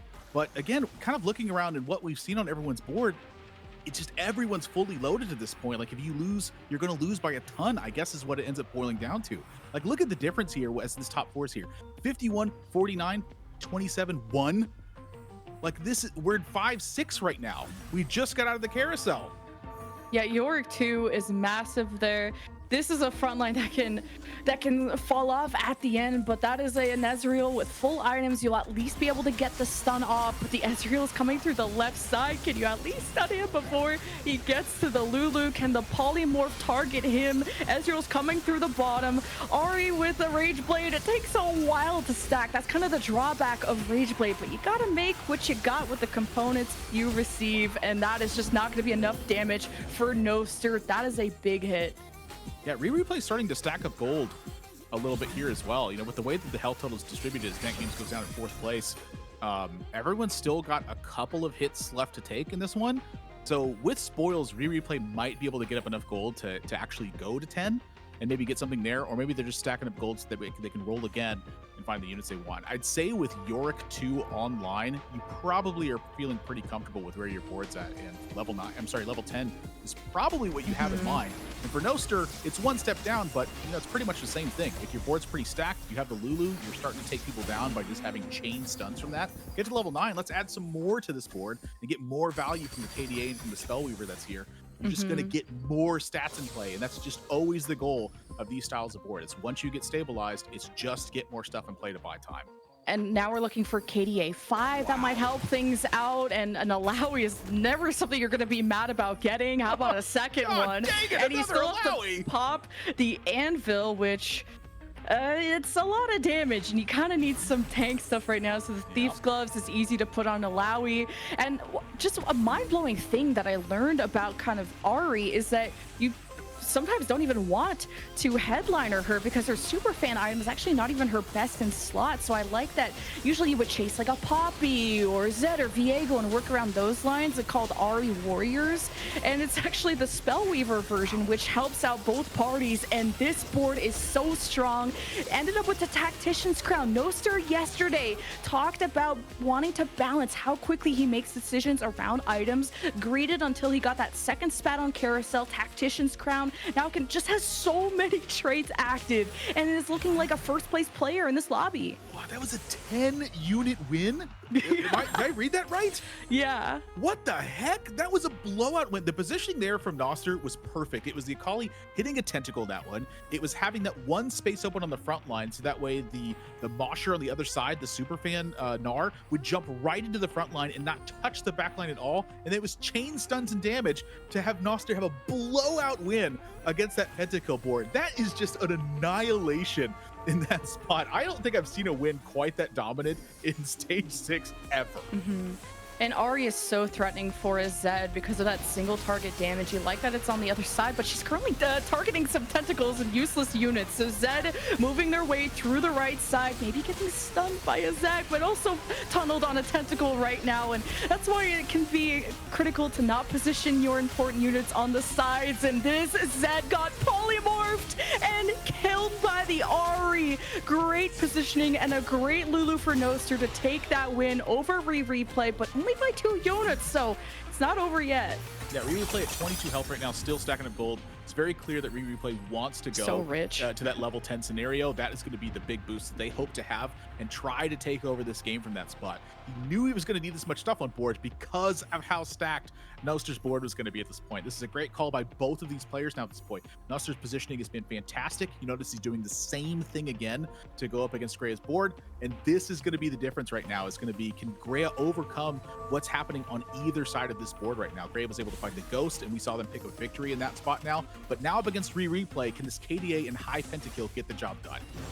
And I like the placements of the tentacles on the corners because that's where that Akali with the pentakill emblem is going to be angling towards if she even gets to that point.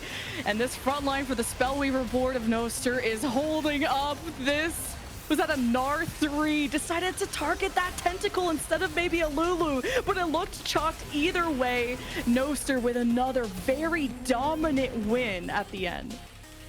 And on the right side of the board here too, it's like Replay's board was really well positioned and got the most out of it in that spot also. And at the end of it, it was just so many Warmogs on the table by the end for that Thresh. It was like triple Warmog that was on that front line at that point. Everyone's board is really strong right now, but I do think that Noster's is probably the one that's slightly out in front. And so that's really the fight to me. Can Replay's board hit level 10 and overcome what Noster's offering right now? Because right now, this board is where the big stat check comes in. It's not only the Tactician's Crown, but it's level 9 and it's fully stacked across the board. Really, the only thing here that's not contributing anymore is the first augment that Noster took, which allowed him to even get to these points, I think, very safely and convenient. And getting a Ziggs 2 would be nice just to get that MR shred. This Nico is sad, but is important for the KDA 3, so she has to stay, unfortunately. And Greya with the super fan, I think that's when it starts to fall off this late in the stage, when you have to play a Lilia, especially a very sad Lilia 1 there. But Noster is on a 3-win streak, destined looking like to win the lobby. Greya on last life, maybe even Replay, depending on how hard this is going to hit. But so far, this pentakill line has made its way towards the Lulu, and a polymorph hits that Gnar, but chomps her up, goes after the Ari. This Gnar cannot be stopped, and this may have just popped Noster's win streak. That's really interesting to me. Last time that these two compositions fought, it was really heavily in Noster's favor. I'm curious how much the board has changed with that one. Like, visually, not too much has changed on the other side.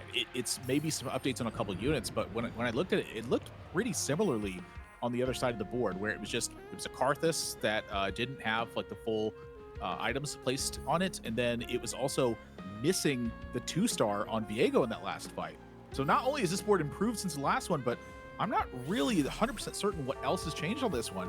Maybe it's positioning differences on Noster's side, but look pretty similar to me. These are big fights right now, and my fight sides are focused on the right side, where now Replay has gone to level 10. And Replay doesn't have any armor shred from what I can notice, while as Kreia does, and both have anti-heal. We'll see if that makes a difference. You got a Chosen or a Headliner Yorick stuck on this right side, not making too much progress, but also not dying, all thanks to the BT, and those minions coming up are invigorating this front line. So Replay gets by, and this Gnar is chomping down on everyone, and the Akali provides great assistance. So both of these players are ones to watch. So now it seems like the players have kind of overcome that position that Nostr was offering. He was the big stat check on this one. On Replay's side, there is so many stats in play right now, and he has kind of hit that mark where if you find the legendary headliners, these are so powerful right now. There's a certain point where I've heard players use the term that Yorick has gone infinite, quote. And what ends up happening is just so many ghouls get summoned that you cannot overcome what has actually been done on the board. He has 2 Yoriks in play. Am I seeing this right? Am I crazy? Like, am I seeing double vision right now? No, you're right. Yeah, Yorick 4 3. Yoriks. Yeah, let's I'm seeing go. double. Oh, wait, 2 more? I'll tell you what, Replay is the type of player who understands how to cap boards in the most efficient ways possible. When you're at this point, this is the last thing you can do. It's find the 3-star 5 cost. Like, this is the undefeatable type of position. But the headliner Yorick is summoning even bigger ghouls, and that is going to be one of the toughest things in the game that you can possibly handle at this point. I think Replay is in the position to outright win this game. Who needs a frontline when you could just make them? Give birth to them even. These minions are gonna go crazy. Now all position on the left, and you like your carries to be on the same side so they can focus the same targets. And here is this Gnar completely surrounded. Drops to half health. The Titan stack, but it's not enough. That is tough, but the Yoriks are still just bonking everyone in their way. And we say goodbye to Kreia. We wait to see if Nostr lived, and now it's all up to Replay versus Nostr in the army of minions. Will we get Yorick 3? We're 2 away. You know you've been playing a little bit too much TFT when you try to click the treasure chest that's on board. That was dropped from the spoils war on Replay's side, but I think this is just too much to overcome. You know, when you look at everyone else's board, everyone's got something good that's put together here, but like, let's be honest, should the Yorick headliner and the Yorick 2 and the level 10 and the 2-star 5 costs, all of these put together, like, should you be losing with a board like this? I think the answer is no, and I don't think he's gonna lose. Yeah, like the only consideration you can make is like, oh, if you were to get that Ahri headliner, like he had in the shop, like is Ahri 3 that win condition that could overtake this legendary board, and you just didn't have the goal to do so. So this could be final fight with Nostr on last life. Replay barely holding on. This Lucian is unleashing, but the Yoriks are the real stars of the show, and there go the children, and there goes Nostr down in second place with Replay taking the lobby. It's pretty crazy to end up watching something like that. The only way I think that Replay loses that is the Miracle Lulu, where at the end, sometimes she launches that missile and it just pops one of the backliners because it crits. Like, that's the only way I think Noster's going to win in that spot. There was so much to get through in that spot. So many good boards put together, but ultimately, I mean, look at what Replay had in play at the end there. That is way too much real estate.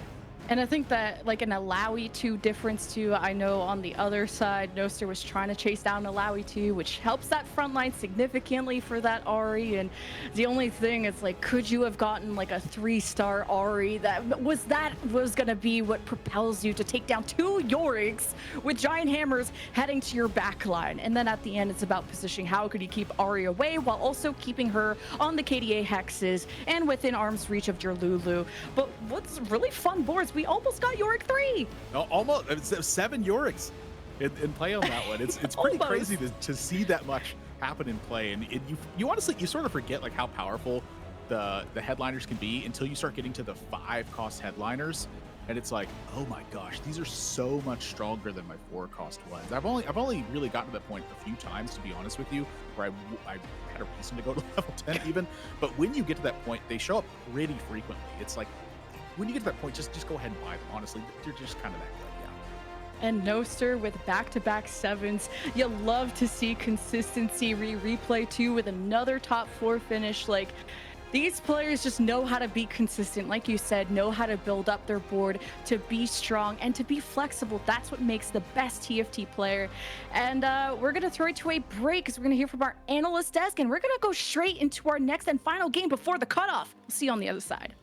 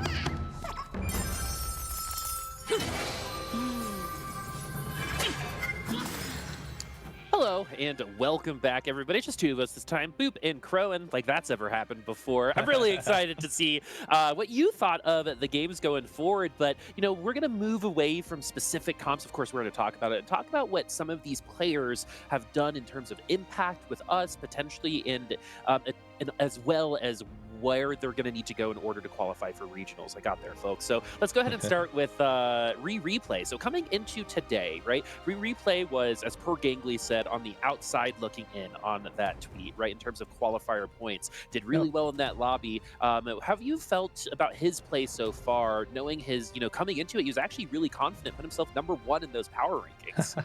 Yeah, I remember that. And he said, I think the quote was, hey, if I don't believe in myself, who will? Don't talk about no podcast, which, hey, I respect it, right? Honestly, if no one got you, you know, you got to have your own back. And that confidence really shined through in that last game, getting a first place. I think Replay is a player who knows how to, you know, cap boards with the rest of them, and even playing around lines that are maybe a little bit greedier. Maybe he was going for Yorick 3, or at least thinking about it for a while. But just the 2 Yorick 2s, you know, was kind of enough to, you know, make that lobby happen. Yeah, we're seeing the end game score screen here. Ziggs 2, Lucian 2 as well. Just good units and getting here, right? That is the big thing. Spoils of War is an element that can really perform if you have a strong opener, and Replay did just that. So he is setting himself up to make it to that final lobby where he needs to be, right? Needs to make it at least there, if not a bit more, to have a chance to make it to that regional finals. Yeah, we all saw some other names there. Unfortunately, I think for people like Neonify and Invective, I don't think that their result in this particular lobby is going to lend them any support, making it a little bit further this go-around. But there are some other new names that have been doing really well. And Crowan, you're, I think, just insane when it comes to predicting things, because during LCQ, you know who it was Toronto, Tokyo, and that ended up going all the way to Worlds. Sure, that's my right. You know, on this time around, it's Greya. So Greya's probably going to send you that PayPal, being like, "Thanks, Crowan. Now that means I'm going to do really well." But what have you been seeing? Because yesterday Greya was doing a lot of sacking in the early game, and today we've actually been seeing a lot of power in the early game for Greya. Yeah, 100%. Knows how to play a bunch of lines, Heartsteals, rerolls, knows how to do it all. Greya has had a fair bit of success, but it's still on the outside looking into today. Is sitting right outside of that top 16. So this next game has to be huge for Greya, but they've shown that clutch factor before. They've shown they can play for first, you know, play for top threes, and you know they got that third place last game with that you know, pentakill Akali kind of play style. It's tried and true. It's solid. It's not going to win every single lobby, so maybe the shift in this next game has to be you know, a bit different. Although it's just always good to see these newer players coming to the scene and being able to perform when all of the eyes are on you, right? When all the expectations, the pressure is there. Greya has impressed so far, and it's just one more game to potentially send them into that top 16. So I'd really love to see them be able to pull that one off. All right, speaking of the top 16, we're first going to see on the outside looking in, and there are definitely a couple really recognizable names here with Malala, but I actually want to bring up to Biri right now. Biri with over 99% chance, but unfortunately having herself on the bottom side of the leaderboard. This is, what do you kind of take a look at this, and are you worried at this point for Biri? I think the fact that if Biri doesn't go like dead last, like Biri would needed to go like to not qualify, needed to go dead last and also have a bunch of other things happen. So I'm still not worried for Biri. I think she is probably safe. However, this next game does, you know, need to hopefully just not be an 8th. But even if it is, and she doesn't go dead last, I think, as we now take a look at the top 16 here. There's, you know, the players outside looking in, but the players who try to fight to keep, you know, their spot here as well, right? We have a lot of already qualified players, but there's ones who not only need that top 4, but or need that final lobby, right? But need that top 4. Invective is a player on that list as well, one of the newer ones. We talked a lot about, you know, other players, but, you know, the Farmer, Billy, who's had a fantastic day. Lemon VIP still up there at the top because of the 3 first places to start the day. That is just absolutely a fantastic performance there. Even that 7th, you know, you could brush that one off. You're still in a fantastic spot to move into that final 16 and hopefully the final 8 from there. Yeah, fan favorite Lemon VIP. I know at least one fan for a favorite for Lemon VIP. I know Lemon Kiwi is absolutely excited about that. And I just also want to point out something that we don't bring up intentionally very often are those bonus points. But I do want to say statistically 10 out of the top 16 started with bonus points today. So that goes to show how important that third day is as well, because you need to, you know, try to get yourself set up for success that next go around. So let's see if those bonus points will stay. Will our top 16 stick around as well? One more lobby and we will find out. But first, we got to go to break. We'll see you soon.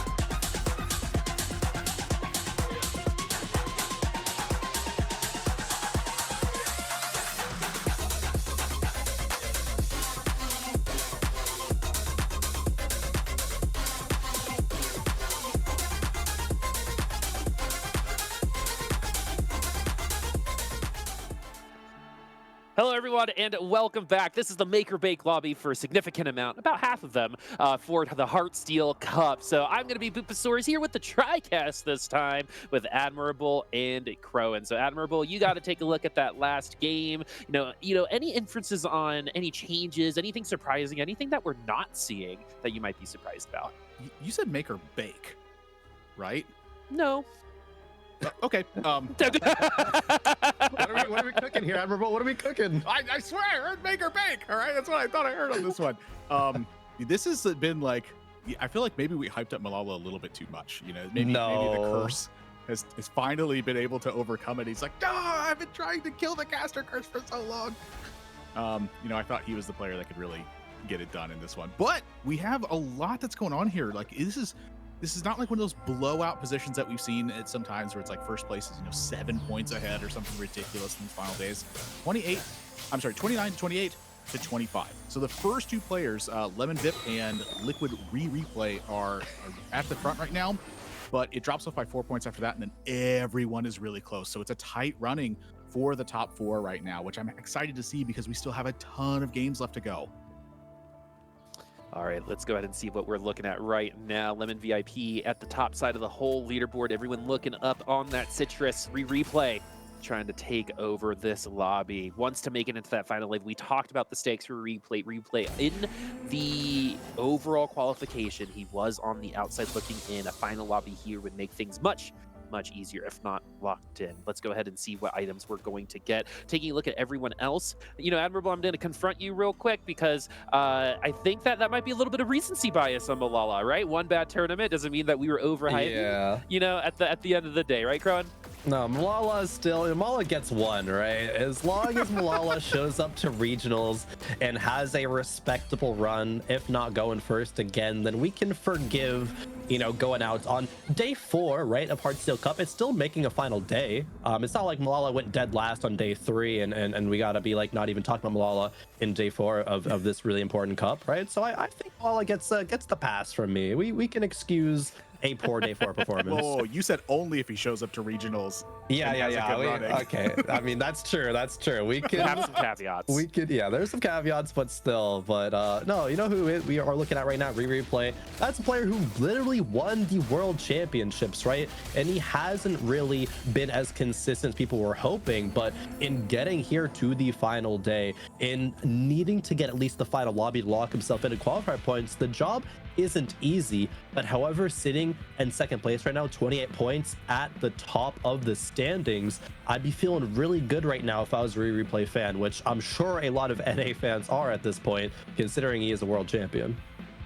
All right, we're going to see our first augment right now. Clear Mind, Healing Orbs, and Support Cache. It's going to be Support Cache. Let's see what item that we're going to pick as we're going to see it a little bit later as we move on to some other augments. Spoils of War, Insert Coin, and Scrappy Inventions. Scrappy Inventions coming through as the most likely choice. And I don't know what other augments you were seeing, Boop, but I saw Scrappy, actually. That was the only one on my screen. Yeah, but I just want to also take a moment to talk about this lobby is pretty insane, right? And not just in terms of stakes for the rest of the day, but just in general for TFT. You've got the Dish Soap, Setsuko, and Malala in here, but you also have someone like Pitsy, who is both very involved in collegiate TFT or just collegiate esports and does a lot of fitness in at that stage too. So a lot of diversity in terms of who is in this lobby, but everyone showing up is someone that I believe is pretty well known amongst the community. So let's go ahead and ride along with Beery, who just does not need an 8th. An 8th here is going to be the only reason why Beery might be a little bit more anxious going into the rest of today in terms of those qualifier points and making it into regionals than she would have based on that first really good lobby win. So things can totally change, but let's go ahead and talk about what we're seeing right now, which is Disco on that board, and Pitsy now is going to have Gambler's Blade on that Kale. If there's there's a synergistic combo for that item, Crowan, this is going to be the unit that I'm thinking of. 100%. This Kale in the early game is an absolute beast. You pair that along with other stage 2 heavy hitters like a Pentakill Headliner Olaf and an Urgot as well through Pentakill online, a couple of Moshers, and a Kale dealing all of that damage, farming all of that gold. Pitsy is in a really good spot right now. The only thing to be, you know, maybe a little bit outside of Pizzi's favor is 0 golds. You don't get the extra attack speed from the Gambler's Blade yet. It does keep stacking up to 30 gold, but every single attack that Kale makes, she's going to be scaling up. And really, I just stare at my units with Gambler's Blade, and I want to. Oh, there's the gold. It popped. There we go. Boom. +1. What Easy. about Rage Blade? Yep. To go with it. There's 2 points I wanted to touch on with this one. Is the first one is, yeah, Pizzi is really big into fitness. He was actually streaming some fitness stuff the other day. You should check him out, Pizzi, LOL. The second one is the stakes that are at place for this one right now, because our bar for the top 16 is looking like it's going to be about 24 points again. And so that is a tight bar that's set. And what that means is that Wager Iverson sitting at 17 points is in that spot where he has to be finding some win positions. So that's in another lobby looking at stuff like that. But I'm trying to find right now if there's somebody who is in that exact same spot for a first position is a must in this lobby right now. And it looks like Tempest is in the same spot where Tempest is going to need 8 points exactly to be in the running for a top 16 spot right now. So that is a big one from that perspective. If you see Tempest taking a big risk and going all in on the line, that's exactly why. If it's not first right now, it is effectively last place for Tempest. Yeah, 100%. Heartsteel online already, right? That is a fantastic way to get there. We've seen Heartsteel comps cap out and contend with the rest of them and be the best in so many situations, needing that first place. And, you know, your regionals chances could end right here if you don't make it there. A couple of other players who have a few more points, right? Pizzi needs a solid top 4 finish. Setsuko as well, he just needs to dodge, you know, bottom 3 to be at that cutoff, that 24 kind of point area. But the cutoffs could be a little bit higher, could be a little bit lower. It does depend on where the rest of the field lands. As we do get into Carousel and get an overview of all of these comps here, what's jumping out to me is, you know, there's Heartsteel on a couple of boards here, of course. Everyone wanting to get that economy online is, you know, just a good trait right now. There's going to be a time to play Heartsteel. It's probably right now, especially if you've been kind of avoiding it the rest of the time. There are certain players that just really don't like playing contested comps, even though that does come with the territory. To go in, you know, assuming that you're going to get everything you want, specializing in a contested comp can be a detriment to your play. But overall, in lobbies like this where cuts happen, a lot of people are going to have to go for those Hail Marys and try to get those first places. And we know it can happen because Aegon did it yesterday, right? So can anyone do the same thing as our favorite Shark has done?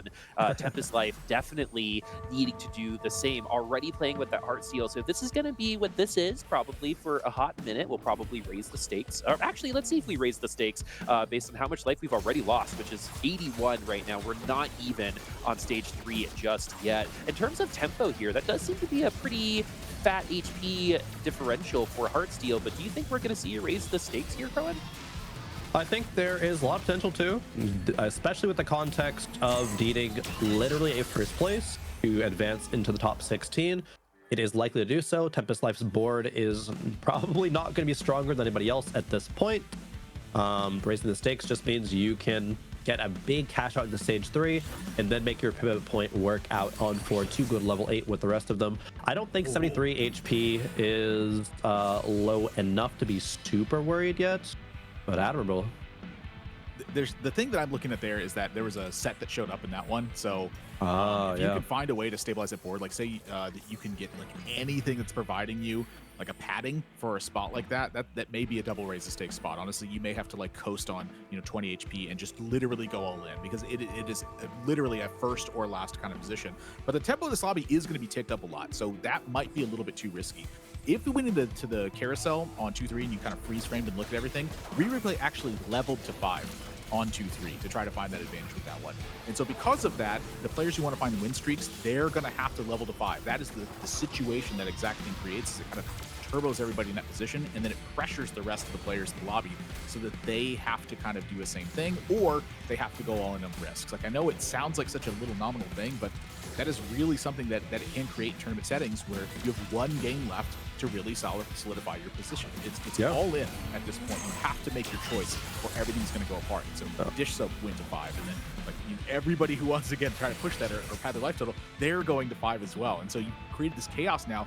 Nobody is on a 4 or greater streak for wins as we go here into Krugs. Like, this is a major change in the tempo of the lobby. That's exactly what it is. The tempo shift, you have to respond accordingly. A lot of times, especially in these situations, the players who just need to secure a top 4, they're going to be pushing those levels, right? Replay just wants to play consistent here on out because of the lead that he has.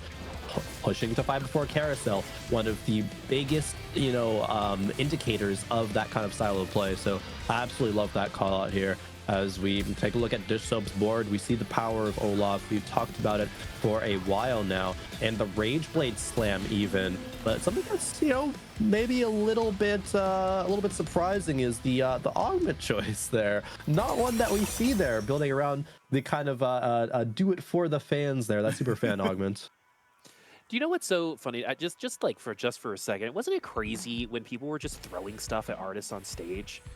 Why would we ever do it for the fans after that, right? Anyway, but yeah. Where does he go with this one? I got there. I always am. So let's go ahead and talk about this just a little bit, right? Do it for the fans is not an augment that I think people think of like when they think of augments or TFT. We've talked about Superfan in support of units like Kale. Of course, this potentially could also be Kale reroll on Dishsoap's board. We're seeing it on the other side still. Because of that Rage Blade, that still could potentially be the case. But we also have really good items on the Olaf too. So another really good reason why Olaf is good is he can take that AD item plus those tanks items and save them for the units a little bit later. A little underrated thing about Olaf. But overall, what is this augment going to affect the lobby like, right? What is the power level increase going to look like for Dishsoap?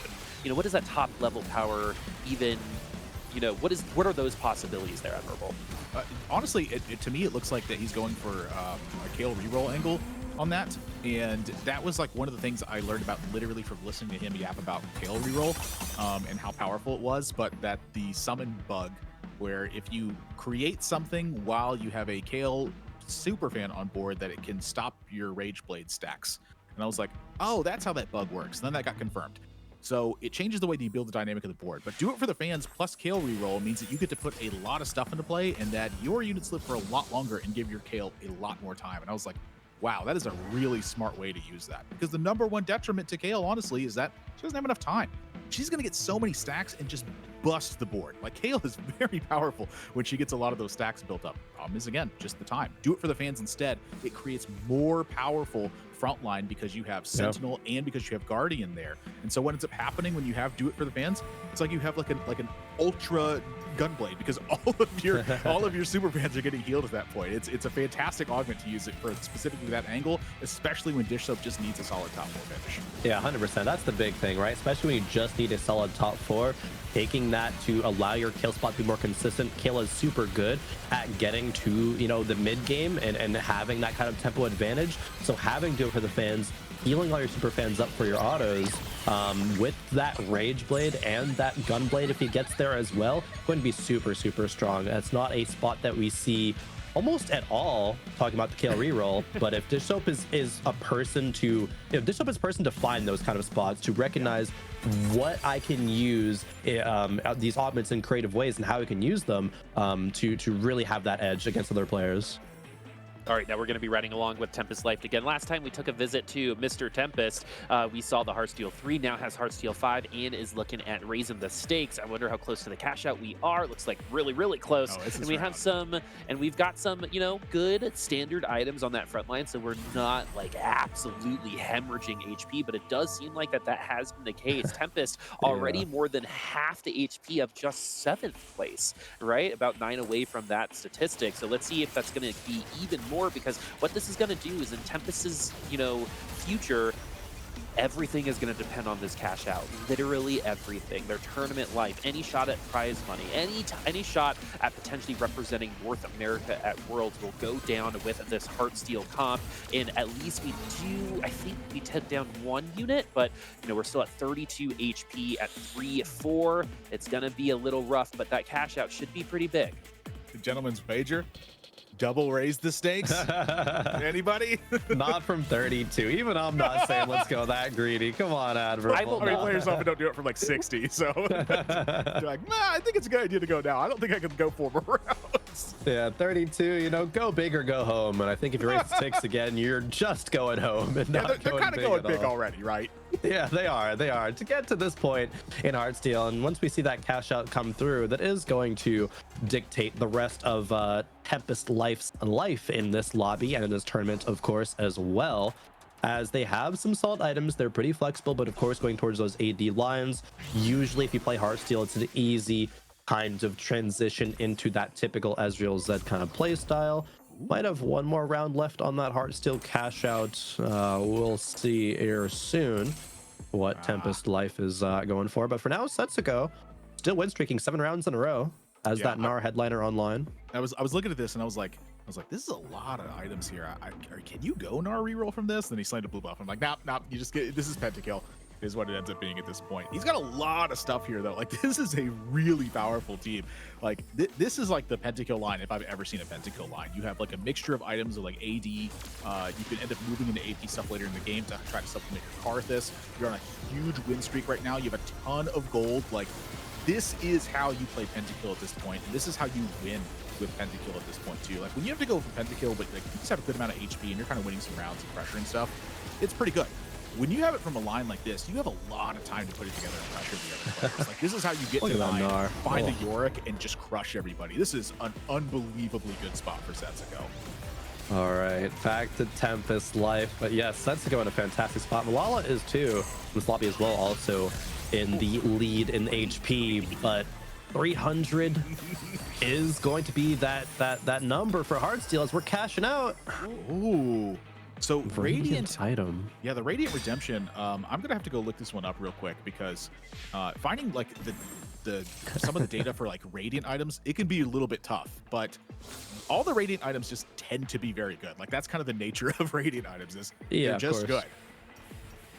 The big question is that powerful enough? Right, items are good, right? But maybe Tempest Life could have used a lot of gold in this situation to get to level 8, find these units a lot faster than the rest of the field. As Urgot won with now this Hand of Justice and the Cassante with the Absolution or Radiant Redemption, is that going to be good enough? And maybe versus Pitsy, because Pitsy's board is a little bit weak, but it is still an Urgot 2 though.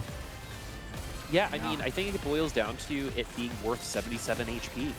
Right at the end of the day, That's right? a lot of HP. That's a lot of HP. Are we gonna cash out then lose that Urgot? You know, there's been a lot of guides out with Submit to the Pit with Urgot. This is not going to be what we see right now, but it does seem like that's the type of unit that is starting to grow in a bit of popularity. Like within this tournament, within this tournament, those guides have kind of come out, which is very interesting. Look at this pack though. Double Viego. Yeah, double Viego, and those are good items. I think this is a go. pretty good choice. Now we're going to see this pivot. This is really important. Crowan, walk us through this. The pivot is a little bit awkward because we don't have enough gold to go to level 8 right now. On 4-1 you could do it, but then you'd only be able to roll down a few gold. To find a headliner at that situation would be a little bit scary, but actually uses a redemption, or excuse me, a Reforger on the Radiant Redemption to get a Radiant Guard Breaker instead, and gets dropped a large champion duplicator as well. Wow. That could be the saving grace, and Tempest Life finds and pentakill headliner when skips it. Doesn't go that direction at all. Viego 2 upgrade is here, and yes, he goes for it. Wow, that's skipping the Karthus though. Admirable. What is he thinking? Well, the Executioner Karthus is like not the good one. I know that much at least, but passing up the Akali is like, you don't have that much gold left. Like, you just need to rent something and make the most of it at this point. The Guardbreaker usually is not like super good, but when you have a combination Infinity Edge and you have a 2-star Viego to go with it, it's going to be good enough for me. It's still a Radiant item on my 2-star floor cost at this point. It's a very easy pivot direction, I think, for Tempest at this point. You can go this direction. You can still pick up other stuff, but you absolutely have to get something going right now. I think that sticking to the Heartsteel in a spot like this is a little bit greedy. I'm looking at a Zach EDM. If you're going to go this way, like, this is probably good enough to rent right now. For me, on Tempest spot, this is like a bit of a panic moment here where like you're going to have to rent a 4-cost headliner, and it's going to have to be good enough for a while. You just don't have the gold to keep hanging on here. Man, this is so tight, but you need to make these risky moves if you're going to go for a first place finish. You have to utilize your HP as a resource, get as much gold as possible to just get a strong board online. The thing is, I think Tempest might have, dropped a little bit too low to come back from this spot. The Viego is going to be good, but is it good enough? That's the question that we have to figure out just a little bit later. As we're seeing Malala transition into a disco line, you hit the disco blitzcrank for the front line, you have a TF already, and Malala, especially with that Z as well on this board, has set himself up to go to level 9 and cap out exactly like these disco boards need to do. Oh my gosh. This board is so good right now. This is 4-2, and this is what your board looks like. You it's scrappy inventions too. Yes. Yeah. I could see your face a little bit where you're like, what? Why is he not making items for? Oh, like as soon as the fight started, I'm like, yeah, this board. I was just thinking like, oh, what's he gonna make on the TF? No, it's scrappy, so he doesn't need to make anything. Just the rod there for death cap. That's like best in slot that you've rolled here. My gosh.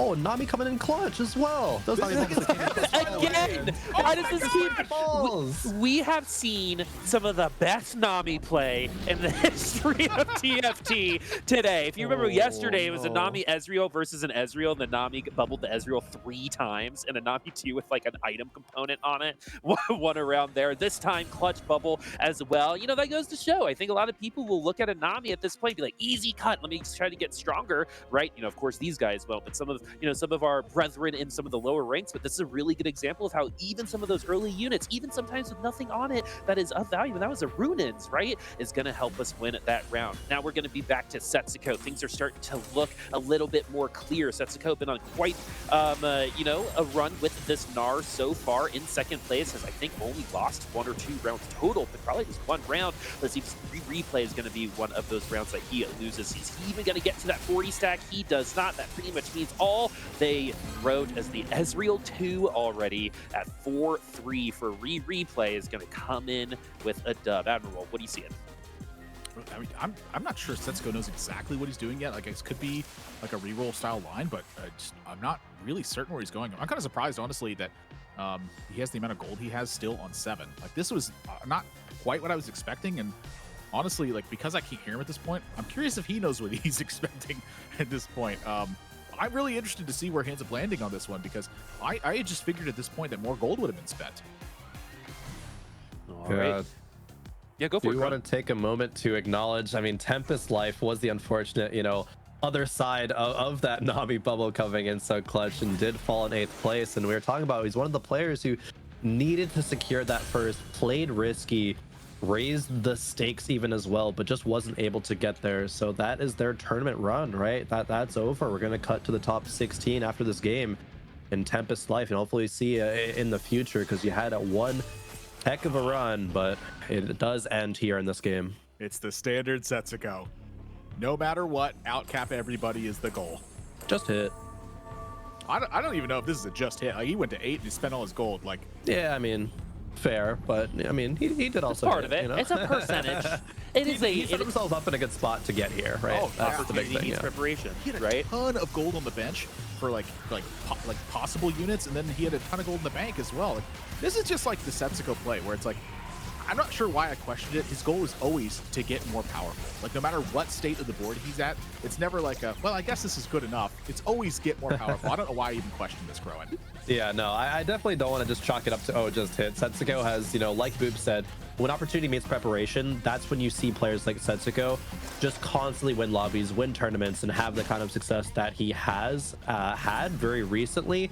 And the board isn't like even in its final state, right? We have the Gargantuans augment. We've played around the Gnar for so long. We got a Yorick. Just one copy of it is good enough. And it's not like this Thresh headliner is going to be on this board forever, but it is good enough for now to play around that 4 Guardian. We're still playing Superfan for this time. These things aren't going to be on Setsuko's endgame board, but they do allow him to save a lot of HP right now on 4-6. Econ back up and put himself in a position to level back up, find all these extra upgrades, and cap out his board as he does so well by going to level 9.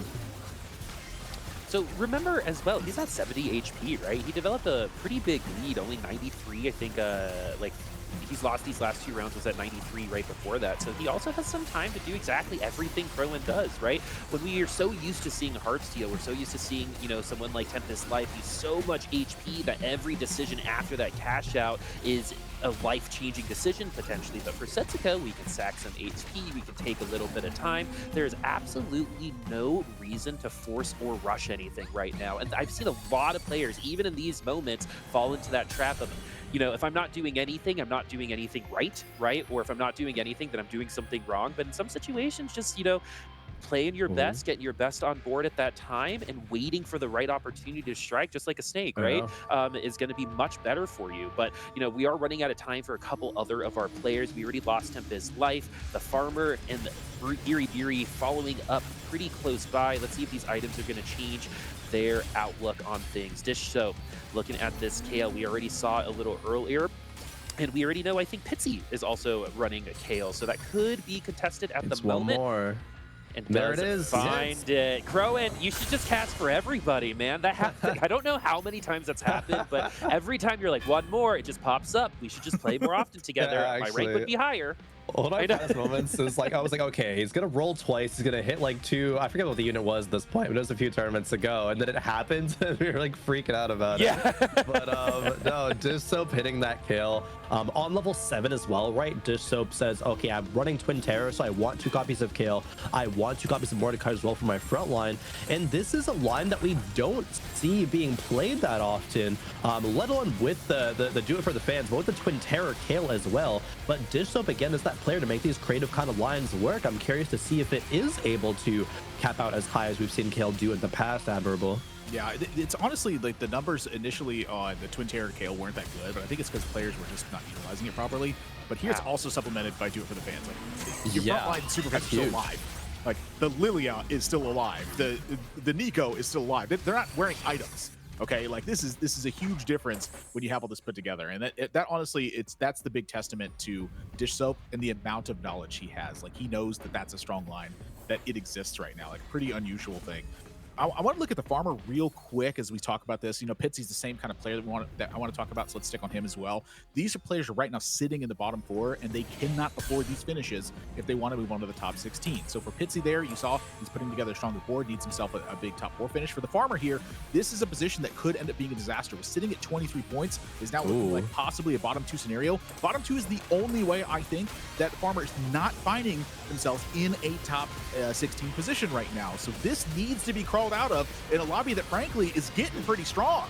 All right, the Ezreal doesn't one-shot the Karthus. Is that going to be the end of that Ezreal? Yes, it does. Have we done enough damage? Because look at that Poppy. Poppy just throwing that hammer down, taking absolutely no damage. And slowly but surely, that Poppy is going to break through this HP. It's been pretty slow, and I'm wrong because it took way too long. Got stuck on those units, even with those extra stats. It was just a visual for us. I was getting hyped that we were going to get to see that classic Poppy get to the back line. This is 3 dummies in play that have crash test because of the support dummy at the end, and this is a Death's Dance Yorick that is fully supported and has the KDA on here with a bunch of extra time to start getting the ghouls loaded up. Like once the ghouls get loaded up, Yorick is basically just like a better version of the Poppy is what it ends up feeling like. And so to see that battle take place, it's like, yeah, that is kind of what happens when the Yorick has that time. I also want to point out that our headliner is not contributing to any synergies just yet because of that Edgelord 2. But is that going to be the difference here? We're already getting some damage onto that backline. That K ult has gone off. A lot of our front line has already gone down. There's way too much red on the screen to feel very, very confident if you are the Farmer, but that's what it was last time. But unfortunately, might have to go back to selling insurance as the Farmer is going to fall in 7th place. That might have been one of my best. The Farmer getting farmed here. So in 7th place in the lobby. Admiral, you were talking about it. That might be the only situation where they don't advance to the top 16. 24, 25 is usually the break point though, so it could just be enough. We'll have to see how the standings shake out later for them though, as we turn our attention to players who still need a solid finish, right? Biri needs as many points as possible, even if she's not making it into the top 16, right? Still needs to get enough qualifier points to advance into the regional finals. Pitsy as well, one of those players. Replay has a big cash out, gets a ton of gold and an item as well. Replay sitting in a really good spot. We were saying he's pushing the tempo of the lobby early, and he's still been able to recover that economy, get a really nice mid-game board, run 5 Heartsteel, and have multiple carries with the Zed and Ezreal. Replay is really running a masterclass here, it feels like. Yeah, I mean, he's been having a killer day so far, and now even just right now, it's like, which of these do you take? You know, every single time I look back to it, I'm like, everyone always valued Zephyr and Shroud so highly at the end, and it's still no exception to this. Zephyr got better, by the way, since it became a support item. Now it's also adding attack speed to your team because it's so unusual that it comes up here. And Replay's board is very strong, and it's going to continue to get stronger. Zed finds its way to the back line, just wipes it away. And so right now, that is a big problem for Dish Soap, who is looking at having a strong top 4 performance. Dish Soap's at 20 points. Replay's at 28 points and is looking at trying to run away with this from top 16 to top 8 and then secure top 4 on this spot. These are big moments that are taking place as a result of this. Replay's been on level 8 for quite a while, but has an incredibly strong board because of it. Now it's time to see if you can build that up to level 9. The tempo of the lobby is pretty much capping right there, I think, though. Oh, yes. Look at Very board here. This isn't something that you see every day with a Caitlyn carry paired with a true damage Akali, but it's what you got, and it's scrappy invention. So many free items. We get the long distance pals value as well. And of course, a Poppy in the front line, a unit that we know and we love. Very still, again, needs to scrape every single placement point possible going up against Malala. And well, that is a headliner Lucian in the back there. That's not good. Well, for the other person. Yeah, exactly.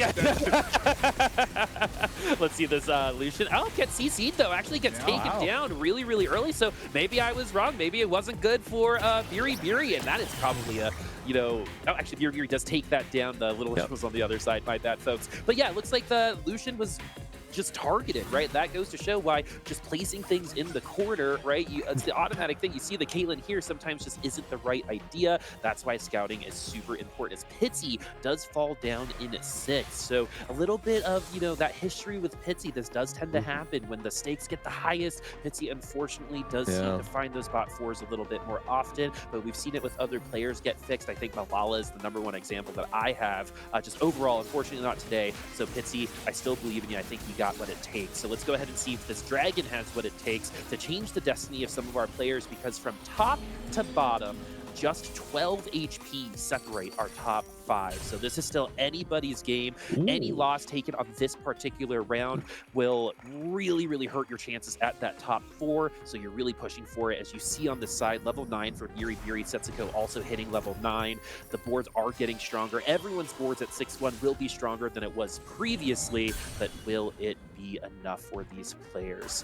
Still have Gargantuans on that Poppy. The Bloodthirst is going to keep her alive for that front line. We still have a ton of items to place onto our units, and our next round is starting as well. So we're going to start off with some items on the bench just for now, but we're going to get them on just in time. Let's see how quick we get through that front line, because that's really the name of the game here in the late game of TFT. How much HP is in that front line, and how quickly are you going to be able to get through it? And someone's on the Caitlyn, but the ult takes them down instead, and the Caitlyn has no problem going after this Kayle. And that's a big win, but Setsuko, I think, got lucky on that round because that was a ghost.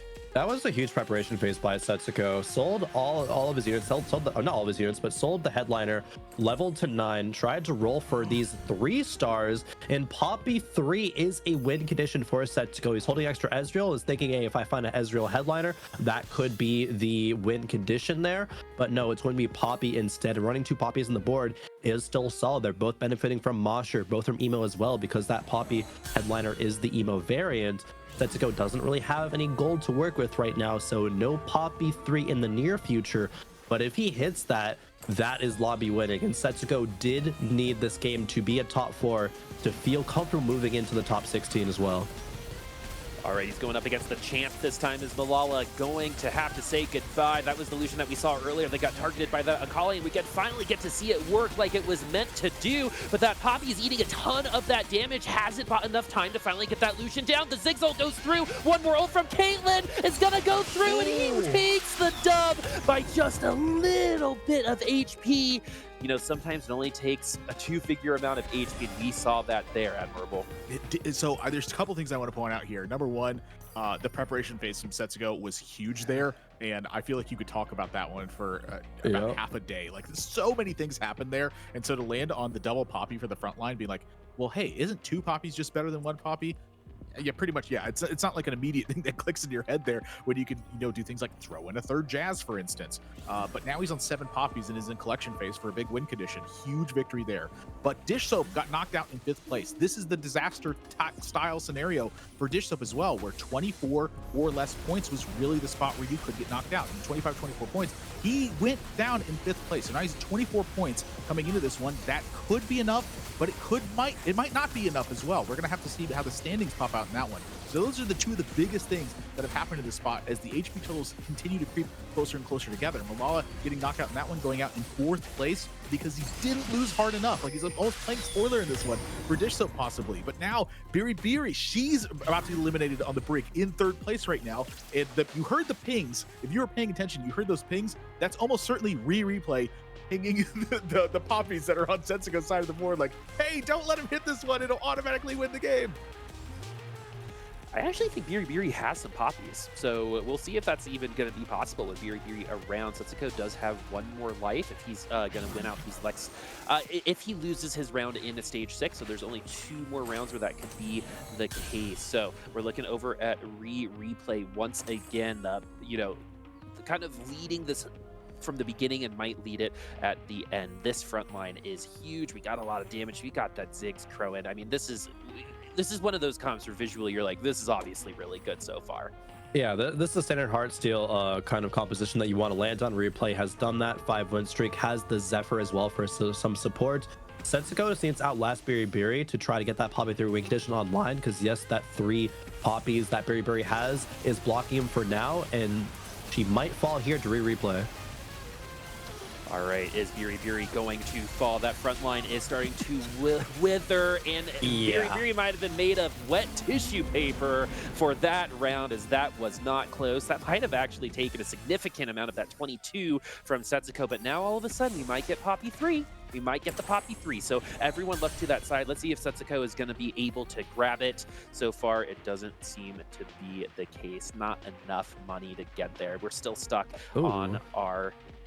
we still need 2 more, but 4-game win streak versus 6-game win streak. So something is round win streak. So something will change. Is it going to be replay, former world champion, or is it going to be the LeBron of TFT? I know, Admirable, how you feel about that of Setsuko. We're going to see who's going to take this game and see if this might potentially launch them to even greater victories later on today. This front line is really beefy. We already get some ults from that backline already as well. This ult is from Ezreal, is going to try to one-shot and doesn't hit the corner with all of the carry. So Setsuko is going to have all that damage remaining. That Ezreal didn't take down anyone yet. Is that Caitlyn going to get another ult off? Once again, is the Ezreal going to take her down? She walks away, and she's going to help them win the round, Crowan. So much exciting stuff happening. Yeah, what a crazy fight. This is really coming on to the wire. Setsuko actually had a really interesting shot in that last one. Had a couple of Lowies, chose to sell the Ezreal actually and start playing the Jhin, still wanting to hold on to that pair, because Jhin 2 and Caitlyn is what Setsuko wants to cap around, and of course the Poppy as well. If Replay finds a Poppy in the shop, needs to hold on to them to deny them, because as soon as Setsuko hits Poppy 3, that would be lights out. The last round was already a round win, so Replay really needs to deny that going into this prep phase. But Admiral, is there anything else that you think Replay could do? I mean, it was like a bizarre preparation phase on the side of Setsuko, where it looked like he was like, you know what, maybe this might be a downgrade on my units, but honestly, this is what I need to do to win. I have to get better stuff. So he's downgrading like the little tiny units. He's gambling on getting another Jhin in play. And then even with the Jhin perhaps being in the wrong placement, is sharing crowd diver stuns onto that Caitlyn. He was still able to win that round on the back of that. I was really surprised. I thought the crowd diver was going to be the difference in Setsuko winning that round, and not. But it wasn't. This is like crazy how powerful the board ended up being. But now it's again stage 7, and this is a major fight. Is that Mana Zane going to come up clutch once again? We're going to see that mana bar refill for that Caitlyn really quickly. That's 2 ults in just a couple seconds, and that might be just enough to break through. And the Zed is already on the other side. So because of that positioning, because of those clutch ults and that Mana Zane, that Caitlyn is going to come through once again. And Setsuko, who started us off with 2 gargantuan resolves on Anar, finished it with a Caitlyn and a Mana Zane. thrilling fights to end that particular lobby. But let's talk about that roll down. I feel like everything was going so fast. The stakes were really high. Setsuko's initial roll down to get us here was something that you said, hey, we could probably talk about that all day. So why don't we start, right? We'll get one thing before we get to break. Admirable. Tell us how Setsuko made that roll down into a victory. It's the thing that is always going to be in his mind is just how to make the most out of the situation. And so in that spot, he wasn't certain where he was going to land. He had everything ready to figure out what composition he was going towards. It's something immediately leaning one way or the other was going to be where that went. And that's a tough thing to think about when there's that many different units involved. But that's how his mind just works. He has so much preparation and practice that he sees these things almost instantaneously. So the moment it went one way, he's like, oh, okay, that's the way I go. Everything sells out that's in the other lines, and it just immediately starts to build up on the other side. It's like, I feel like he's stacking up it's like he's building out like a chessboard really quick. He's like, oh, I need to put my pieces in place. For me, I'm like trying to figure out, I'm like, oh, this is the bishop, this is the knight, right? He's already made the opening move at this point. He knows what the next 20 are. It's crazy. Yeah, just to quickly add on to that, Setsuko knows at every single stage of the game how to make the most out of the situation. Admiral, that was a great phrase to describe Setsuko there. He did it during that roll down. He did it in stage 2 and consistently throughout the whole game to put himself in that position where he can still make those choices in the end game and win lobbies with it. Didn't even need to hit Jin 2. Didn't even need to hit Poppy 3. He was already so far ahead, and that's why Setsuko is talked about so much, is one of the greats in the name, because he can pull off spots like that and win games yet for his plays. Setsuko is the definition of building upon an amazing foundation, right? There aren't a lot of people who initially have that foundation, but when you make really good vanilla, the Sunday that comes out of it is going to be fantastic too. So congratulations, Setsuko, for that particular lobby. We're going to take a quick break. We're going to see who that top 16 is going to be. Stick around.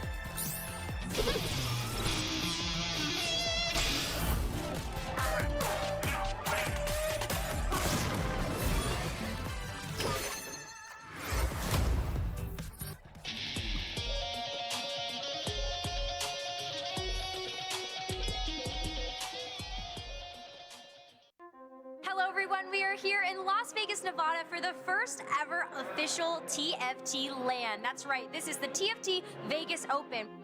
512 competitors flew here from all around the world. They're taking the stage to be able to compete for the title of the TFT Vegas Open champion, as well as for a $100,000 grand prize.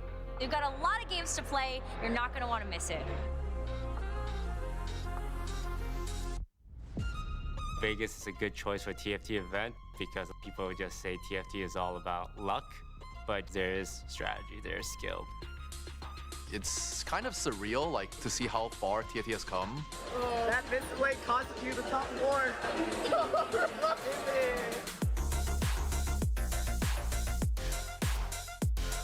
I'm winning the tournament. Keep winning. I'm winning the tournament. Always says that.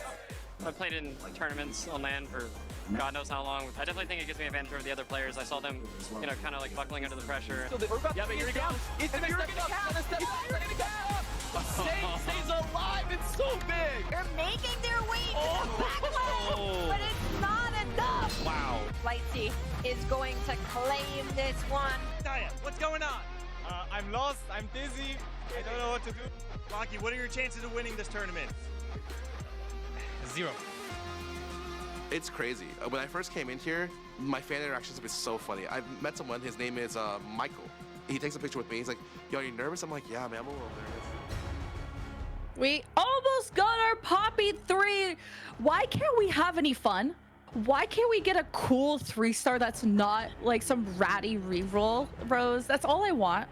That's for games 6 and 7, because now that you've put that into the universe, we're gonna get a 3-star 5 cost. Thank you very much. Or at least that's the hope, right? When I was casting with Admirable, we were 2 away from Yorick 3. Like, so close. I know. They're doing great, but it's not perfect. It's not the 3-star. But this was an important game, regardless if you got 3 stars or not, Rose. We have reached a cutoff point. What were the stakes for this match? Who really needed to rise to the occasion? Well, there's a couple of players in this lobby that really needed a big finish in order to have a shot of making it to the NA Regional Finals. I'm really looking at players like the Farmer, like, needed a very big game to like he needs a top 4 at this event in particular in order to have a shot at the NA Regional Finals. And I want to say that also Tempest Life is also at that point as well, and so sadly going like 7th and 8th here just isn't going to cut it. And maybe on the flip side of things, there's Replay that surprisingly hasn't secured a spot in NA Regional Finals yet either, needs to, out of qualifier points, get something like a top 8 today in order to do that. So this was a very, very big deal for Replay to get that 2nd place for, because you now have a huge leg up to make it into that top 8 lobby, knowing that we're cutting the field now and you get 1 more game to shoot your shot for that top 8. And I know there were so many games going on at the same time. Y'all just witnessed the chaos that was lobby 2. I had to start muting Boop because he's getting so excited over there, happy, all hyped up. It's down to these 1v1s. It's been crazy. Just to give you the top 4 of the other lobbies that went down, lobby 1 had Kurimex, Robin, Aegon, and Protect. But lobby 3 had Billy, David Az, T-Lides, and Lab Rain. And lobby 4, that top 4 was Khazix, Wasian, Iverson, Ramkev, and Kambuli. Okay. And we're at the cutoff point, so it's nice to see those returning names at the top, Rose. Yeah, because there's a lot of names in those lobbies that you listed that also need some big performances. Like a couple of other players that need the final lobby today in order to make it are David Ace, as you mentioned, as well as Khazix, and then players that need a top 4 to qualify. You're looking at Kurimex is one of those players that like needs to be in that top 4 to make it into the NA Regional Finals, which honestly is another player that it kind of sounds far-fetched that he'd be in this position where he would need a top 4 from this event. So very nice to be able to hear that those players have been able to finish out this 5 games super strong. But is it going to be enough? Because that cutoff is going to be very, very tight, and it's only the top 16, and then we cut it again. Yes, we were at 32 players. We're cutting them all in half. There's only 16, and I don't have a drum set, but I have a used fork and a pencil from the 3rd grade, and I'm gonna do a drum roll. I'm doing a drum roll. You can't hear it, but you can feel the energy. Show me the standings. Wow. So everyone this here not making it. Yeah, it's the players that are not going to get that chance. David Ace, Philip, this is so disappointing to see players like this in that spot, because they really needed to have big performances here in order to be able to make it to the NA Regional Finals. Players like Malala, he gets to have this top 32 at the Heartsteel Cup. He already qualified through winning the KDA Cup, so he's not in sitting in too bad of a position. But you still look at players like Dank Memes, Greya, sadly, another one of those players that had such a good tournament run but needed that top 4 to qualify. K3 Soju is fine. I'm pretty sure he makes it now through qualifier points, but it is disappointing to see him miss out on making it into that top 16. But here are the 60 players we do get a chance to celebrate. Kurimex barely making it in. Oh my gosh, that's a tiebreaker win here for Kurimex, and those 2 bonus points helped out a lot. Yeah, just KurumX ending a top 6 yesterday, managed to squeak in. Kiyun was a heartbreaker when they finished top 10 yesterday and didn't make the cut. And you see kind of the mixed impact that not having any bonus points doesn't matter. And one name that stuck out to me, Lemon VIP, like jokes aside, this is a person who didn't have this crazy tournament career before coming into Heartsteel Cup, and is a known ladder warrior for a long time. And to have this breakout performance is big. We still have like 2 more games to go, but it's cool to see Replay steal away first place. And those are your top 16 heading into the 2 last games. I love that. Right next to Lemon, we've got Billy, that is also one of those players that is having a really great tournament performance, a super big breakout run for them. But if you notice, looking at the scores that Replay has put up over these first 5 games, that's no worse than 3rd. I'm going to have somebody else do the math on that one, but that average placement is very, very high. There's still 2 more games to go, so now that we have a field of 16 competitors, they're going to play 1 more game, then we get our top 8, and then we will play 1 more to see which top 4 will move to the NA Regional Finals. So much to play for as well, because now this is where we get to see the money. Only top 12 get that money, so gotta give it all you got in these these next couple of games, that's for sure. Clutch or cake, we have our top 16. They have to play 1 game, and then the top 8 go to the final lobby to cash in for those 4 last regional spots. This is one of the last chances you're gonna have to get to regionals to represent your region at the World Championship in March, and that game is ready to go. So let's go say hi to our casters, Admirable, Boop, and Crowan. Welcome back, everybody. Thank you so much to my favorite bros, Nekra and Lemon Kiwi. So, like we just heard, there's only 16 people left. This is make or break. Traditionally, this lobby is probably the most important lobby in the tournament. Of course, if the stats say it, and we don't have like a clear winner after this, then the final lobby will determine. But this is the penultimate lobby, and that means we're finally going to get to see a lot of our players really throw that Hail Mary, really get down the field with their, with their potential miracles that can get them there. But this is who we're going to see right now. Replay, Rainplosion, Robin Songs, Aegon, Noster11, The Farmer, who ended up making it in, Protect Scroll, and KurumX.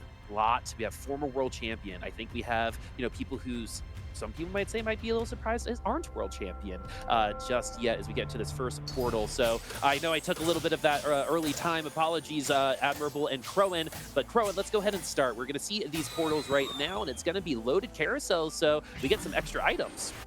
Yeah, I know we were talking about loaded carousels yesterday as well. You could slam a lot of items in the early game. It's going to be really good for lobby tempo, of course, 100%. But looking at the players at this point in the lobbies, right? This is going to be after the top 16. We're going to be cutting again, though, after just another game.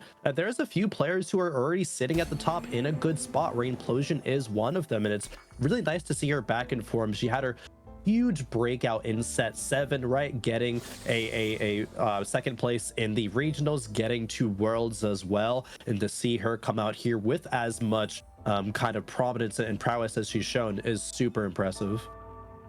I totally agree. Rain in, was it set 6, right? Was when Rain really came through. And just really showed up and has become a pillar of the community ever since, is a part of the lab, one of the best branded groups in all of TFT. I've always thought that all the study groups should be able to sell some swag. Why not name yourselves and make some money off of it too, right? As we go over to Robin Songs now. So Admirable, Robin Songs sitting at 30 points right now. Had a little bit of a tough game the last time we saw him on stream with that true damage comp. It seems to have recovered pretty well. What are you feeling about Robin Songs? Say if you're someone else in his lobby, penultimate lobby, and Robin's in there with you, what are you most afraid of when it comes to Robin's play? You're gonna let me show this old timer what's what. Honestly, the thing you're most afraid of is that he just always drives tempo. Like he is a player that doesn't play the same way for caps that that other players do. And honestly, that could be kind of a detriment to him sometimes, but he's going to continue to drive the tempo. And honestly, I was about to say, I was like, prismatic lobbies are about where it's like the most dangerous playing against Robin is because he just gets more stuff. When Robin has more stuff, it's harder to make those big cap moments unless you just really have everything going for you at this point. So for Robin, he's going to continue to push. He's going to make the most of it, and he's always going to put the pressure on you, unless he just literally can't. Like we saw the lobby that he like had the failure game. Mind you, he didn't have an early game to work with, and he failed on his reroll composition. Like he just literally didn't have an opportunity to do what Robin normally does, and that's kind of where it all fell apart. But right now, I'm seeing a Lucky Gloves. I'm seeing a new recruit. Robin has like 2 different angles to really put the pedal to the metal here, Crowan. Yeah, it could be a hologram as well if we want to think about Lulu. His early hologram has been picked later, but it is going to be a new recruit. Get the duplicator, get that extra unit on the board as well. And Reimplosion, rock an early game crowd diver headliner. Nothing too crazy here, just a little bit of early game power, but you know. Ticket? Yeah, prismatic ticket. I mean, okay, what am I missing here? I feel like this was not good. Oh man, I mean, prismatic ticket can be good. Like I would take it with Punk, right? Playing that, of course. I would play it if we're offered a lot of, you know, maybe Olaf's early, because you can consider rerolling for Gnar as well. There's a couple of options that I think prismatic ticket could be really solid.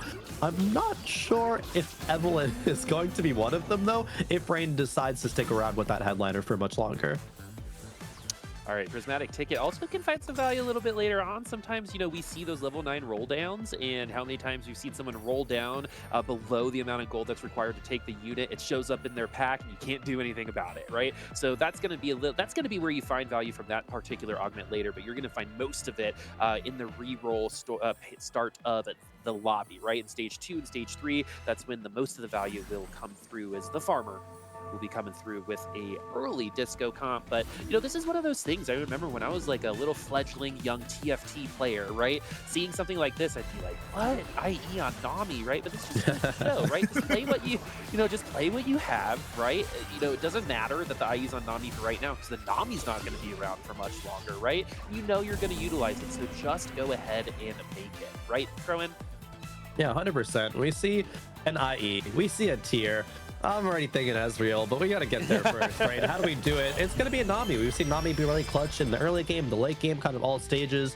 She's not talked about too much outside of disco line, but the only other time is going to be the early game. So really, really good stuff there. Aegon as well, one of the players who is feeling very comfortable, 29 points. I do want to give some kind of quick perspective into the stakes of this lobby, right? As we're still in the early game here, there's a few players who, you know, we saw one of them in the last game. The farmer did get bottom 4, but still was able to make it into the top 16. But the farmer's in a spot where he's going to need to get not only to the final lobby, but a top 4 to secure that regional slot, right? So not only do you need to, you know, win this lobby or do top 4 this lobby, but you might have to try to get more points than normal. It's not just the cutoff you have to worry about, it's setting yourself up for the next game as well. And Protextral and Kurum also in that same exact spot as well. So they need 2 back-to-back really strong games and have to start here.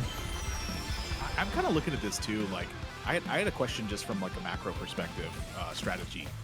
So this is kind of directed at anyone who wants to weigh in for Instinct. I'll go to Crowan first in this one, but taking the buried treasures, this is a lot of items you get, but it's on-loaded carousel. Like, is this a compounding thing where it's like critical mass on items, or like, I feel like this is kind of an interesting one where I'm like, I'm not sure if I want this because I'm getting so many more items. Yeah, I would actually say that I think buried treasure is oftentimes less impactful on the specifically loaded carousels, or I mean, come on anvils as well, right? Just other portals where you're going to be getting more items.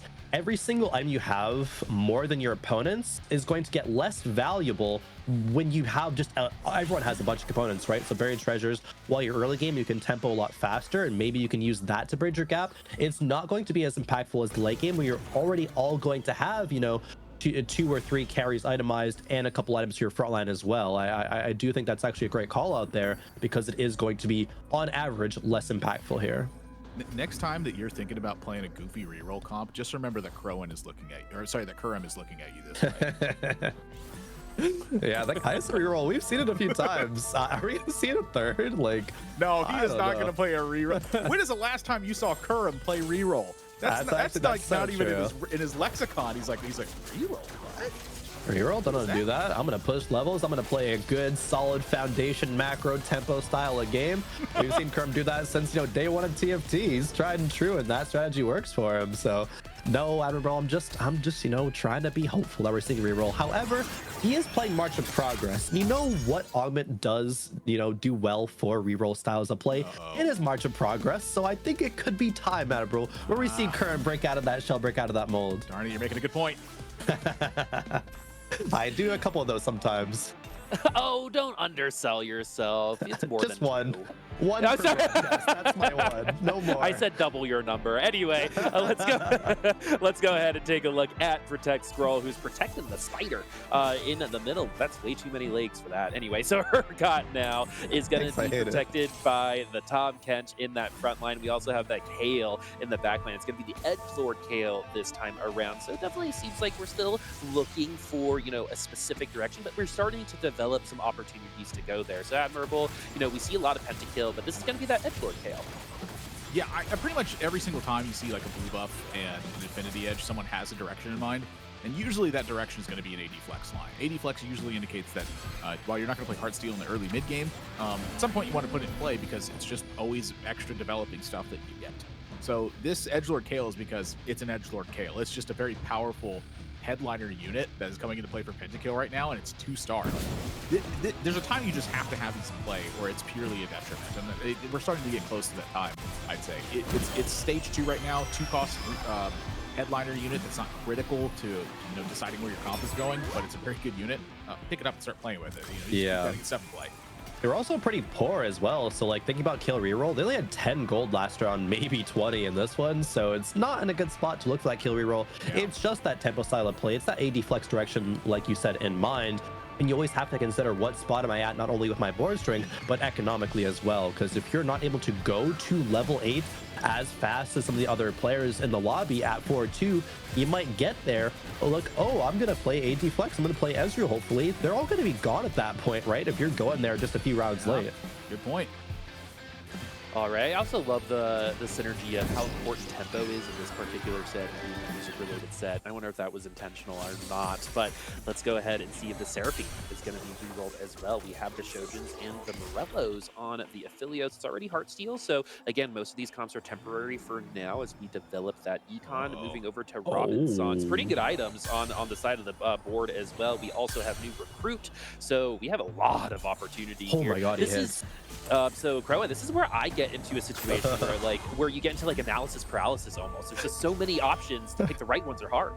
That was so scary for Robin, actually. I'm so surprised that he's taking this line. Robin rolled almost to 0 there, almost to just not see a single Yasuo, right? He had the duplicator already online, had a bunch of Yasuos, just needed the headliner. But even still, even now that he's gotten to this point, he's not quite stable yet. Yes, has 3 good items to slam, actually 3 fantastic items to slam. Maybe IE would have been a little bit better over the Deathblade, but that's still fine. Robin really needs to come back though, and you can't generally do that playing from this economic disadvantage with Yasuo. It will fall off sooner than other 1-star carries, especially because he hasn't been able to stack that attack damage up very well yet. But something like Tiny Titans might help him out and give him a little bit more of that time. Yeah, I was just about to say, I was like, well, it could actually really buy him out of this right now. Yeah, perfect. Titans, like the thing that's really kind of scaring me a little bit about this right now is that he doesn't have any stacks on the Yasuo right now. So we missed a few rounds of stacks on this Yasuo potentially because it does really well when you're able to find this like on creeps, for instance, and then you slam an item on him. And then while you might lose streak throughout stage 2, the point is he's taking out some units. So you're buying a little bit of extra health and at the same time you're building up some extra stacks. That's usually a big one's coming in. Last time we saw Robinsons have to go on this 5-loss streak, it did not end well. But this time he's hit. This time he's able to pad the life total because he's found the Tiny Titans at this point now as well. This is a major difference from the previous reroll game that Robin was at. And the thing that Robin does, we know that he does this, is that he knows the spots and when you're supposed to go for them right now. This was, I think, a great call for what's happening right now. And I frankly, I think because he's hit it this time, he really has a strong chance to find himself in a good top 4 position and push through to the next lobby. Yeah, especially because of Titans, I'm right there with you. I think without that, it would have been a lot scarier. The Yasuo is going to be really good in stage 3, but in stage 4, that is when I'm scared. But Robin now will be giving himself more time to get these true damages online and cap out his board with more edgelords, right? You can have dual carries with a Viego perhaps in the late game as well. Even an Akali does really well, of course, in this true damage style of play. Robin, again, just needs to get there, though.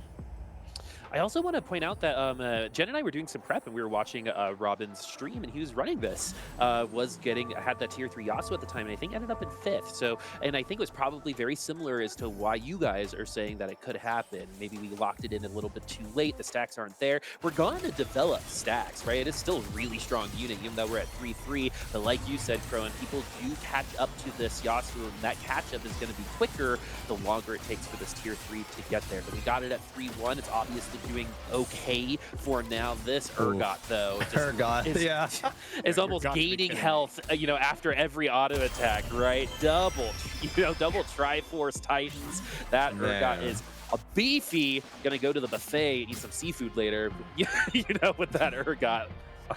Let's erase the T, replace it with the D. He's Urgot right now. Yeah. Especially in stage 3, being fully itemized Urgot too. Like, it's just such a strong mid-game unit, admirable.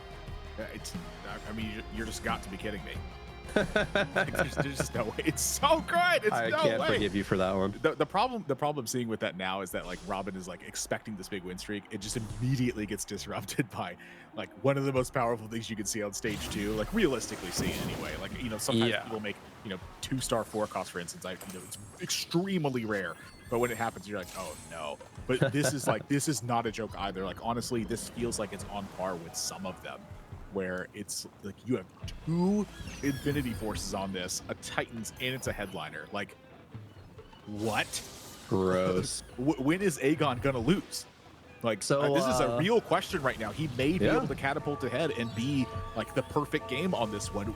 I don't think I've ever seen one of these in competitive play in terms of actually winning out. 4-2, submit to the pit, anyone? Do you want to see that one? Because I do.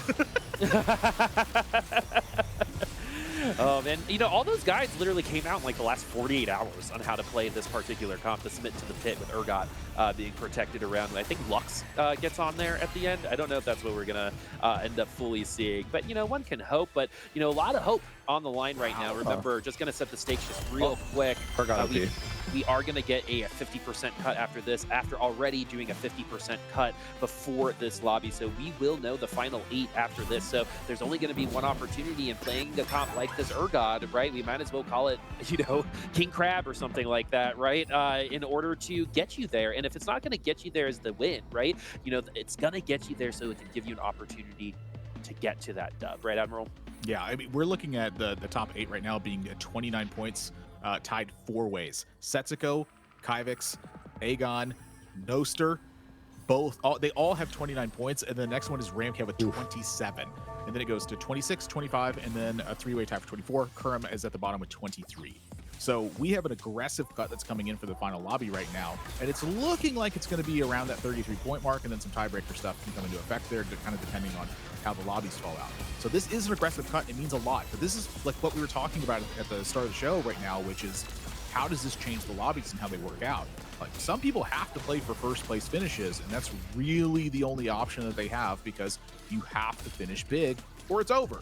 So that's really the big question, is like how you can end up pacing your lobby based on all of those variables right now, and can you find an edge anywhere within those? You know, I think a lot of those edges that are happening because people have to play in certain ways, there's just no way you can know them. Like, there's such subtle and nuanced things that you never come across. It's like, you know, why even try to look for them at that point? Just play the way you would normally play for a first place finish, because that's clearly going to be your best way to get them. And sometimes 100%. Kerr, one of those players who needs a big finish here, has the march of progress, needs to find a level 7 comp to stabilize with, and he is looking and rolling and rolling. It's a headliner Mordekaiser, but no, I don't think it's going to be exactly what he's looking for. He already does have a pair of Mords, though. Could go into a pentakill direction with that in mind, but no, keeps on rolling. That's very interesting to me because I will say that the Sentinel Mordekaiser is a very powerful one to come across. Still could pick up something like a Kale. Doesn't have the items for it though, so yeah, just gonna pass that one out.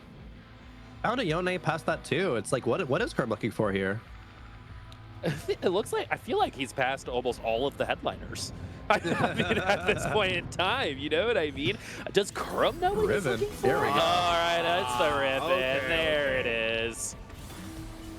Yeah, had the 8-bit units that could have given us a little bit of a clue there. Has an open cloak, 2 open cloaks actually, which is perfect because you can make 1 BT right now and save the last one for a QSS. We've solved the puzzle, guys. We got there. It is still not going to be strong enough for right now, as Kerm's going to take a big loss up against Robin Songs, who has found a little bit of a win streak there after getting it snapped by that Urgot. I do think you pay the gold there to hang on to the Lucian as well. That's something that eventually goes into, I think, your composition at this point. And then finishing on the gold augment here. And we're going to see the farmer's perspective and what they're going to roll down for now. This we're going to go back to Reimplosion, who's making these augment choice still. 4-2 ends up being like a huge point of a lobby, and I think especially one for the way that this tempo is panning out as well. Kind of everyone is getting pushed a little bit because of the prismatic.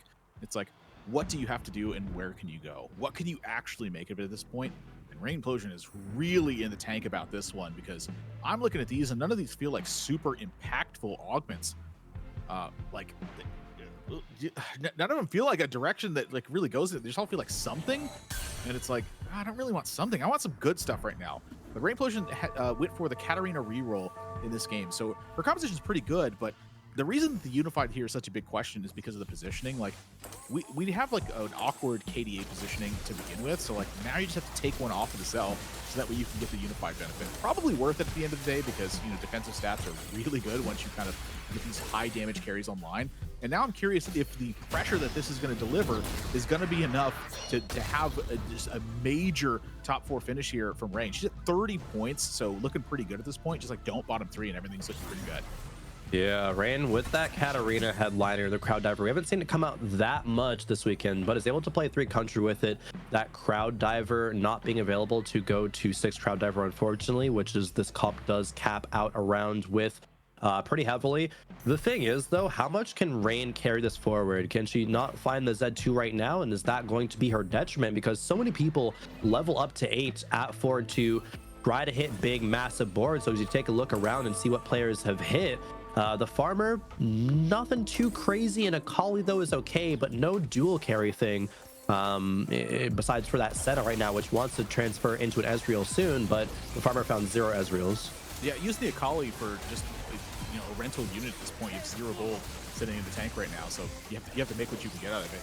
True damage Akali, certainly not a bad way to go on it. I wanted to touch on the point of the country Akali for the reroll there on Reimplosion's side. I was reading on some of the EU stats of this one, and Lelouch actually tweeted out of like buy and sell a country Katarina, and then buy and sell a country Katarina, and then don't hit the Crowd Diver Katarina, and like GG. And I was like, why the heck would you pass the country Katarina? If you play reroll Katarina, take it, make a 3-star one, and keep going with it, man. Like this is, you gotta go right now. Like how much gold could you possibly have in order to justify those kind of sales? Is like really my thought on it. Like if I see a headliner for a unit that I'm re-rolling for, I kind of just take it and go.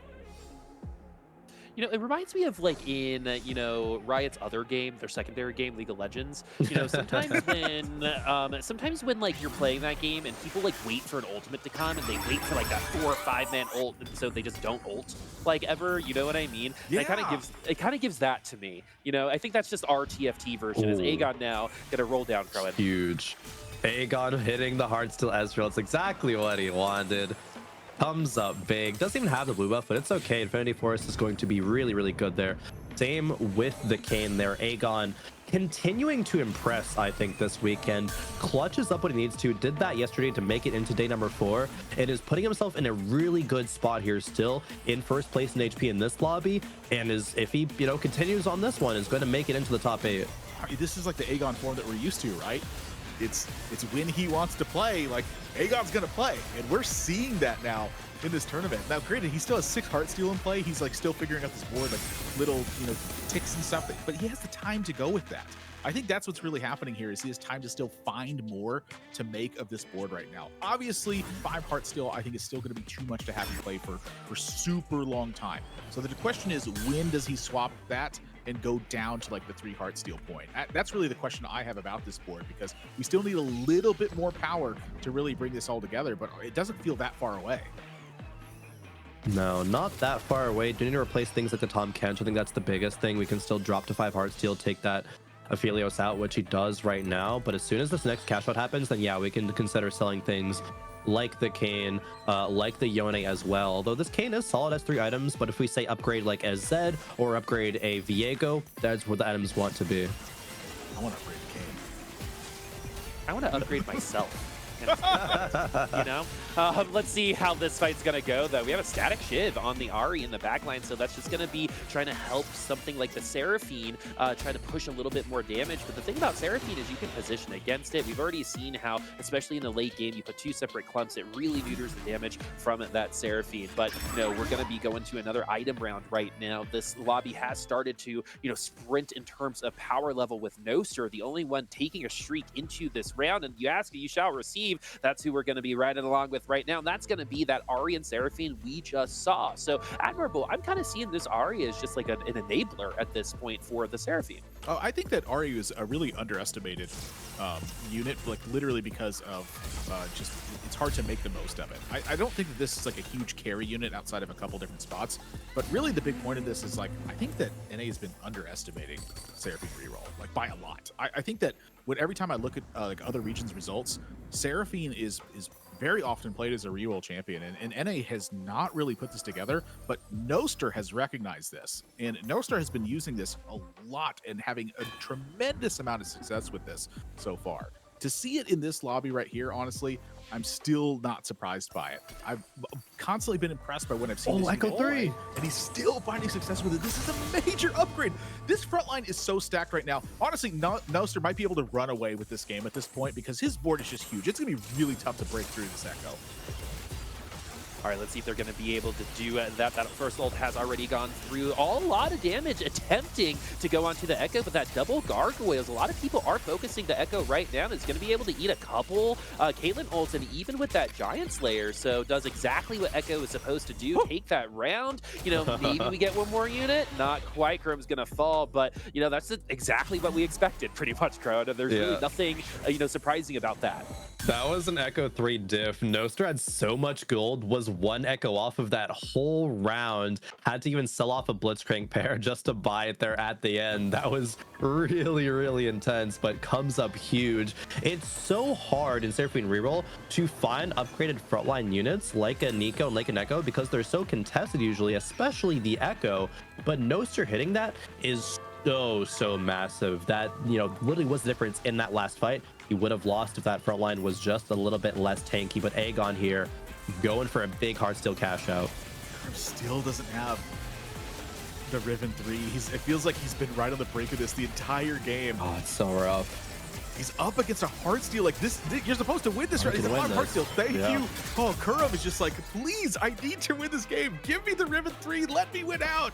Well, let's not forget, he rolled 30 gold to find the initial chosen Riven, bro. Yeah, he did, and having this kind of low roll spot here feels really bad. He has to high roll just one more Riven, right? That's all you need. But Aegon here in this cash out, here started pumping XP into level 9, so Aegon's ready to really cap this board out, and we could even see admirable that Kayn turning into a Kayn too, depending on this cash out is a lot of gold or components. 2 spatulas, Tactician's Crown for free. This is like an augment. Oh my gosh! Huge. He is huge right now. He has to roll though, because he didn't actually get any gold there. He can't really level up like he wanted to. Has to pivot this board at level 8, and so it's less likely he's actually going to hit these units that he wants to. It's only a Zed one on this board, only a Zac one on the board, as well as a Ziggs one and Caitlyn one. So Aegon still has a lot of work to do here. All right, has the work been enough? You know, sometimes you get 32 hours, you work those 32 hours, you go home, and you know what? That's just fine. Let's see if Aegon's going to be able to do that, but it's not looking good so far. That Katarina is doing some good work. I know Jen, I think that was the comp yesterday that Jen went over and is probably really excited to see. But, you know, with those crowd divers, you know, as we get into the late game, they get stronger as time goes on. So their peak power is probably starting to fall just a little bit, but we, you know, still have some opportunities to push for those wins because of just those stats in that crowd diver synergy anyway. Crowan, what's up? I mean, a couple of things. Firstly, the crowd diver, it'll be actually being denied by Aegon. So Rainplosion cannot grab that. That's huge. But also, a couple eliminations. Kuramex falling and the farmer as well. Those people who needed to get into the top 4 to get to regionals. And it looks like their run is unfortunately over here. You know, you're saying that Aegon's taking this to deny, but I mean, he just uses this. Yeah, he does use it. Yeah. Yeah. It's multi-purpose for sure. I'm down for a third crowd diver too, by the way. I mean, I'll take him. Just more crowd divers in play every single step of the way. I will say that he does need more gas to really get this going right now. Like, he needs more stuff in play. Sure, he's got 10 units in play. He's got a lot of stuff, but you have to 2-star some stuff. Like units that are holding items like Zed, this Zac, like, these need to be upgraded. If you don't upgrade them, they can get taken out really quickly. So I'm looking at like this EDM Zac, for instance. You can't just sell this Ezreal because you need stuff in play. You need it all to work, and I feel like that's the thing that's missing right now for Aegon. All right, let's see if Aegon's going to be able to pull this off. Is that upgrade going to be enough, or is he going to downgrade himself out of this lobby? So far, that Ziggs is starting to push some damage. Good ult from that Ezreal, and it's not that close as we take Protect Scroll out instead in what could have been just an elimination round in general. So unfortunately, Protect Scroll falls in 6th place, but does make the top 16. We'll see what happens for the rest of our players here. So now we get a little bit of a reset. I feel like the energy has changed just a little bit. The comps are starting to get here. And, you know, to put into perspective, this comp here, when we first like really were riding along with Robin's songs, we're like, oh, he's got no stacks. We were really telling the truth. In stage 4, he only had 30-something% extra attack damage and is probably sitting around 60 to 70 right now and has taken 4 consecutive losses. Yeah, it's sitting at 30 points right now. So it's still looking at a pretty solid spot to make the top 8 right now. He needed to not go bottom. He needed to really not go bottom 3. So that's been accomplished right now. Sitting at 17 HP. He's still got a decent board. Oh no, this is not who I wanted to run into right now, Crowan. Oh no, Noster. Too strong, maybe. All right, is Noster going to be too strong? Are those... Oh, the Yasuo's in the back line. We're on the Ahri, so it's just 1 unit remaining, but it's going to be that tier 3 Echo. It's going to take a little while, but let's go ahead and see who's going to end up taking this out. Just an execute unit might be enough, and it's going to be the Yasuo thanks to that execute. So that was pretty close, but Robin is going to take the dub anyway. Admirable.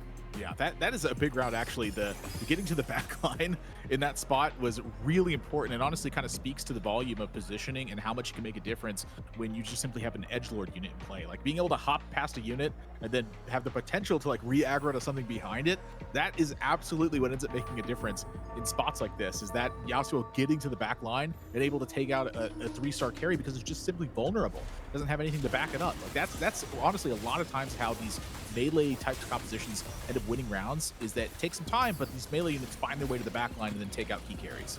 Yeah, 100%. Robin Songs is in a pretty unique position here where he had a couple of options. He could have either chose to roll at 8 for these upgrades, which he has a lot of upgrades to go, or go level 9 with only a little bit of gold and try to tap out the board that way, right? Put this Zed in. Looks like the upgrades are not coming through, unfortunately, but Robin is a player, I think, who's very, very calculated always in these kind of decision making. Say, hey, if I'm gonna get 5th place, that's really not much better than a 4th or a 3rd. I need to go level 9 to improve my chances for a top 1 or 2 just so I can, you know, get a 1st place in this tournament. He's really locked in for regionals, so really just wants to go big here in this matchup and is going against this Heartsteel Ezreal. Oh, actually takes down the Kiana, I think, before an item pass gets to go through, so a little less stats for our red side here. We're already trying to get into the backline, but Yasuo gets a little bit distracted by the Zac and the bouncing, but it's still 1 unit remaining. It looks like we're probably hitting close to 90% when it comes to Robin songs on that Yasuo, so he might be past where he might have been most vulnerable, but, you know, a good, you know, focus fire on something like an Ahri, good positioning to lock up the Yasuo, get some focus fire there, could spell doom for Robin, but that's 2 round wins in a row and about no gold. So in this position, we're kind of just waiting, hoping that other people don't get stronger. Crowan?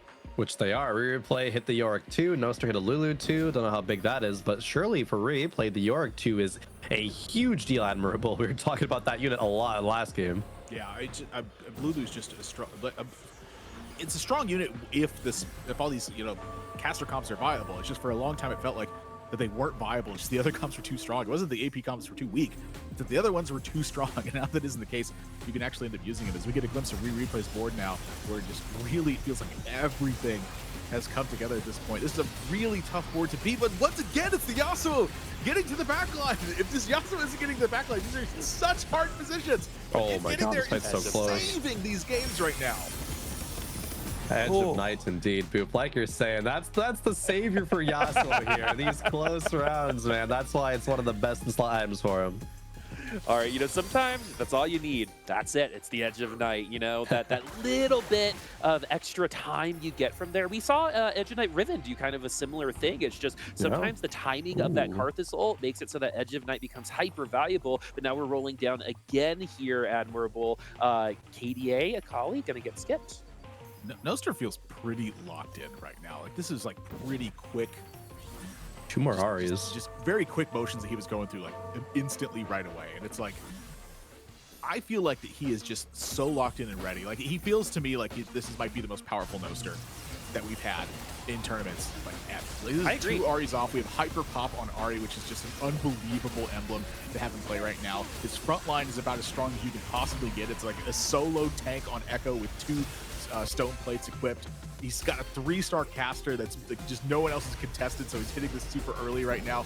He is so close to this board, hitting just unbeatable state, that this is like, we are watching Noster right now in like Exodia form. Like, is this the tournament that Noster's going to do? Wow. Huge double elimination on that one, as it's going to be -2 is going to get that 5th, and then the -1 is going to take it down. That is a huge deal in terms of this lobby, as Rain, Aegon, and Noster remain. That is big. Rain coming to this game at 30 points in a comfortable spot. Aegon as well, similarly, but with 29. Noster also coming in with this game at 29. They're all at the top of the standings here. Really, it was Protexual, the Farmer, and Kerm needing a big game, but none of them did. But now that we're at our top 3, still every single placement point matters. It's not just getting into that top 8, right? It's setting yourself up to be in the lead and find that last game to claim the Heartsteel Cup crown. And this could be the final fight of this game. Yeah, Aegon here is just everyone's board is so stacked right now. I've been talking about how just Noster is in such peak form right now. Thankfully, this is the ghost that Aegon is fighting, so it's just not quite the same power levels we see from the other board. So this is very, very important for Aegon here, because he's not going to get knocked out in this round. Very important. Rain gets knocked out in 3rd place here. I wanted to talk about Replay getting knocked out in 5th place now, where that knocks his average for the day down to a 2.5.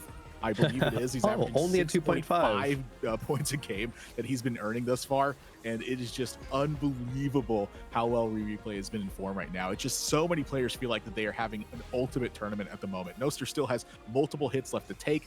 He's just got all the gold in the world because of this March of Progress. He's got great augments to go with it. It's like perfect items that he has, everything sitting here. He's just sitting 2 Aries away. Like, this is the big point right now. For me, the big question, honestly, is right here. Is like, are you supposed to skip the Aries at this point, take the Ziggs, and hope that you get there? There's only a couple fights left, but I guess if you can't win them at this point, it's, is the Ziggs going to make a difference, or is it going to be the RE3 that you need? This could be the last fight that Echo has been taking and eating damage like it's been breakfast and nutrients for him to survive. But that might be a little bit too much here. Might be a little bit too much focus fire. Those double gargoyles, not a lot of people actually were focusing him down on that specific battle. It's going to be a 1v1 here to end. Tactical goes down. No, as Noster falls 17-13, going into stage 7, meaning 1 round to see who wins this lobby. Oh, Aegon, Noster 11. It could be anybody, Crowan. Yeah, that was super, super close. Did lock the shop, found the Ziggs to upgrade, and especially because There's the PvE neutral round here. We get some more items. Could either put that onto the Ziggs or Lulu as or the Lulu as well. But the 2 hyper pop, right? Or excuse me, 3 hyper pop, because the emblem, that's huge for all the Seraphine and Ahri to get that attack speed, right? Especially Ahri. Just a couple autos means she gets all that damage out there. No duplicator, no high rolling in that regard for Noster. Does get offered a Blitzcrank too, but no, really it's rolling for the Ahri. Not hitting it, unfortunately. A pair of Sonas, but it might be a little bit too late, yeah, to focus on that Ahri. So trying to hit that Sona. Egg on the other hand, not too much to do with this board. Does not hit the Ziggs 2, unfortunately. No Lucian 2 either.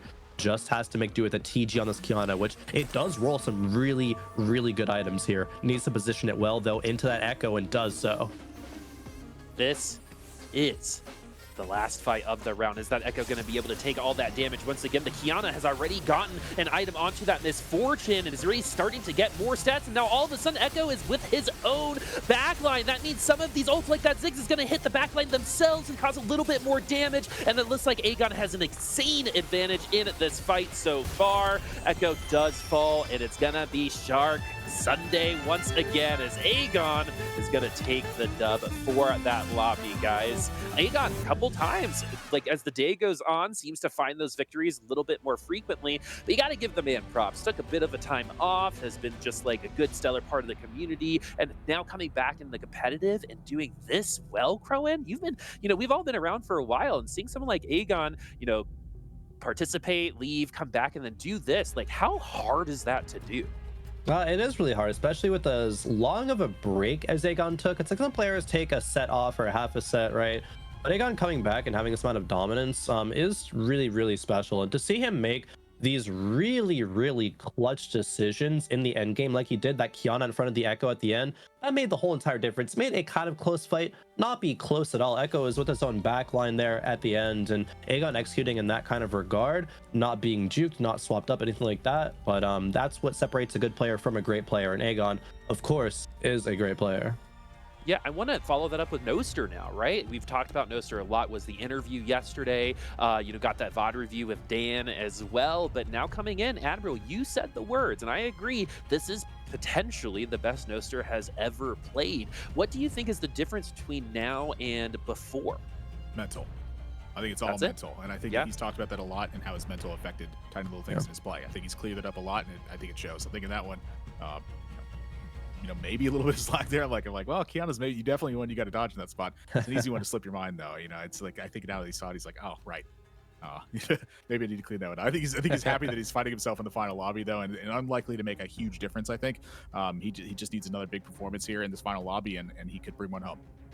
I think that goes to show when you're really good at something, sometimes the last finishing touches on being great has nothing to do with the game itself. So I think Noster is trying to really figure that out, understanding how good mindset is. But we have 8 players remaining. We're going to see who those 8 people are after the break. We'll see you soon.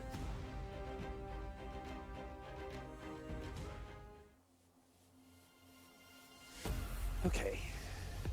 The suspense, the drama.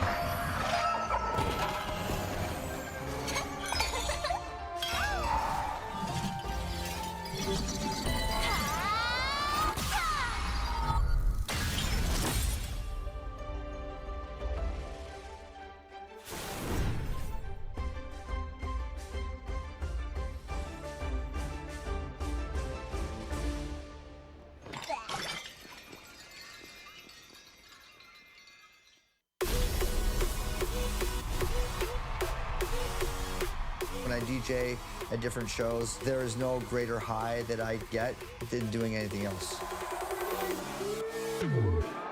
Because when I leave that stage, I am bursting with endorphins.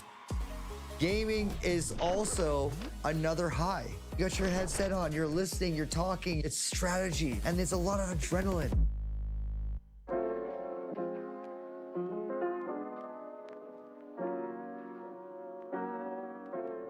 Gaming has always been a constant through my life, even before music.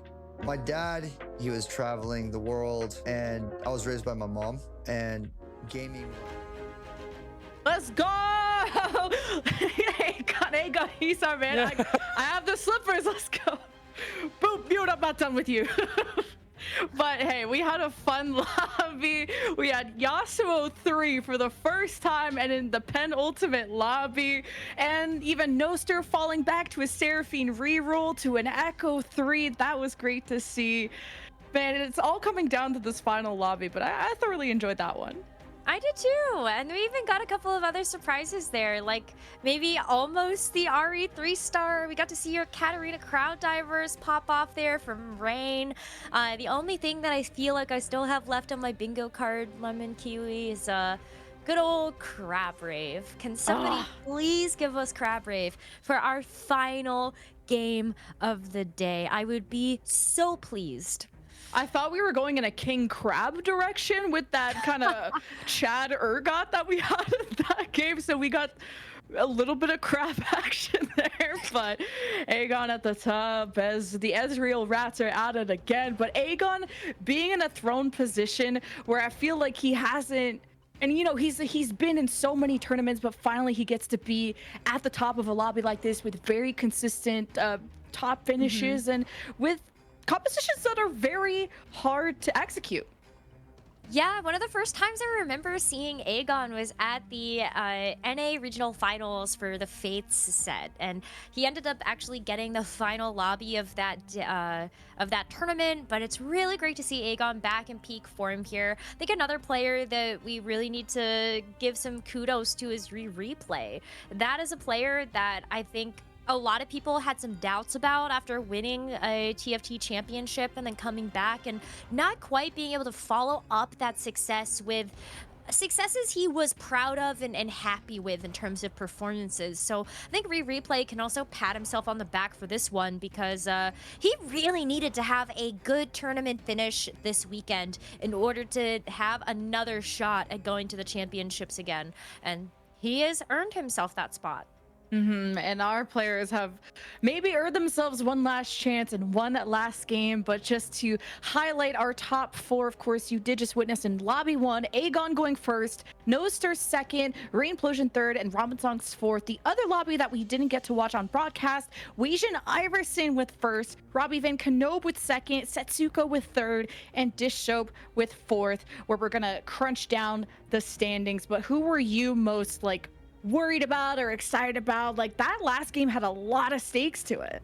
I mean, there was one player that I was looking at, KhazixMayJump, that if you have all of the dominoes and stars align, there was maybe a very small margin of a chance that if KhazixMayJump was able to get a first place in that game, he would have had a shot at going to the NA regional finals. But without being able to make that final lobby, KhazixMayJump's season is likely over. Unless the qualifier points are able to add up in a way that help him get there, there's only 10 spots for players to fill with those qualifier point totals between KDA Cup and the Heartsteel Cup. So just very, very slim chances there.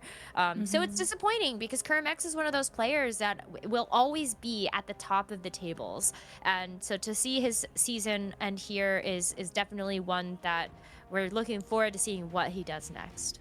Yeah, no more Kurum L's. We need to see Kurum W's from here on out, whether it's not going to be this set, the next set, whatever it is. We know Kurum has so much potential as a player. Yeah, he's so capable. I think what's surprising is that he's coming off of 2 incredibly impressive victories in just this last set. And so, still in very peak form and has so much to offer when it comes to high competitive level TFT in North America. It just sadly will not be this set. Well, we have to salute all of our fallen players and warriors because we are saying goodbye to half of our 16 players. So I'm not going to get my crusty tools out to give you a drum roll. Let's show our standings to see who is going to the final lobby. And there you have it. Replay, Aegon, Lemon VIP, Rainplosion, Noster, Setsuko, Robin Songs, and Billy can carry Rose. Wow. Oh, that is a tight race. 33 points, a little tiebreaker between Robbie Van Knob and Billy too. Yes, this is awesome to see. First of all, huge congratulations to Robin Songs. This is a player that narrowly missed out on the final lobby of KDA Cup, got 9th at that tournament. So to be able to see him make a final lobby here, I know he's worked really hard for this opportunity. Billy Can Carry and Lemon VIP also have a shot to go to NA Regional Finals. They need to finish in the top 4 of this event, but it is possible. Everybody has a shot here with all of these players. So I cannot wait to see how this final game is going to go, because I'm looking at who can get those top 4 spots. Can Lemon VIP and Billy Can Carry secure one of those to go to the regional finals? And how do the qualifier points shake out from there? So much on the line for this final game, not to mention the prize money, of course. Yeah, this is a huge final lobby. It all comes down to this, folks. $12,000 in prize pool shmoney, where everyone in this lobby is getting a piece of it. But how big is that piece of pie? You're gonna have to find out. And the top 4 in points go to the regional finals. I'm excited to jump into this last one. So let's go to our casters to bring you through it. It's Crow and Boop and Admirable. Let's go, everybody. It is the last lobby of the Heartsteel Cup, as my bros have said on the analyst desk. Just like Lemon said, I'm Boopasaurus here at Admirable and Crowan to bring you this TriCast for this final lobby. You know, stakes are well done right now. There are a couple people who absolutely need to get that first top 4 in order to make it into regionals. There is no other option for a couple of our players. Some of our players might just be playing for money, but when you have all of them in one little lobby, Crowan, then hype will come out of that. The money, the title, the regional spots, and looking forward to Worlds, it all comes down to this last game. For some of these players, they need to have a good one or their set is going to be over. The intensity could not be higher, as we have our final 8 here. Replay leading the pack, but only 6 points separates these players. Admirable. We got a stacked final lobby here. It's anyone can be in the top 4, and this is one of those things I love to see right now. You know, we've come into these final lobbies and seen just like huge point disparities, where like if the player is in 8th place, they're like, oh, they have to get first, and this player has to get second, and then this player has to get third. Like, no, almost anybody can find themselves in a top 4 spot at this point because the points are so tightly packed in these spots. But I'm just so glad right now. We're actually getting crab right on the line. It's happening. Literally, regional spots might be decided by a dancing crab, guys. Admirable. Are you feeling hype? Are you feeling it? I don't know what I feel right now. I'm scared. I have like an 0-6 record versus that crab. How do you beat it? Undefeated crab coming through. Stage 5 crab. It's gonna be taking some names in this game, Boop. Oh my goodness. Oh, Crab Rave to end off the Cup Series for North American TFT for Set 10. Remember, folks, I'm going to keep saying it. We will know our North American regionals players, and all of those players will get a chance to represent the North American region at World Championships and say that you were the #1 player in Set 10. So these crabs are going to be dancing all over the place. I wish I could sing the song, but I can't. But let's see where these items are going to go to. That means this early game is going to be pretty accelerated, Crowan. 100%. We get more resources. We get the economy online. Billy can carry a phenomenal run to make it to the final 8. But let's see if he can carry for just one more. It's so hard from Billy's spot to make it into the top 4, actually, because he's 2 points behind at least everybody else. But I think there is a world where it can happen. A lot of specific things need to kind of shape up for that to be the case. But hey, Billy has clutched before, so I think there is room for him to do it here again. Oh, I'm still not getting over the fact that we're on this portal. I know, man. Regional representatives. That's end the Heartsteel Cup. What a way to end the day. I know. It's named after, you know, the gambling synergy, right? But now we're going to be able to include even more variability in all of this. Another thing that you're seeing here, just 1 unit necessary in order to take down these crabs, so you can be a little bit more conservative, making sure that you get into round 1 with potentially 20 gold. You know that you're going to get a gold from these crabs as well. So that's pretty predictable, and already usually we're only used to seeing those 3 item components, and we already have 4 now for Aegon, and that just goes to show how accelerated this early game is going to be. It's probably going to be pretty quick, which is why the crab does end up taking down a lot of people. First augments, Admirable. I was about to say, I was like, wow, is he really going to pass a pair of Nars? Here on the 1-4, Nope. I was like, oh gosh. I was like, he is really willing to take this one. He's like, no, I want the 20 gold. Okay, I want the pair of Nars. I'm glad he ended up going that direction with it. It can be a very powerful start with this one. We saw that they were on the choice for these as well. They ended up going with the Forge in this one. For Lemon Vip, it is the Death Blade, and the cut above on Urgot. I feel like this is very thematic for the portal at the moment, and there's a unit I could pick to put this on in the early stage, Crowan. I'm pretty sure it's Urgot. Yeah, I was almost thinking, is Lemon VIP going to just slam a Titans plus a Gunblade for the Urgot, just make him into that beast of an early game carry? The decision from Lemon is to not do that, it seems like. Just wants to slam a Crown Guard, wanting some more frontline, but the frontline is only on a Vi 1 though, so kind of interesting decision there as move over to Rainplosion, it looks like here. All right, so what I'm actually curious about, guys, is are there any comps that actually suffer from these accelerated starts? Like, are we going to see maybe less of, say, some reroll comps, Perlin? Yeah, I think there's actually, that's a great question, because with all these influx of resources for the whole lobby, it means we're going to be able to push to level 9, level 10 faster, get these, 4 cost, 5 cost comps online that will be outcapping the rerolls, right? Rerolls excel when you can hit your big tempo spike in the mid game and hit other players really, really hard, force them to have to roll down to level 8, maybe maybe they can go level 9 still, but it really does put the pressure on them to not cap out their boards as much as they usually could with all of these free resources that they're getting in the early game here with Crab Rave. Yeah, I'd say the one caveat to that is if you're able to like turbo your reroll, like if you have to hard commit to it and stay there for a bit, no, it's not going to work.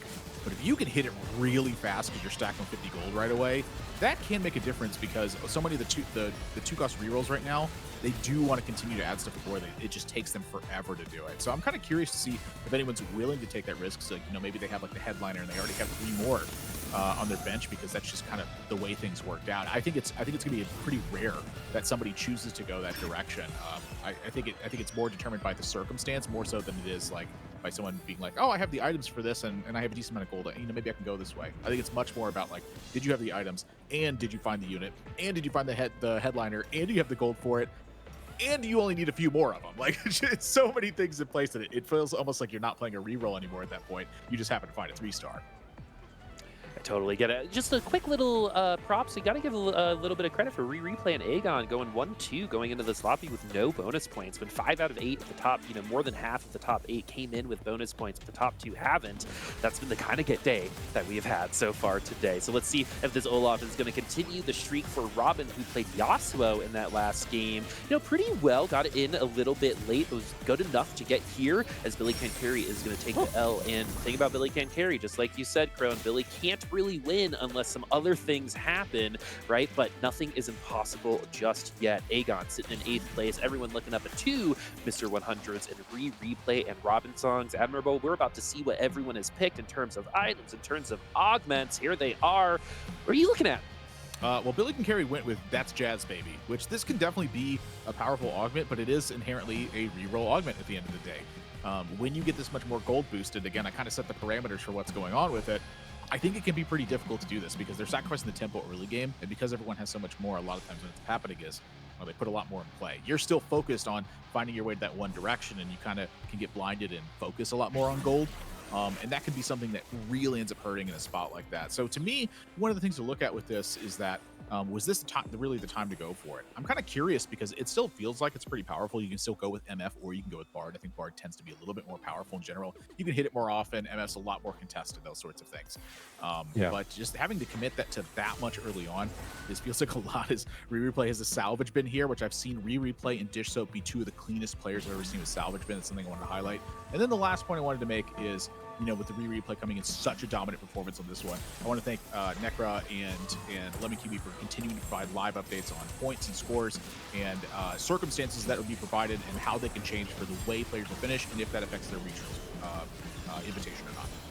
Yeah, it's really likely that Replay in getting to the top 8 has locked his spot, but, you know, still needs to play for as many placement points as possible. Could still, with the first place here, even a second place, guarantee a win on the whole event. And that would be great to cement, you know, his legacy even further, coming into winning a world championship and then not having the success that people expected right after. It's like, okay, where does Replay sit amongst all of these NA players, right? Coming into this event, Replay ranked himself first out of the whole field, out of so many fantastic players, and he had that confidence coming into this event, and he is making it really, really work, right? He's not disappointing anybody right now. He's not want to say overperforming because he thought he would be here, right? And he's just doing it. He's doing it right now. What is more kind of like confidence than calling your own shot?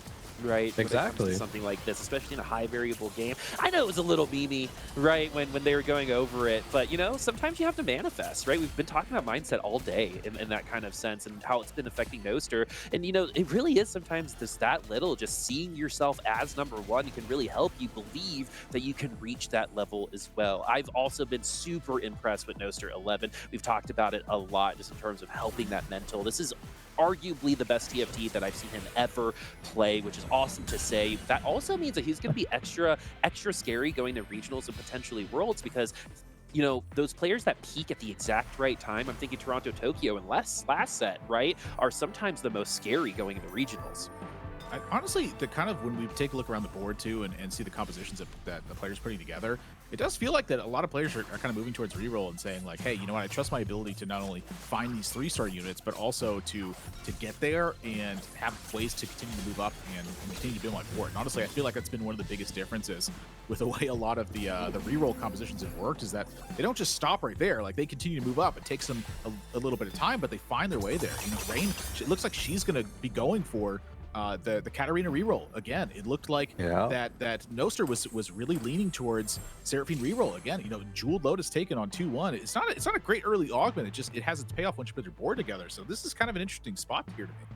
Yeah, this is a really, really interesting spot. Actually not slamming the items on the Katarina quite yet, because Rain wants to wait for that headliner to come through, right? She pre-levels to 6 in a very good spot already with a Katarina too. And Billy's spot on the left we saw there was fine as well, right? There was already a Bard 2, MF 2, no items on them yet, but Billy really putting himself in a good spot to make that Jazz baby kind of line work out, as we haven't really seen, I think, as much success as we expected at this weekend yet. But Billy can carry, has shown time and time again, he can make these spots work even on those reroll lines. And so especially on level 6 here, Rain and Billy, if they find their units right, they find their headliners, it's going to spell a huge amount of success for them. Yeah, I've always been really tempted to slam my items on the 2 stars as well that I'm going to be re-rolling on. But if you don't have them on a headliner, it's a lot different. It took me a little bit of time to realize, like, hey, maybe don't slam these on the regular Last units. Stand? I'll wait till I know. Last Stand's just one of those augments, guys, and everyone at home, that like these players, if you're really good at the game, Last Stand is, you know, we've seen it pretty much win in a lot of tournament situations when it's been picked. The time that it hasn't is when 2 Last Stand people go up against each other and potentially bot 4. Why do you think that's the case? I mean, we were all talking, right? Crowan, what do you think that choice was about? The choice was that Rain didn't think that she would hit quickly, but then immediately has headliner Katarina and another one in the shove. Frequent flyer, I think, is a really tough decision between this, because you get a lot of payoff. Like, I don't know if you've ever like gone through and like watched a bot and counted how many times you rolled. It is a lot. Like, rolls later if you don't hit, they don't cost. Look, later in the game when they cost like 1 gold each, like, you're like, wow, I have a lot of extra gold. Like, it's kind of a weird thing, but honestly, it pays off a lot of difference. I think that I would have been really tempted to take the last stand, but I think a lot of this boils down to where do you need to finish for this to come up? Do you need to finish with a first place, or do you need to finish in the top 4? And I think that's really influencing Rain's decision right now, where I think she just needs to finish in the top 4, and that's why she's leaning towards this more safer pick. Yeah, fair. She's effectively, locked in for regionals. We got to crunch the numbers there just based off of qualifier points. So a top 4 might be pretty safe. However, if you talk about that decision between frequent flyer and how many rolls you're going to be doing, you got to say, what am I rolling for at every point in the game?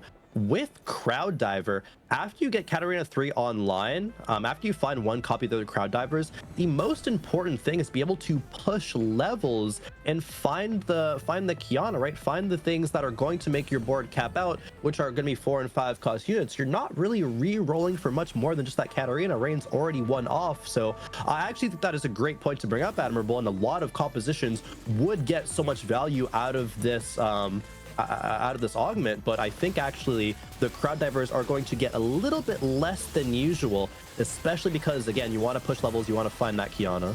Interesting. Crow and I disagree on the points. But I love that, though. That's I good. love that. Honestly, that's great. We don't have to agree on the points, but ultimately the result is going to be what's most important. And the other thing I also want to bring up here is we did have someone pick last stand, and it was Billy Can Carry this time. So, my whole thing is just like, I see last stand in tournament settings a lot of the time. It ends up getting first. We've seen it, I think, twice over the weekend so far. But, there's no reason to take risk when you don't have to. I think that's like a big thing with, a lot of people who aren't professionals in this game is, again, it goes back to sometimes not doing something is the right move. Sometimes not taking a risk. You don't always have to go for it every single game when a top 4 is just good enough. And, especially in a final game of the lobby, you get to control a little bit more of your environment by doing this. So I can definitely see it. I probably go last stand in that position regardless, because it's me. But Rain is a much better player, but it would be very interesting if Billy Can Carry and Rain end up in first and second. Billy Can Carry wins because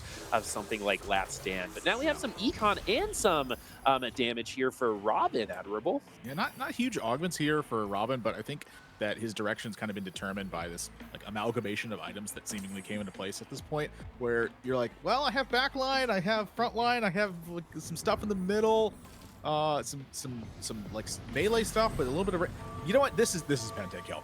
That's kind of where his brain ends up settling at this point when you're in the slam items territory. It's such a strong composition. If you're way ahead and winning, you have the gold for it, everything kind of works out to benefit going for this pentakill play style. And for Robin's Hunch right now, this is looking perfect. I feel like he's been shoved into direct lines where he feels forced to take one line or the other, and in this one I feel like he's got a lot more agency and some more flexibility to it. So I'll be curious to see where he can go with this one. Rain puts together the 3-star Katarina. No one's going to be beating her for a while. Billy Can Carry really needs to pick this up and start going. He's sitting at 36 HP last stand. It's going to buy you around, but how much difference is it really going to make? Glad to see that Billy can win a round in this one. It's a huge difference. And right now, Setsuko and Robin songs, I feel like, having lost these rounds, it's time to econ up, get to level 8, and then make the most of it at this point. I feel like these are spots where they're going to start running over boards because they have time to invest. They had all this early game time that's built so much for them that now it's time for the other players to try to make up the disadvantage they've had and see if they can find their way into the top 4 spots instead. Yeah, these mid-game boards are so gross, actually. There's already a Katarina 3 on stage 3. There's Urgot 2.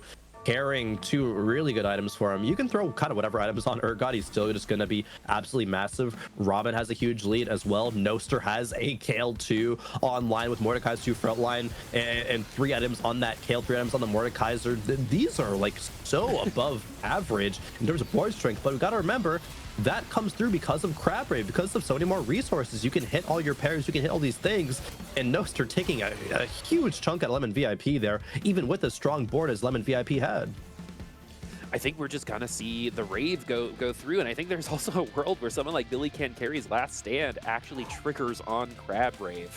Curious to see if that's gonna be the case there. But the other thing too, because of Crab Wave, you actually have to be a little bit aware of how much HP you're gonna be going into that particular creep round, because you might not win it. The Billy Can Carry is gonna try his best as a tier 3 Bard. comes through for our 8th place friend right now, just right now. And Billy needs that first place to really sniff at anything close to that first place prize. But now let's go ahead and see what these crabs are doing other than dancing. Look at the, those crabs, those hits are telling the truth, guys. Yeah, they don't lie, that is for sure. And you know what else doesn't lie? Replay's confidence going to level 8 on neutrals and trying to roll quickly, way more quickly than anybody else in the lobby. He's not hitting anything though, or at least in terms of a headliner he wants. He did hit the Caitlyn too. He hit a copy of a Yor, a copy of a Zac, right? That's fantastic. But as that gold dwindles down, Replay's not landing on what he wants, but you know who is? It's Setsuko. Gets the job done, hits the Heartsteel Ezreal right when he wants to. How does he do it? Genius mode, Setsuko right now. I was going to say that replay going to 8 on creep speaks to, I think, to the lack of confidence. Like, I need time to get the salvage done right now. That's true. That's true. No confidence in hitting your headliner. You need to do it right now, but still miss.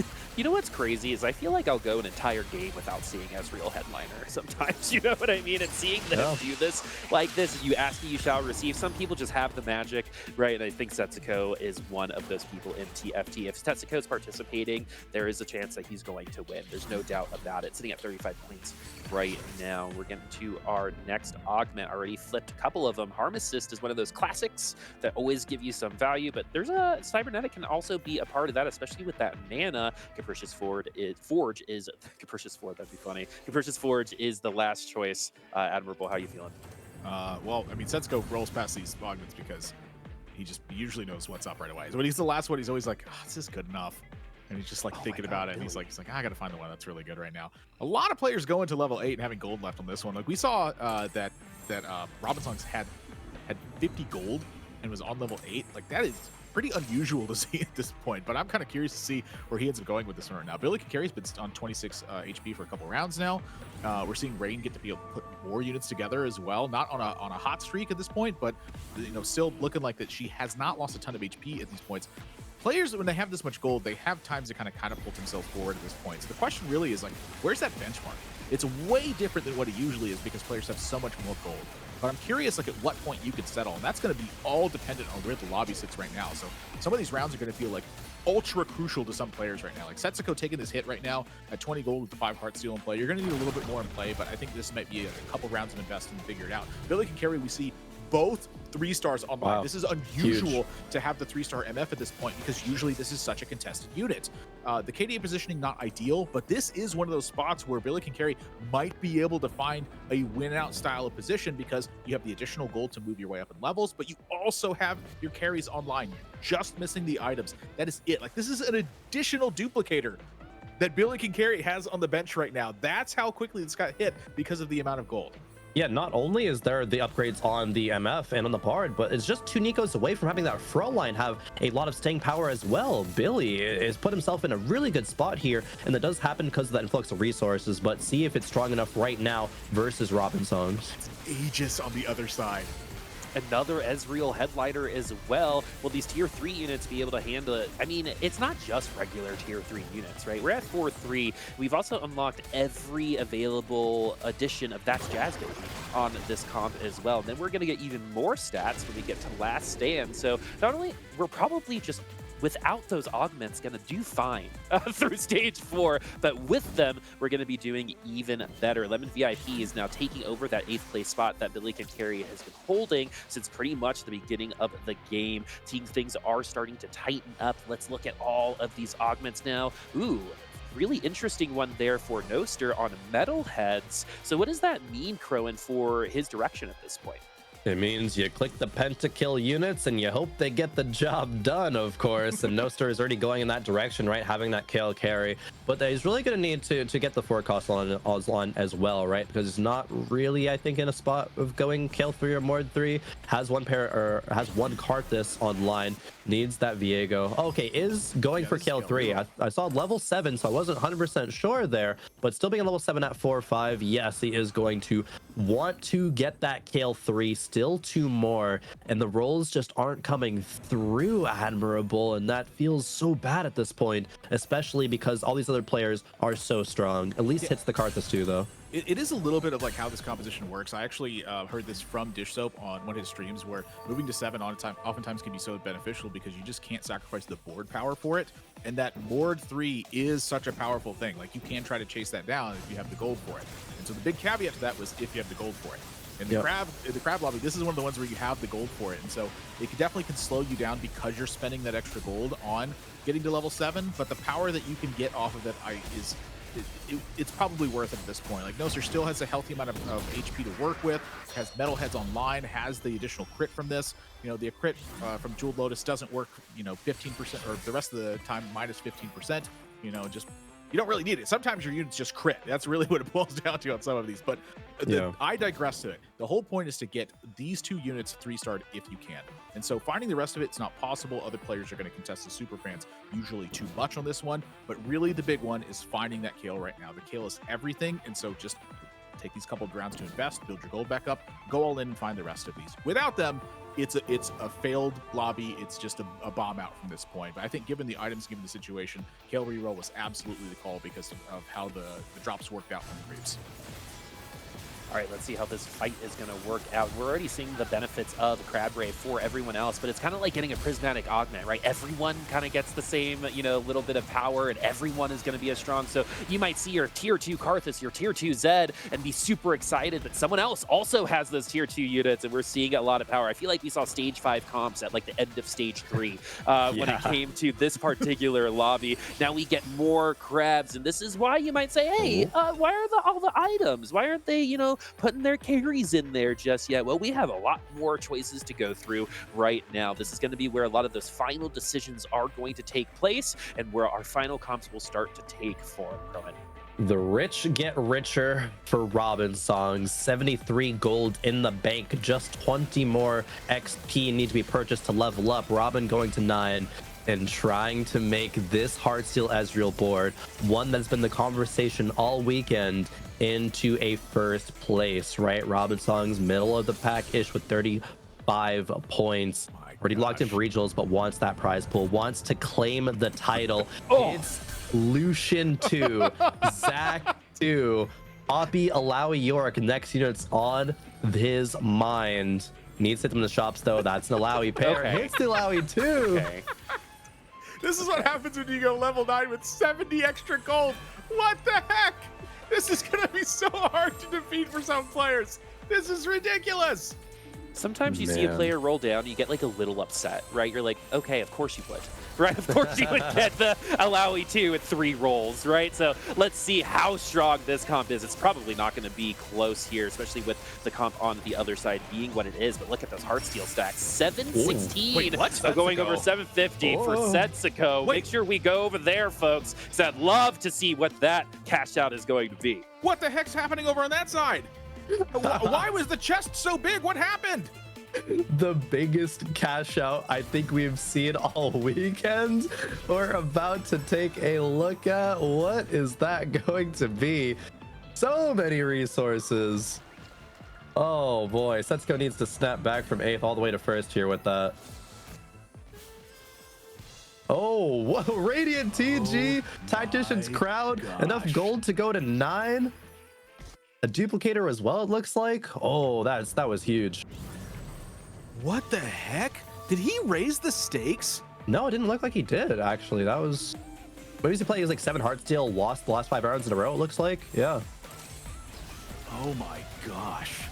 Ooh, but gets hit with the triple tier 3s in that back line. But there's so much power here on Setsuko's board. They can still get even more powerful, but with only 11 HP, a bad matchup can be it for him. And is this going to be that matchup? So far, that Bard hasn't really taken a ton of damage, and ult's only going to go through, and Setsuko's going to get eliminated. A 700 cash out gets eliminated by Billy Can Carry, a person that Admirable asked 14 other people for information on, is going to beat what some people consider the greatest in TFT. Setsuko will finish in 8th place in this lobby because of that jazz, baby. Admirable, how are you feeling? I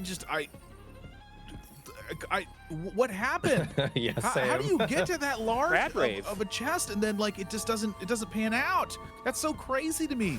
So we're gonna have to move past it at that point. That's something I'd have to go back and look at to really understand anything about it. Lemon Vip is on level 8 with a 2-star Jhin. Like this is another one of those where you look at it and you go, wait a second, what happened? This is level 8. Oh, Lemon VIP, riding along in the very VIP. I know a Lemon that is a fan as well, but unfortunately, this Lemon has to leave the VIP today and was one of those players that needed to get that top 4 to qualify. So that's probably the end of the season for Lemon VIP. But I gotta give credit to someone like the new player coming into it, final 8 of the lobby. Look at who he finished ahead of Setsuko, and he's gonna be able to say that forever.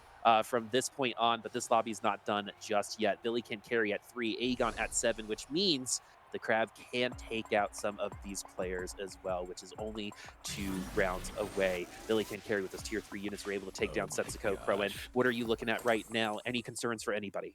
A lot of concerns considering that 27 HP only is on top right now. Billy can carry still does have last stand and has not procced that yet.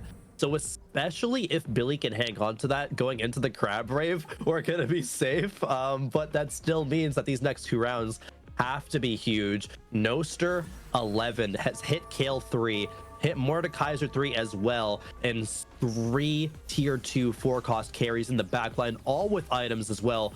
Faces up against Billy.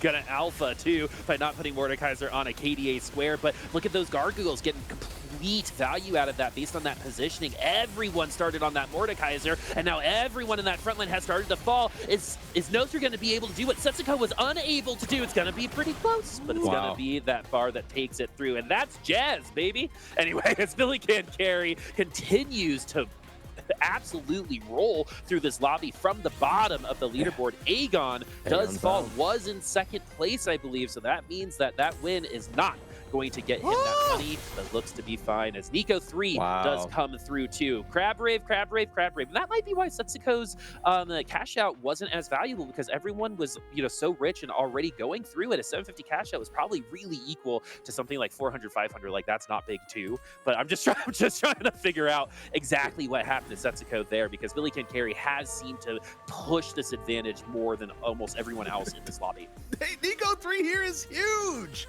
How do you beat this right now? He still has last stand to proc. He hasn't even unlocked one of his entire augments yet. This is ridiculous. From an augment down, able to rush the lobby because Billy was in 8th place and started to streak. That means this game is going to shrink down, and it's gone very, very fast. This game will not be going to stage 7 as we already have a top 4 as Rain falls. As Billy... Did I call my shot? Is Billy Can Carry going to trigger last stand on the rave? Let's see. What's your favorite dance? If you're not dancing with us, you're doing it wrong. Let's see who is going to be able to beat the Crab.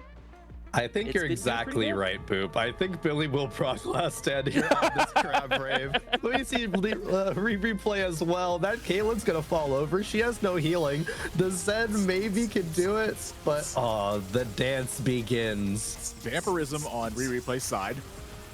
I will say that there's no inherent healing on Billy's side yet. Okay, he's able to take it down from raw damage, and replay is able to overcome it as well. Did anyone lose though? A ton of damage. Did anyone lose to the Crab? Yeah, we need to know if someone lost to the Crab. Noster still fighting the Crab. Noster still fighting the Crab. Oh, he lost!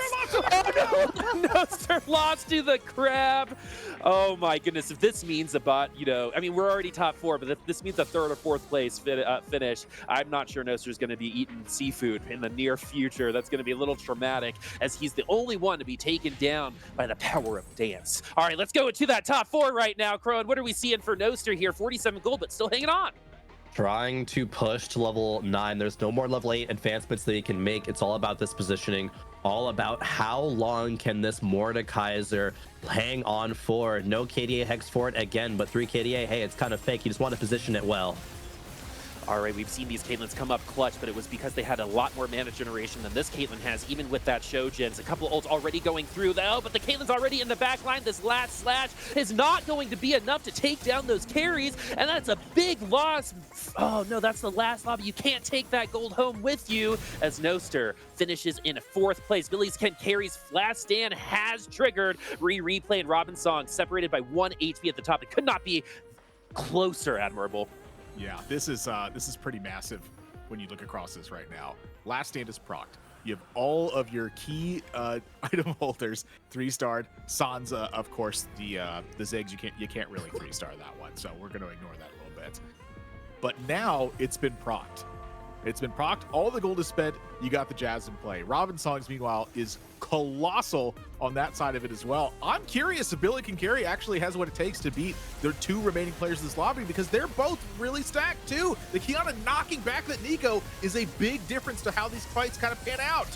Unfortunately, Nico has so much HP. All it did was give someone else an item. It's almost like shooting into a brick wall. Nothing is happening. Too much HP. And now there's only 2 people remaining. Can Billy Can Carry complete the Miracle 1? Give himself that opportunity for the victory? Or is it going to be the tried and true Robin Songs here? This is it, friends. It is the definition of old guard and new guard. And we're looking for a tier 3-5 cost unit, because that's the only way that Robin feels like he can win this. We're 1 Alawi away. Is it going to be here for us on Crab Rave of all places? We have a couple more to go. No! That means that Billy Can Carry will win this lobby. You got to give credit for Robin. He did the math. That was pretty much going to be impossible. And Alawi 3 might have, won that round, but it wouldn't have been quick. But that's going to be it for us. The new guard is going to take the last lobby today. Final standing will still need to be determined. But Crab Rave for the end. Crowan, Admirable, I'm so glad to have been able to spend that time with you guys. It's going to be it for our casting. So let's get some final thoughts. Go ahead and take a little bit of time here, since it's going to be regionals coming up, and really tell us how you feel. Let's go ahead and start with Admirable. This set has just been something truly special about it. TFT is always, it's like from the start for me, it's been one of those games where I was like, no, this is it. This is like the strategy game that's going to shape the way that the future works for strategy games in general. And of course, it's Riot that does. That's just, they take different directions, and this was absolutely the grand slam in my opinion. I've been playing strategy games my whole life. This is the one. And then of course set 10, there's no better set you could have done it with. It's in a way that pretty much just everybody can share from a music perspective. Like, how could you not have something like that? Like, I've never spoken to someone, they're like, I'm just not really that into music. It's a perfect set as well. And then we had the biggest event of the year. We've had the most agency I think that we've ever seen in the set so far. Some of the best balance that we've ever seen, and we're seeing some of the best tournaments that we've ever seen. They're high stakes. We're seeing just absolutely just crushing performances. It's been years at this point, and we've seen players, despite all of the RNG that can come into it, in spite of all of the variants that they can face, they're still showing dominant performances. It's like, what is causing it at this point? Honestly, it's just tough to know until you look down and break it all out. And then it's just every single way you look at it, TFT has been something special. This tournament is certainly no exception to that. Been one of the highest stakes it's ever been. And my gosh, I just hope there's more TFT for me in the future, because this game is just truly something else. And I cannot wait to see how Regionals is coming up, and then furthermore, how Worlds is coming up. No bid set for me was absolutely the right call for TFT. Yeah, 100%. I share that sentiment. Admirable, just want to be involved in this in the future. It's so exciting seeing how TFT keeps on growing and evolving to get here to set 10, right? We've been here for a minute now, all of us, and to see these players grow and have players like, just this whole final lobby, right? The pedigree of the old guard, the new guard trying to fight their way in and kind of claw their way into notoriety, into people being like, hey, you're pretty good at the game now, man. I know you've been at it for a while and you're making your big, you're getting your big breakout. It's so inspiring to watch. And it's a set that obviously me competing in the Vegas Open, taking a step back into competitive, and then being kind of like with these players, rooting them on just that much more. It's so special to be here and be a part of it. So yeah, thank you for both you on the desk as well as on the Necker as well. It's been a great time. So this has been a fantastic tournament.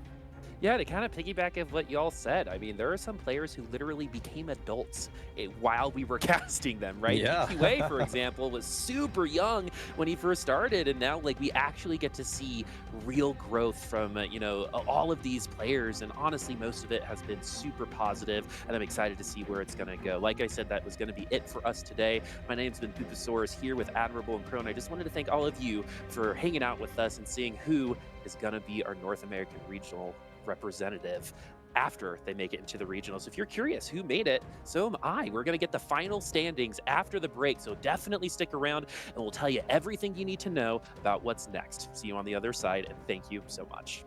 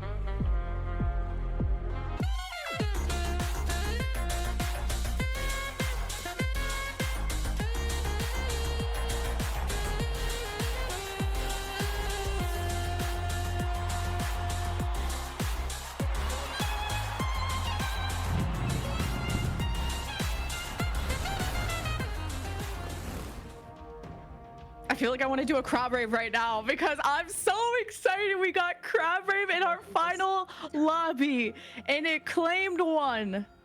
Noster didn't die to it, but it got a good bite out of Noster before going out. And you know who took a bite? That 700 cash out. Turns out you cash out in heaven, you cash out in eighth. What the heck was that lobby? And then that's Jazz. Billy can carry. That was incredible. The failed Alawi 3 from Robin songs. That has to be like such a memorable final lobby. I think so. I think what was so funny about seeing the crab rave pop up is you and I were literally just talking about that before throwing over to our wonderful casters. Like, bingo card, hello, that's the final thing we're missing to get the big bingo, and we did get it. So honestly, so stoked that we got to see crab rave. I think personally one of my favorite portals, whether I lose to it or Actually, I think I've only lost to the giant crab, but we won't talk about that one. And I'm glad that it didn't actually affect anybody's tournament performance this time around either. Just all fun and games. just leading up to that. Imagine having a vendetta against a digital crab because it I would. knocked you out of a tournament. I mean, yeah. I would have some choice words. I think Pokemon might have after KDA Cup, but you know. But I think this game was also really exciting because there were still storylines for us to follow. There were 2 players in this lobby specifically that needed to have a top 4 finish in this tournament in order to make it to the NA Regional Finals, and that was Lemon VIP and Billy Can Carry. We saw Billy Can Carry make it all the way to the end of this lobby, and so that's very, very exciting to see just how much Billy Can Carry did do throughout this entire tournament, honestly, to be able to have a shot. So.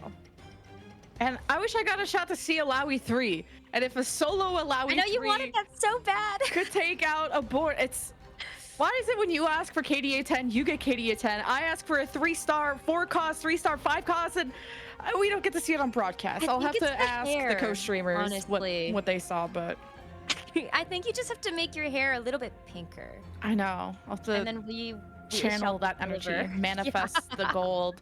But it's cool. It was cool to see that's Jazz Baby and committing to that, because we were curious like how big of a difference that made, because to commit to that, to go full Jazz when Jazz is such a popular trait for these late game boards to really scale. But no Alawi 3, that's Jazz Baby getting to the top. Turns out cashing out a bazillion on Heartsteel doesn't get you top 4. So I like how everyone's like, yeah, go Heartsteel win. No, not necessarily. Sometimes it doesn't work out for you, but for the Heartsteel Cup, sometimes it still can. And so, Jen, I'm so excited to look at these standings and see who we're going to be standing over. Who will it be? The top 4 go to regionals. Who ended up at the top? Let's look at those standings. I'm glad I didn't have to crunch these numbers. Your winner of Heartsteel Cup is Replay. In second is Robin Songs. Third and fourth, Billy Can Carry and Noster, our #1 player from yesterday, still staying at the top. And of course, top 12 get money. Congratulations also to Aegon, Rainplosion, Lemon VIP, and Setsuko. So yes, top 4 get to regionals. But Necra, you were crunching the numbers about the qualifier points. I have a few. So what's really interesting is that Robin Songs and Noster 11 actually just qualified to the NA Regional Finals from getting top 4 at the Heartsteel Cup. Now that actually has opened up the door for a couple of other players to make it in through qualifier points. NA Regional Finals is only 24 players. We get 4 from the KDA Cup.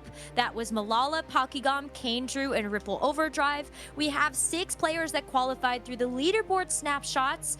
Dish Soap, Kaiwing, Wajan Iverson, Prestivin, Spencer, and Setsuko. So while Setsuko did get top 8 here, he's already made it through that ladder snapshot. We have our 4 from Heartsteel Cup in the top 4, but there's 10 spots remaining for qualifier points. Who has the most total up from their standings in the KDA Cup and the Heartsteel Cup? We have to wait for all of those numbers to become official. But the fact that Robin Songs and Noster 11 were going to have like the most qualifier points out of anybody from getting basically back-to-back top 8s. That has opened the door a lot now since they've just got top 4 here. Yeah, and Replay, I think, ended in 20th place from day 3. So to climb from 20th to 1st, like started from pretty much the bottom to here. There's like a lyric about that, and it's awesome to see him on that throne. And Robin Songs, who stayed consistently in that second from day 3 to second place in day 4. You're still happy with that money. You're happy to go to regionals, and that performance stayed consistent because he got the bonus points, and so did Billy and Noster, Rainplosion, Lemon VIP. And I saw some people in the chat just really being excited for new players like Lemon VIP, like Billy Can Carry, in terms of just tournament results and really beginning to let their career shine, starting with a tournament like this. Yeah, I think it still might be a little close if Lemon VIP can make it based on qualifier points alone. Would have needed the top 4 overall in the tournament to be assured a spot at the NA Regional Finals, but of course we still have to go do the mathematics on that one. At the very least, though, we should see Aegon and Rainplosion as well getting that 5th and 6th place at the Heartsteel Cup. So I just am so excited to see what this NA Regional Finals is going to hold. the math still has to math, but I am so excited for. Well, even if, like I'm excited for everything, even if like Lemon doesn't make it to regionals, like this was kind of one of the first times we got to hear their name, for them to, like I said, begin like a consistent tournament career from here on out. Because yes, to win on ladder is one thing. We started the show about talking about how different it is to compete on ladder versus the tournament, but one player that put on a masterclass today. And joining us for a winner's interview is our Heartsteel Cup champion, Replay. Thank you so much for joining us. A big congratulations. Bring me through what you're thinking right now. How does it feel to be a winner? Oh, I mean, it feels good. Yeah. It's awesome, Replay, to be talking with you again, especially after just how impressive you've been in TFT over the past few sets. I know heading into this tournament, though, you needed a big tournament finish to secure a spot at any regional finals through qualifier points. So how nervous were you going into the final day of competition, knowing that you had that looming over your head? Oh, I mean, I feel like I've played enough tournaments now that I don't really feel nervous. So I try to like make myself more nervous sometimes to like you need to be like the right amount of nervous. So like, I don't know, like I feel like I don't get too nervous anymore. So I think it's all good. Yeah. Get the adrenaline pumping a little bit, right? Yeah. Like you don't want to be like too complacent, but at the same time you don't want to be too nervous. So like sometimes you gotta like talk yourself down, and sometimes you gotta talk yourself up, depending. And keeping your mental straight for 2 weekends in a row with a lot of games that could go up and down. And from day 3, you ended in 20th, making it to Championship Sunday to be in first place. What did you have to take from your day 3 to help you improve and to turn around your day 4 to end up at the top? Yeah, I think I actually got a lot better between yesterday and today. I think I spent like multiple hours last night reviewing with like a bunch of people, and like I feel like I got so much better over like one period a day, and like yeah, I don't know. I learned like about 80 flex, not to play TF, and I think the biggest thing I learned is like I gotta keep it simple. Like I feel like yesterday I was like playing some lines like double rage play TF, like I was playing like too healthy. Like I was playing a bunch of like stuff yesterday, and then today I just like played a bunch of 80 flex and like played simply. Yeah. Well, I think it was after the 5th game you played, heading into the top 16, you had an AVP of 2. So I think whatever studying you did last night really paid off here. So was it really just all about the AD flex? And did that matter at all, knowing that that line was really contested this tournament? Yeah, I don't really think like it's like the line is contested, but like the comp itself is like 3 different comps. Like even if like 4 people are playing it, like there's like 3-4 different variations. Like even like Akali, like Zed, Caitlyn, like Ezreal, like pick 2 out of 4. Like surely you'll hit something. Or Poppy, like I'm pretty sure the whole lobby can play 80 flex basically. And it was cool to hear from Noster yesterday, kind of during the interview, about the philosophy of, like, you were talking about your double rage blade TF, which just made me think about how you maybe want to slam items early and have that tempo. And when tournament play, there is so much more pressure and you want to get powerful early. Did you kind of struggle with that same thing of wanting to build less ideal items early, or did you kind of look at the stats and try to really figure out how to best peak your boards? Yeah, I think like if you're playing AD Flux in particular, like the most important thing is the amount of HP you have. Because if you have a lot of HP, you just play Heartsteel and you lose stage 4, and you're probably gonna win out. So like I think like slamming, like I think people get like really caught up in slamming Ezreal items, but I'm pretty sure you just like slam anything that saves your HP, and then on stage 4, like you just whip something together depending on your items. Well, you know, Replay, now that you've won this tournament, you get to look forward to the NA regional finals that are happening in just a week and a half. So how are you feeling going into preparation for that? And where's your mindset knowing that the tournament's only so few days away? Oh, I didn't really think that far ahead. I'm pretty sure, I don't know. Like, I'm pretty sure it's gonna be the same thing. Like I'll play some TFT, like I'll review. Like I don't know, like nothing really new here. Do your thing. Stay consistent. You seem to be a player that's really good at learning on the fly and keeping your mental composed and improving from day to day, as we saw from day 3 to 4. Do you have any shout outs, maybe like a study group, anyone who supported you and helped you get to this point? I mean, I definitely want to shout out my study group. I'm pretty sure like I would not be here. Like I for sure would not be here without them. Like DPay, Ripple, T Lose, like Cam, Degree. Like I think there's a lot of people I've learned from. I don't know, my friends, family, people. Oh, Team Liquid maybe. I don't know. Yeah. Yeah, that's Maybe do that, important. yeah. Yeah, shout out to friends, family, people, and Team Your Liquid at the end, and the replay study group. Congratulations once again. It's gonna be so exciting to watch you at regionals. We know you're gonna kick butt, and thank you so much for the interview. Thank you. Good luck. See ya. Good luck. So exciting. I hope there's a time in TFT where we can kind of get flags or brands for all the different study groups so we can kind of know like who's on a team. It's like TFT is like a single player esport, but low-key people have teams, and it's cool to see people learn from each other. Yeah, I mean, Team Liquid is just one of the few organizations that have some skin in the TFT game. Disguised Toast has been a huge esports personality to back up a ton of the players that were there at the TFT Vegas Open. And Beast Coast also has a player in Sox. There's so many organizations that have started to really invest into TFT, and I know that we are only where we are now because of the just wonderful faith of the people that are in our community. Outside of the esports jerseys, though, I almost wonder if you would want to rock a lab coat for like the members of the lab. Like, screw the esports jersey, just go get your PhD in TFT. And it's just it's a really great time to know that these study groups are around to help you build each other up, but also it's just propelling the way of TFT forward. And one of the reasons why we're seeing some of the highest level of competition NA has ever had to offer. It's great to see the community come together in study groups and just through a commonality of our passion for the game. And I love that Frodan came on in the pre-show to talk exactly about what brings us all together, no matter what background it is, what study group you're from. We all love this game, and we're gonna get to love it even more at the NA Regional Finals going down on February 23rd to 25th. That is like less than 2 weeks away. So you guys are gonna want to follow the channel. It's gonna be live here. We got a ton of players showing up, hoping for their chance to represent North America at the Rumble Remix World Championship in March. Man, time is flying by.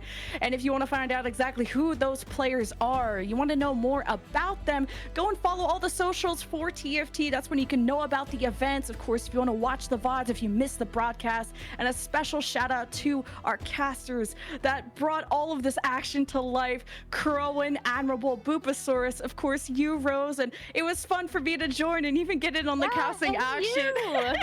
It was so fun, and I'm so excited for regional finals that's going on in 2 weeks, and we hope that you all at home will join us there. Thank you everyone for being here. Have a great rest of your night, and congratulations once again to Replay. See you later.